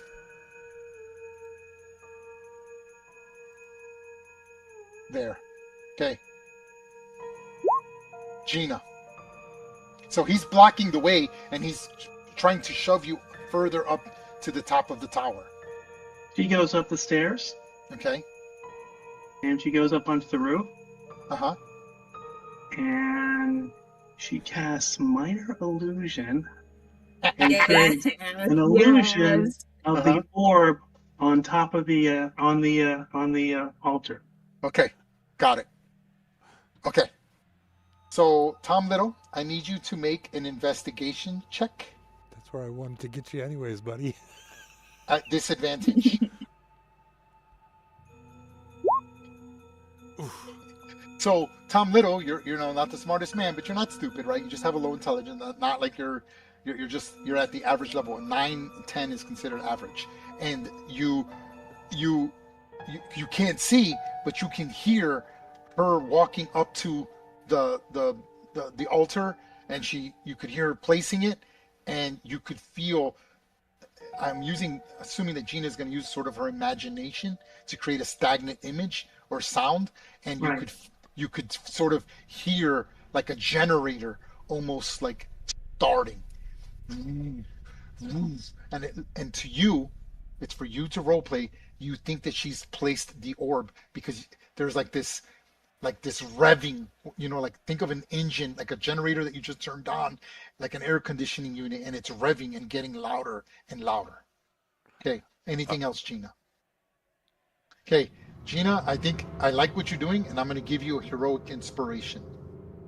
Tom Very good. Little, Oh, I'm that was nice. Tom Little. I'm going to give you a heroic inspiration as well because I think this is exceptional role playing without really attacking each other, and I understand your points, and I think it's fucking awesome. So I'm Okay. giving both of you a heroic inspiration. Okay. Anything else, Gina? Is there any rubble up there that she can hide behind? No, I mean, yeah, but not enough to hide behind. It's pretty clean up there. There's nothing up there except for like a few loose stones, brick-sized things. There's nothing to hide unless you want to jump over or hang fall off of the edge of the tower. She doesn't want to do that quite yet. Yeah. Done. Okay. The Zent Oath Blade. See Serial, and we'll push here and attack Serial. Here goes. He attacks with his Dooming Blade. Oh my god. 7. Misses. Nope. And then attacks again. He gets 2 attacks with the Dooming Blade. Oh, by the way, you take 5 points of damage. I have Mastery in Graze. So you take 5 damage for the missed attack, and then the 10 misses you, and you take an additional 5. So you take 10 points of necrotic damage. So the blade it misses you, but it's like a lightsaber, right? The energy is so powerful that it's actually burning your skin as you're parrying against this weapon with your magical mace. And it's like burning your skin. It's like boiling your skin. You're like, holy crap, what have I gotten myself into? But that is my turn. Pyre. Sounds good. Pyre starts to laugh and then comes down here. And says, "You would like to attack me first, because it's not going to be good for you. Honestly, if the Centurion wants this and the Neferreef wants it, it should be mine." And she's going to cast a lightning bolt right there and get everyone. Love it. I think it's Okay, hold on. Let me make sure I see this. He gets Go ahead. everyone. Because it's 10 feet or 5. It's 5 feet wide, right? It's basically it's 5 feet, but it's 5 feet. Yeah. So you're gonna hit the Zen 15 Rogue. Yeah. You're hitting. Let me make sure I Yeah. understand. You're hitting the Zen Rogue, Borealix, the Zent Oath Blade, Yeah, it's like this. and the Zen Rogue. Yep. Okay. Go ahead and roll, and we're all making dexterity saving throws. Go ahead and roll the damage. Cool. I think it does hit Borealix as well, but I will, because he's a cook. I will send the key, the sorcery's point to care for spell. He doesn't. Is he completely affected, or did he get the saving throw? No, he's completely unaffected with the care. Okay. Cool. Yeah. Cool. So let me roll the damage. Yay! Go ahead. Where is it? Here goes for the closest one to you. That Zent Rogue that's right in front of you. Here goes her saving throw. Dexterity saving throw. Okay. 8. I will. And fails it. Failed. She takes 26 points of damage, and she's critically injured by that attack. I will empower that spell. Oh, okay. Because I roll really shitty, and I'm Okay. gonna roll some of those. The let power me spell just lets see you how much. re-roll. It lets you re-roll all of them, Up or to you have my no, up to my proficiency. I think. yes. So you can choose which ones, right? Yes, I can choose exactly which ones. Okay, go ahead. So I'm assuming you're going to take out the 1, the 2, and the 2. And to 2 is yeah. Okay, got it. So we need to. Okay, so hold on. We need the easiest way is subtract 5 from that total, 21, and roll 3d6. So 21 plus 3d6. Coolio. 3d6. And Okay. So 31. Okay. 31 damage instead. Zent Rogue is killed. Yeah. Okay. The second one, here goes her saving throw. She fails it as well and is also killed. Oh. Okay. Third Zent Rogue. I can't believe I haven't made any of these saving throws. Okay, she made it. She takes half damage, which is 15. 15. She's hold on. She is bloodied by that attack, or yeah, no, critically injured. No, bloodied by that attack. And you used a sorcery point so that Borealix doesn't take any damage at all. Is that correct? Yeah, he does not take any Okay. damage at all. Okay. And then the Zent Oath Blade. Here goes.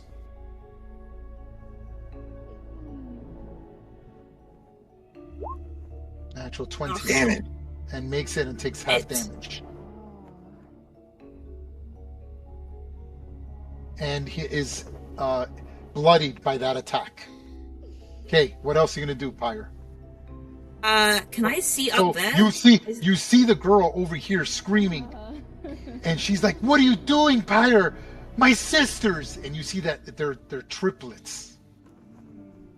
Oh. Oh, look at that! You're the only child now. And Okay. Paya is going Nice. to. Can Paya see upstairs? Mm-hmm. She is going to. Misty step. If I can find it. Did I prepare Misty step? Oh, I thought I did. Maybe I didn't. Actually, she's just gonna run. Okay. Yeah. Can she go past Tom Little? Do you stop her? Yeah. I mean, if he lets you, it's up to him. Yeah. Are you stopping me, Tom Little? He's blind, and he's I like, didn't- he's like, I didn't get to use my movement, so I would assume that I had been stumbling up the stairs, sort of feeling my way to Yeah. get up there with. So I would, as long as Ray's cool with it, I would assume that. yeah. already I'm okay. up I'm okay with on that. the top Okay. with Gina. Okay. So, do you want to go to the top, Pyre? Yeah, I want to go to the top. It's only like a 5 feet. It's only like a few feet. It's probably like 6-8 feet up, right? It's really quick. Okay, I need you to make an investigation check. Not that it really matters. All to you, right. but go ahead and make an investigation check. It does. I don't really have a high end to. Okay, so Gina, I don't know what the orb is like the size of a small crystal ball, right? It's not very big. It's about the size of it's smaller than it's literally the size of a crystal ball, like half the size of a bowling ball. It's Like something that you softball. can hide if you put it in a sack or something, but it's the ambient color is very powerful. Now you have this minor illusion, so Pyre, you see this orb already on the altar. She duplicated it exactly. And so you see it up there, and you're like, but again, Gina, are you hiding the orb? Yeah, you she's put it in hiding. a sack? Okay, Oh yeah, she's hiding the orb. okay. So I Pyre, will just. I Pyre, I will need you to sign- make a perception check. Okay, I'll do make a perception. The investigation is for the illusion, the perception check to see. Okay, so that's not enough. So for all intent and purposes, you need to roleplay that she doesn't have it, and you see it on the altar, but something is off. The way you saw the orb be put on the other one, it was like instantaneous. There was like a large explosion, and that's not happening here. And you don't see the other towers doing anything. So there's something going on, but you know what you're seeing. It is for you to roleplay. Go. I will sign language to Gina. Put the orb on the altar. Yeah, she just points to the altar. Right, I'll pick it up. I'll try to pick it up. Okay, so you're gonna walk up there. Okay, so there's only so much movement for that. That'll have to happen next turn. that's fine. Okay, so you start walking towards it. Got it. Yeah. Okay, Bori, Alex, what are you doing? Well, I run over here, and this oath blade has caused me some concern, so I'm gonna spear the oath blade.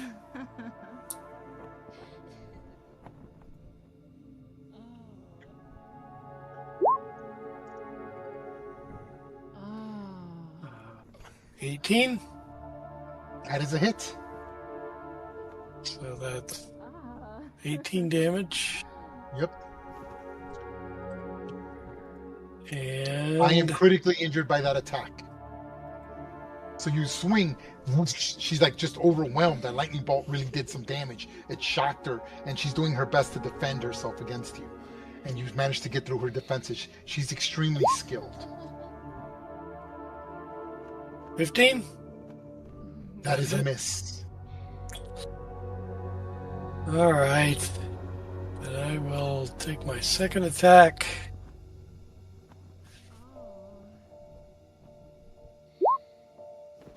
That hits. Yay. 21. And that puts her on death's door. Good. So you're like, she's barely able to hold up her own great sword. So it's not that great. Ah. Oh yeah. Count. Oh, Almost yeah. forgot. I've done that. They're meaningless now. Scout will do a longbow attack. Hey, 8 damage. And you attacking the oath blade, Yes. and you kill the oath blade. Good job, Scout. The arrow just gets her right in the neck. She's like shocked, and even to the end refuses. She digs the sword into the ground, and she's trying, and she's just gurgling on her own blood, resisting it. And she looks at you disappointed, and she tries to gurgle, "Fool, fool, fool! You don't know what you..." and falls on the ground. The Zent rogue yells, "You don't know what you're doing! You're fools! You'll be the death of us all!" And she's looking over the thing, and she's looking over the tower, right? Like she's very tempted to jump off. Anything else, Borealix?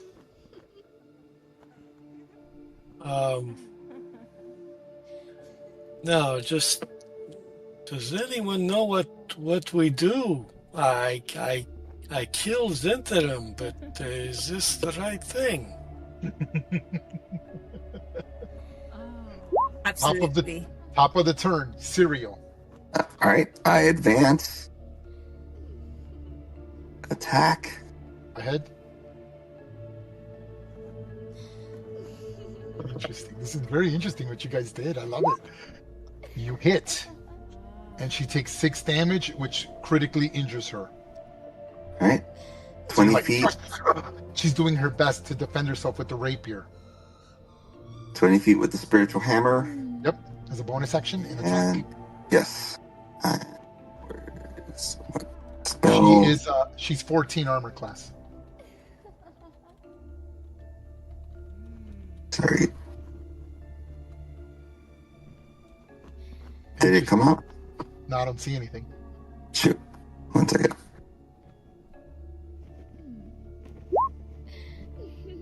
You casted it at 3rd level? I believe I did. Let me just check. Okay. I mean, it doesn't really matter. You haven't hit with it, so if you want to, you can waste your 3rd level spell and be fine with it. Okay, so you hit her, and the hammer crushes her skull, killing her. Her body just, she like looks at you again. She's like, "You don't know," and even to the end, she's not fully committed to attacking you. And she's like, "You don't know," and your hammer just whacks her in the side of the head, breaking her neck, and she falls over and hits the side of the wall. Her crumpled body. All right. And I use 10 feet. Oh. So I could do 20 towards the steps. That's it. Okay. I'm going to take over the NPCs at this point. No, Gregory, no. You'll see why in a second. Okay. Serial ended his turn. Okay. Tom Little, your turn.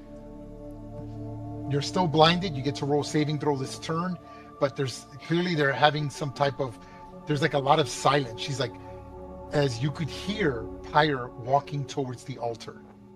Con What do saving you throw. do? And can I use the heroic Yes. heroic inspiration to roll at advantage, or do I still need to just roll it twice? That's up to you. If you just roll once at the end of your saving throws are done at the end of your turn. So if you do the saving throw, that means you've ended your turn. Oh, okay. If you want to use your heroic inspiration to get advantage, you can do that. Okay. Well, then I'm gonna be like feeling, fumbling, moving around, being like, Gina, Tom doesn't know what to do.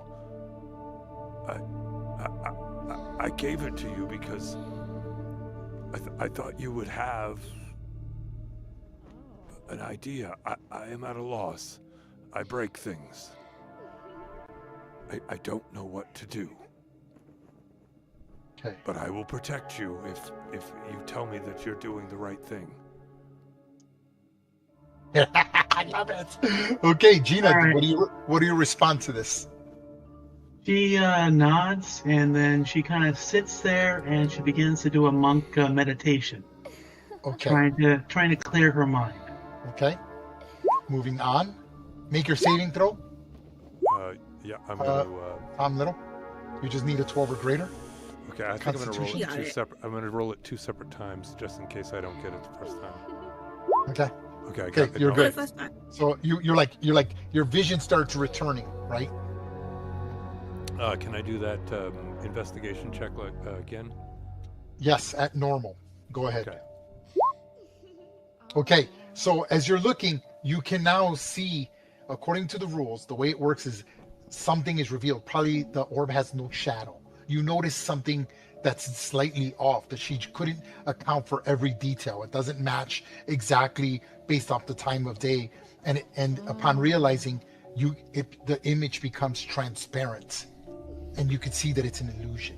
That's what happens when you identify an illusion. It becomes see-through, like transparent. I would assume Tom. How Pyre doesn't know this. Pyre's walking up, so I know there's no map, but think of yourself by the stairs. Pyre's like halfway in the middle, and Gina's like right next to the altar, meditating, like a Jedi, right? And Yeah. you can see the transparency of the orb that she's placed there. What do you do, and what do you say? I would assume Tom thinks pretty much everyone's smarter than him with an 8, but would he have any idea who would be quote unquote the smartest here? I mean, probably Not Gina me. or Pyre. Gina. Gina, probably. My intelligence is 10. I'm more of a sorcerer than. Okay. Since I know what's going on, or I feel like I know what's going on, I am going to unintrusively stand guard over Gina. Okay. And wait. Okay, Pyre. You just see Tom Little clearing his eyes. His eyes are irritated and red, and he just sort of looks at her, and he just sort of stands, like kneels by her as you walk up to the orb. You cannot. It's only a few feet. What do you want to do? You've now. Yeah, I want to adjacent- pick it up and take it. So when you go and pick it up, your hands go through it, and it becomes transparent, and you realize it's. I feel like I immediately know. Yeah. You know it's an illusion. Would I know Gina can cast illusions? It doesn't matter. I mean, somebody did something. It's a relatively minor spell. Oh, I And look you don't at know each Gina. I other. look at Tom. I see Tom like guarding Gina. It's like, this just tricked me. Actually, pretty impressive. I see that she's like meditating. I'm going to. Oh, I'm going to cast a spell. I'm Okay. going to go invisible. Okay. You turn invisible, putting the invisibility And- condition on you. Okay. As soon as you turn invisible, Bore Alex, on your turn, this is what you hear. You realize that the forces, the blue coats holding back the undead, is just too great for them. You hear a loud crash from below and the sounds of dozens of undead forcing their way into the base of the tower, beginning to climb up the very steps you have made your way up to this tower. What do you do, Borealix, upon hearing the door break and they couldn't hold the line? That was 2 turns. So they were not able to hold off the wave of undead that are making their way over. They did the best they could, and the best they could do was 2 turns. What do you do, Borealix? All of you hear the door break downstairs, and imagine, just like in the movies, and you're hearing just dozens of zombies and skeletons making their way up the stairs. Where does the thing go? The what go? The orb. What the orb? Where it goes? I don't know. I'm gonna go to the stairs and ready in action to chop any. The person that comes by. Yep. Got it. Okay. Round number 3, Serial. All right. Before I do anything, moving 20 feet. The spiritual hammer close to the steps. I'm going to move 25. That should put me to the top. Or what do I see? Okay. You see, again, so let's, the best way to do this would be to use this map. Let's use this map for that. Because at this point, there's more stuff going on at the top than at the bottom. Okay. So I'm going to remove these tokens. Okay. To get rid of the clutter. Okay. Let's keep Gregory off, Jasper off, Scout off, and Borealix off, okay? Let's put you guys at the top. So this is the top. I will put, and let's just say the altar. I'll put the altar. Give me 1 second. The spiritual And it would weapon. be nice. It would be nice if I spelled altar correctly. Okay, give me 1 second. It's generating now.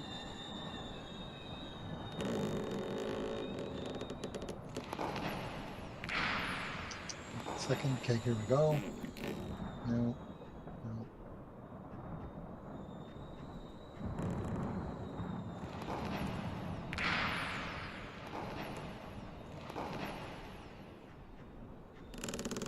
Give me 1 second. It's still generating. I clicked on tokens by accident. I should. There we go. Should have clicked on maps. Okay. Here is the altar. We'll just use this. I don't want to spend any more time looking for stuff. Okay, so this is the altar right there. I'll make it a little bigger. You say biggery? Right? Put it on the. We put it on the map. Okay, boom. Okay, so this is the top of the tower. There's nothing at the top of the tower. No trapdoor. Just that steps that go down, and those steps only go up like 5 feet. Right? It's like a little patio almost to the top, right? And it goes a few feet, so there's no furniture. This is how I envision it. I got Gina probably here. I've got Tom Little probably there. Pyre turned invisible. You could put yourself anywhere you want within your full movement of where you were grabbing the thing, which was there. So put your token wherever you want, Pyre, within your movement. And Serial, you make it right to the top right there. Right? So the only thing on the roof is just this, right? The altar. It's clear and it's damaged. You could see the waves of undead running towards the tower. You could see there's still a few fighting men that are still fighting at the bottom. You can still see the elf commander, and they're almost surrounded. So it looks like Lord of the Rings when all the orcs are surrounding them, but they're ignoring them, just keeping them there because they're focused on getting into the tower and getting to the orb, right? So you see this. Okay, the illusion is now destroyed. No need to make a check because it was physically touched. So you can see that the illusion is transparent. There's like this fake orb. You don't see Pyre because she's invisible. You see Gina meditating, and you see Tom Little sort of like on his knee because he's large, just sort of keeping an eye on her, and Gina seems to be meditating. And you're not sure what's going on. What do you say, Serial? I keep running, so I'm gonna double my action, and as I'm running, I'm like, you fools, Artur, the captain, they all died so that you could put the orb. Why haven't you put the orb? Where is the orb? It doesn't make sense.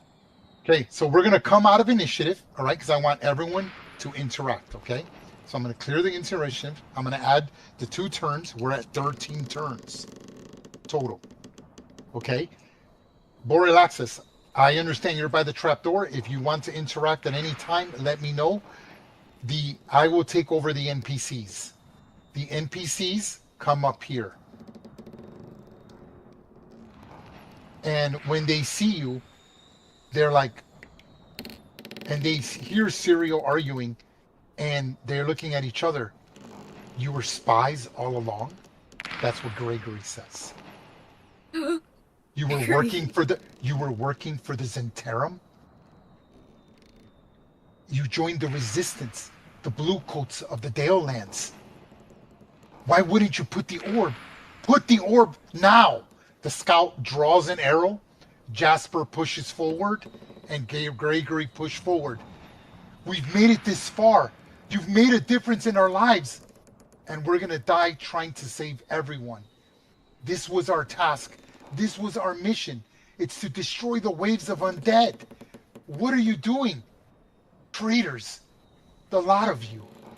And a shed of tears go down Gregory's face. Oh, don't do that to me, Ray. What do the rest of you do? They're screaming this. Borealix, you're hearing this? The zombies are now on the second floor.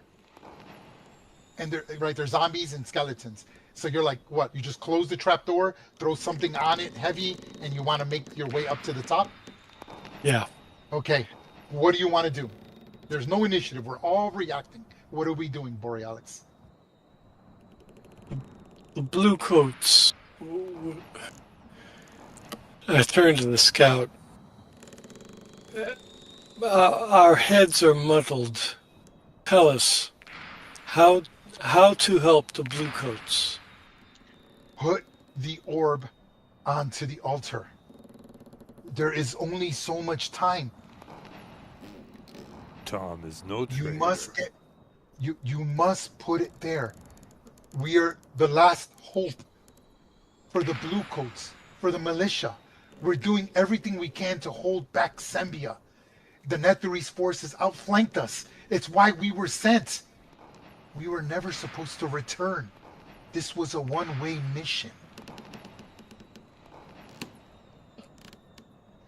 Okay, so while Gina is meditating, she's going to try and figure. She's going to, of course, try to clear her head.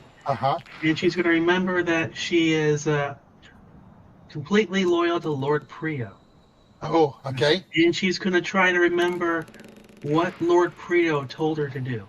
Okay, go ahead and make.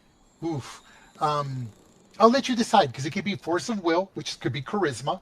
It can be, you could be logical, intelligence, or it could just be sheer willpower, and so it can be wisdom. It has to be one of those three.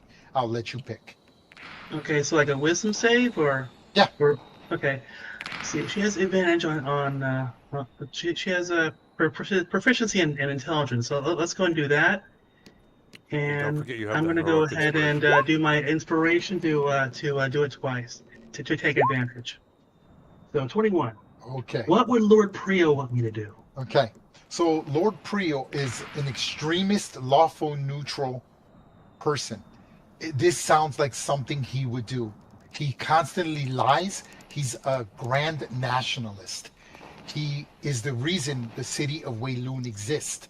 He encaged them to keep the war from progressing. If Lord Prio was here, he would gladly sacrifice his life to put the orb for the greater good, which is the nation. Remember, Cormyr is fighting for the Dale lands. So there are Cormyrian soldiers in the Dales. The only reason the Dale lands hasn't been overrun is because of Cormyr. And this is something that he would have done and sent you on. Maybe you willingly decided to come. You just can't remember. You all suffered head injuries, and you just don't remember. Okay, if she's certain that Lord Prio would want her to put the orb there, then that's what she does. Okay. She stands up, she pulls out the orb, and plops it on the altar. But just before she does that, invisible, can I try and grab the orb as she... Go ahead. Okay, so the way we're going to do this, we're going to count it as a contested roll. So, Pyre, you get to make either you need to make an athletics check, or, okay, hold on. You can do an athletics check or sleight of hand check. I will give you advantage because you are invisible. And Gina, you can make an acrobatics or athletics, whichever one of the two you like. And it's a contest. Go.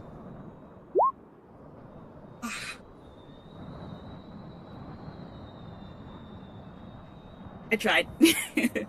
So you try to reach out, but it's not considered an attack. You feel slight pressure, and you know that instinctive reaction when you're trying to put something away and then someone's pulling at it. You know, Gina saw you turn invisible, and she's like, no, and she sort of shoves it. And the minute she shoves the orb on, put your volume up, folks, on these Serene Escape, because it's pretty cool. And this is what happens.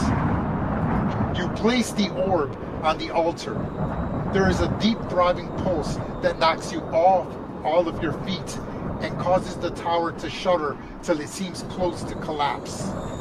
Then suddenly there is a burst of light that forces you to look away.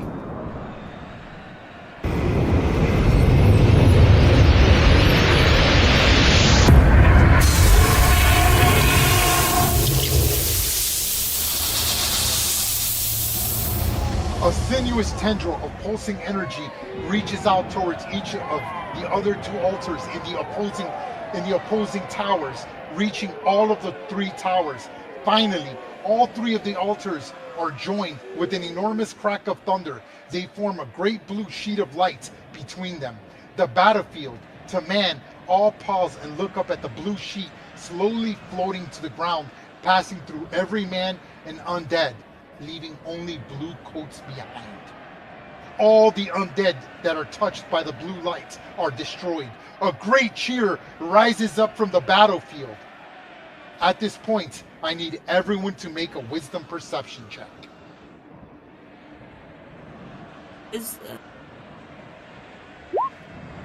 I'm going to use my heroic. Okay.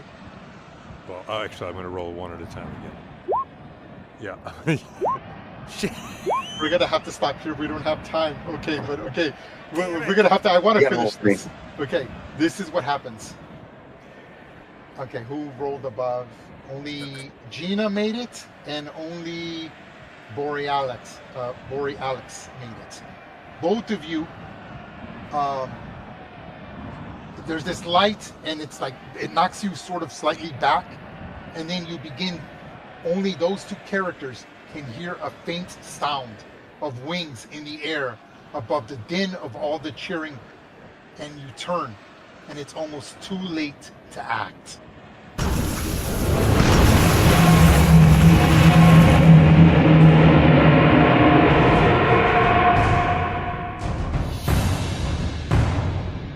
A huge undead dragon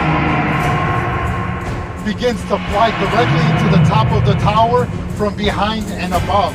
It means to attack you, but it only succeeds in crashing into the top three floors of the tower.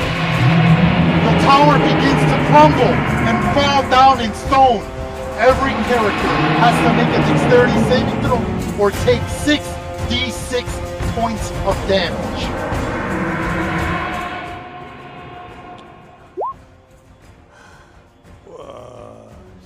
I wish I hadn't used that heroic inspiration. Hold on a second. Log it back on. That is really shitty. If you the DC saving throw for it is standby 14. Ah, just made it. So if you fail the saving throw, you take 14 points of damage. If you succeed it, you take 7 points of damage. Wait, what kind of saving throw is it? Dexterity saving throw. Alright, it's coming. I roll for Gregory. Does Gregory survive? Fail. Well, hold on. I'm going to use heroic. Actually gonna roll for Gregory. I want him to survive. Still failed. All of you fall uncontrolled to the bottom of the tower. All of your minis and tokens will be put in the collapsed tower battle map. You then see an undead dragon skillfully descend in place, coming out of the stone as it crashed into it, as the orb exploded. And this is the map, and we're going to stop here, but here's the map, folks. Stand by. Jasper's so you can dead. See it. Hold on. Shoot. Where is it? Hold on. I'm gonna show it to you. Give me 1 second.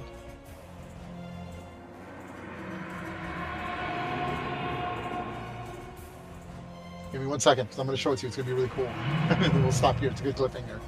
Give me 1 second.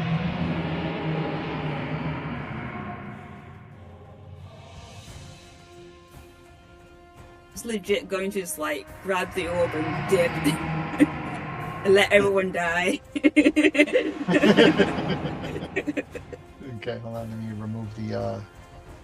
I'm gonna remove the grid because I don't want to set up the grid. Okay, so I'm just gonna remove the grid. Okay, putting you on the map. Stand by.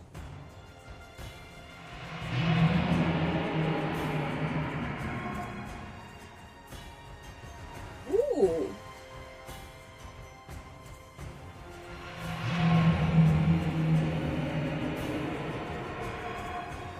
Borealix, did you grab the chest of gold? Yes, of course. Of He course, definitely of course. grabbed the chest of golds of 10,000 gold pieces. I think it was platinum. Yeah, platinum piece. Does your scout survive? Roll for your scout.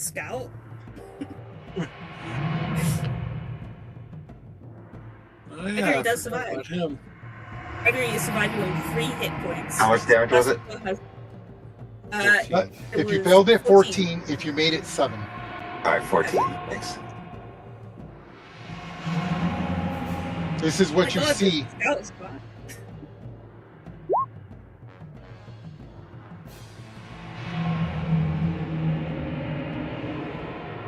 Okay, the characters who made the perception check. You see, this is the map right here. 3, 4. It's that big, actually. Okay, you. Oh, why are there a whole bunch of tokens here? Oh, because they copy pasted. That's why. Hold on. Oh.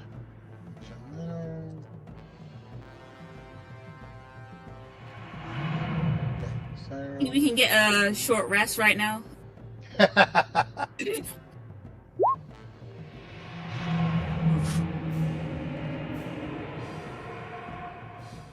You're talking about the perception check from earlier on top before the dragon. Yeah. Yeah.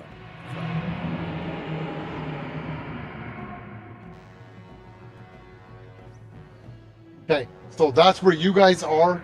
You basically collapsed. The whole tower collapses. You see this dragon come out of the rocks, and those who made the perception check, I was going to whisper this to you, but I'm going to share it. You notice this undead dragon is clearly a crude demonstration of someone's weak or incredible necromancy powers. The undead dragon chest hangs open, revealing a gaping hole where its sternum and internal organs should be. A creature who identifies this cavity will discover a vulnerable area of the dragon with an AC of only 12. And any NPCs that survived will also be outside here of the map, and this is where we're going to stop, folks. Very nice. So I didn't expect a dragon, right? Is there going to be a part 2? Yeah, well, if you guys, I mean, we could do this anytime. It's just a one shot, so we could continue this from here. This is its own specific map that I made for it. So, what do you guys think? I mean, I tried to do something a little different. Did it work? Did I fail miserably? I mean, I'm sure I know it needs some improvement. It was what do you good. guys think? I'm just worried how it's going to affect our other characters. Well, that's the whole point, right? Yeah. You could have kept it for yourselves. You could have given it over to the Zentarum, but now you don't know who's lying. That's the whole point, right? I'm sort of manipulating you to make the decisions for the higher level characters, right?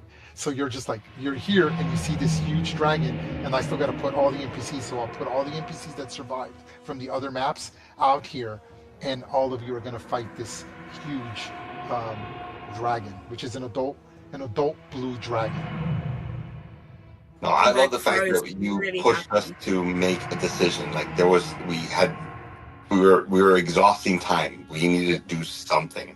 Well, So the reality, you had 15 turns. In 15 turns, if had you not put the orb, the dragon would have attacked you on top of the tower, which would have been fucking terrible. It would have been Stern Brightblade all over again. From the But the Dragonlance dragon's series. not the result of putting the orb. It just happens. Correct. No, they have an undead dragon. Okay, in the forces. Yes. Okay. So the Netheril forces are doing everything in their power to destroy the orbs from staying linked. So the dragon, when it was flying, it was going to attack you, but because you put the thing, it weakened it. So if you notice, if there's a yellow orb, the dragon has, even at your level, it has 152 hit points, but I bloodied it, so it only has 75 hit points. I see. So it did do good, actually, Yes, against yes, the Nephirim. yes, and that's was- what made it. That's what made it crash into the tower. So it was going to breathe fire on you on the 15th turn, killing you all. I would have rolled 8d. It was 8d. Oof. Here's the breath attack. This is the attack that would have happened. Stand by. 26 lightning damage. And then it would be flying in the tower, which is a horrible place, with the undead coming up from the bottom. Right? So you putting the orb in there destroyed all the weaker undead, and that's why this creature is so damaged. You see how damaged it looks? That's because you put the orb in. It collided into the tower as it was flying. It was about to breathe. The orb did it. It almost destroyed the dragon, crashed into the tower, and collapsed most of the tower down. You guys managed to survive, collapsed, went down 4 levels, right? It didn't like just explode. It kind of like broke down like an avalanche. So part of the tower is still up, and you kind of slid down if you succeeded your dexterity saving throws. And then this dragon comes out of its pile, and then the elf commander survived, a few of the other NPCs, and I was going to put some additional NPCs. And there's also going to be some zombies out, or no zombies because they're all dead. Right, so that's how the climax of the adventure would be this. Well, is the orb still in the pilot then, or is it like the orb? So the orb is going to be randomly somewhere in this thing. I labeled all the squares like a chess, and then I would roll and see where the orb lands, and then you can decide what to do with the orb. Okay. Cool run, dude. Yeah, it was. Cool. It was. That's fun. I think 15 rounds Yeah, it is was a little fun. too much, though. I think if it would have been like lucky 13 or unlucky 13, I think that would have been. I was going to do 13, but then I'm like, I don't know. Turns are, like I had to be careful with like how I counted it, because that's 1 minute, right? So 15 is a minute and a half by technical rules, right? So there's no way you would have done this a minute and a half, but that's just the way the system tracks. Yeah. 15 is time. 15 is fine. We had the fireball, which saved several rounds. Yes. Yeah. Oh yeah, So- that's true. Yes. That is true. What did you guys think of the amnesia thing, not knowing really what you're doing, like just the suddenness of it all? Did that work or not? hated Yeah, that I was hated that I actually a loved good trait. It worked Right. because we had the captain. Like we had a guiding force. Like there's something to focus us. Yeah, Otherwise, yeah. it could have been a lot of role playing of like, where are we? Where are we going? Yeah. Correct. Yeah. Right. And I tried simulating like the concussion, the sounds. I put all those sounds together using Serenescape. And then what did you think of the twist where, so here's the whole debate. The debate is, are you traitors? So you could look at it in 2 ways. You could look at it as you were working for the Zentarum and betraying the Bluecoats, or maybe you're working for the Bluecoats and you're infiltrating the Zentarum. It's really up to the players to decide because you don't remember. Right? I think the key for me was that we naturally all kind of picked a different route, and when we picked it, we forced it. So, the Neff went in there and it's like, okay, if there's a gamble, let me just grab it and go Yes. from there. Yeah, let And- me be the winner of the gamble. Yes, if I was going to do this differently, I would have done. I think this would work better with preemptive characters, like pre-generated characters, Yeah. because then Yeah. I could create the story that links up with what's going on, so everyone sort of has an agenda of why they're doing what they're doing, and just keep it simple, right? But And I love the fact that we had a moment like where it could have gone any different yeah, direction. yeah, I Oh thought that was yeah. really cool. That was really unexpected. That's why I didn't have a map for the tower. I didn't think you guys would like not put the orb on there. I had combat ready with the rogues. I didn't think you were gonna fight them. I would have. It would have been cool to just end the session there. That's a lot of gold. Fuck it. Let's give the thing to the Zentarum. Nobody gets it. Let the Zentarum have it. Netherese doesn't have it. That's good for our high level characters. Cormier doesn't get it, which is a fear as well, right? By some of the Wednesday night group completely distrust Cormier. And they're the Cormier campaign group. Because in reality, the Cormier group are the nationalists. They're doing what's best for like the people rather than the nation. So they're more concerned with lives than they are with the country, which is what Lord Priel's problem is. Lord Priel isn't concerned with the people. He's concerned with keeping sort of like the nation alive. Cormier must survive. We must be the most powerful nation. And anything less is not suitable. That is unacceptable. That's why he uses the war wizards secretly and why he was manipulating the player characters. So they caught on to his tricks and they said, fuck you. And that's when they gave away all their rings. So there's like a big link up here. And so I think this would have been better with preemptive characters. I was thinking about doing this with the low level characters, but I don't think it would have worked. There's no connection with them in the high level characters yet. That's not going to happen until we get to But this is the stuff you can expect for the war, for like the things that are going to modify, that's going to decide who's getting the artificer, who's going to have firearms, who's going to have the dwarves, who's going to have the orcs, who's going to have the hobgoblins, who, right? Like it's all you're doing is giving me ammunition to use against the players. And it's cool because I'm not deciding it. You are all deciding it. So you could kind of be assholes and fuck over your own characters, which I think would be awesome, right? Like, That's what I was trying to do though. I was like, let me see the worst scenario of this is like probably taking the orb. Like I didn't even think, well, what happens had you guys killed the rogues? Because the NPCs would have, like, let's say you would have killed the rogues and said, we're taking it. You would have had to fight the NPCs. You would have wiped the floor with the NPCs. But it just was cool. You developed a connection with them, right? You would have then killed them and they would have been like, no, what are you doing? You traitors, right? And they would have done whatever they could to keep you. And then we would have just ended the mission. I would have been like, okay, you guys have decided to take the orb. Netherese, Zentarum, nobody gets it. An independent group. And then I would just make NPCs out of these characters.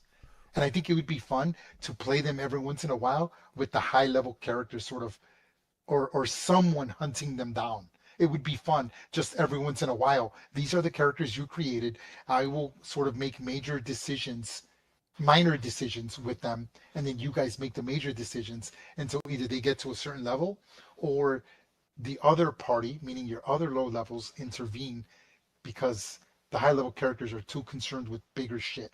You guys are too petty. Right? Like it would be cool to have that conflict. And I'm like, I can totally make that work. That's how I had it in my head.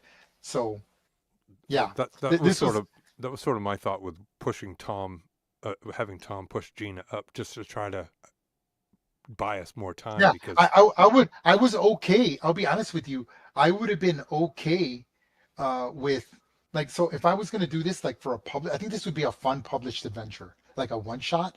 I'd minimize it. I'd probably like, for sure, I'm going to get rid of the 3 maps. I'm only going to leave the 2 map. So I'm going to have just the initial infiltration, maybe 2 maps in length. That's it. Then the getting to the door, and then the rogue thing. And then instead, what I'm going to do, instead of having it like that, I think I'll make a top level. So just make it that they're at the top level with the altar. It would make more sense rather than sort of like another level, right?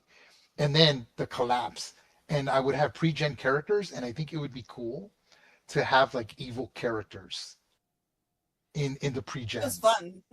Yeah, So Yeah, I'll it like, play was good. evil. so the whole point is that I would divide the group in half, and you have reasons to fuck over. You give a player a chance to fuck over players, a player will take it 90% of the time. It would just be fun. You have no attachment to the characters. It's a one shot, right?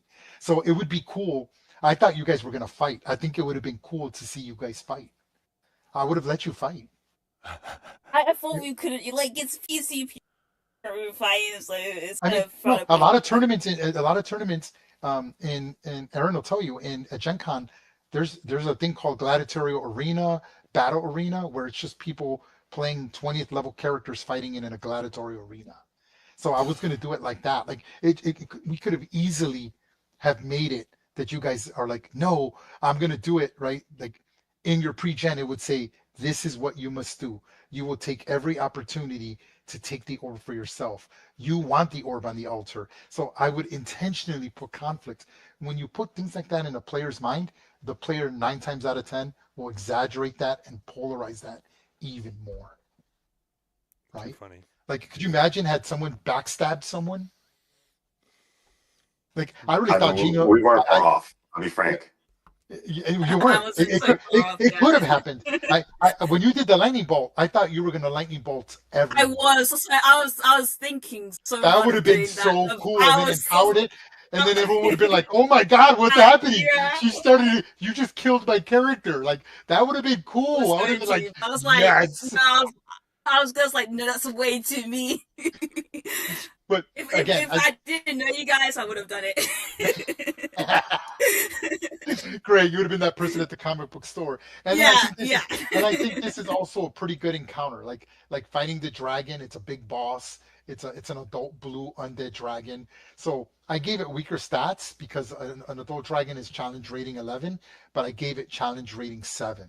So I lowered everything to challenge rating 7. So even though it's an adult dragon, I gave it half the hit points because it crashed into the tower, and then I made it that it's weakened because you put the orb on.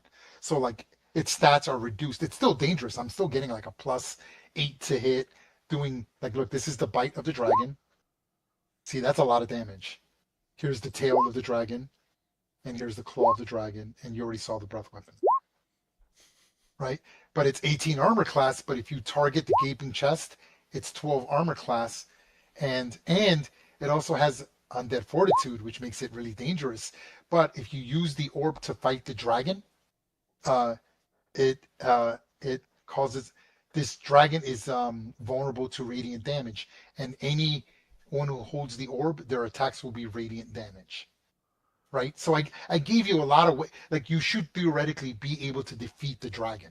It'd be hard because I could. That's a lot of damage, right? Like like 30 points of damage when most people only have 40 hit points, but it's supposed to be dangerous. And in tournament rules, they have rules where like you can only attack player characters every other turn. So there's NPCs around fighting the dragon, and so every other turn it's only attacking you and then killing NPCs, which adds to the tension like, oh shit, it's tearing NPCs apart, right? While you're just hitting it. So that was sort of the intent. I didn't think it was going to be this long. I suspected it was going to be long. I said 4.5 hours, 5 hours, but I can see now that I need to cut a map. I think I don't need to. I don't think I need to have less zombies. I think I need to have like less skeletons. I think keeping it to double the amount of the players. So if there's 5 players, keep 2 waves of 10. In case you were wondering, there were 30 skeletons. I maxed out the experience. That's too much. They're too easy to kill. It's just too cannon foddery. I think it's better to keep the numbers small and make them a little more powerful. I think would make more sense. So you're sort of blitzkrieging through, right? Speaking of experience, and it's getting late, and I'm now attached to this character. Are we doing anything with experience for these guys, or? Awesome. No. You're not getting any experience for your characters. This was a complete test run Oh, no, on I'm what I talking wanted for to Tom do. Little. We could talk about that later because there is a lot of experience. So if this is something, again, I encourage people to switch characters. You can do that. I don't have a problem with that. If that's something you're wanting to do, we can do that. I'm always up for trying new things. But this was a test run. I'm going to refine this and probably run this with another group to see. That's how I get good at like the adventures. I refine it so that I could see, get the fat out of it and make it better. So I appreciate you guys. Thank you so much. I had a lot of good time. Yeah. What did you think of the special effects? Was it too loud, too annoying? If for It a was weaker good. computer, I it might be enjoyed it. intensive. Yeah, I mean, well, there's a volume setting that you can control on your own. So me, it was perfect. It never got too loud, but it's I try to uniform the descriptions with the sound. I should have had better descriptions, so I'll have better descriptions for the next run. But until No, then, guys, thank you. I know it's late, and I had a really great time. Thanks for showing up and playing on short notice. Lost yeah, And I'm you. sorry. I'm Thank you very sorry. much. I'm sorry I can't play tomorrow. I'm going to. I'm actually going to be in. I'm going to Louisiana, and then I'm going to Chicago for Easter for 2 days. So I'll be in Chicago um, on Monday and Sunday and Monday. Out there, anyway. So I was gonna do an Easter one shot. Is it Oh yeah, better for people for Friday or Saturday? I think everyone's going, but yeah.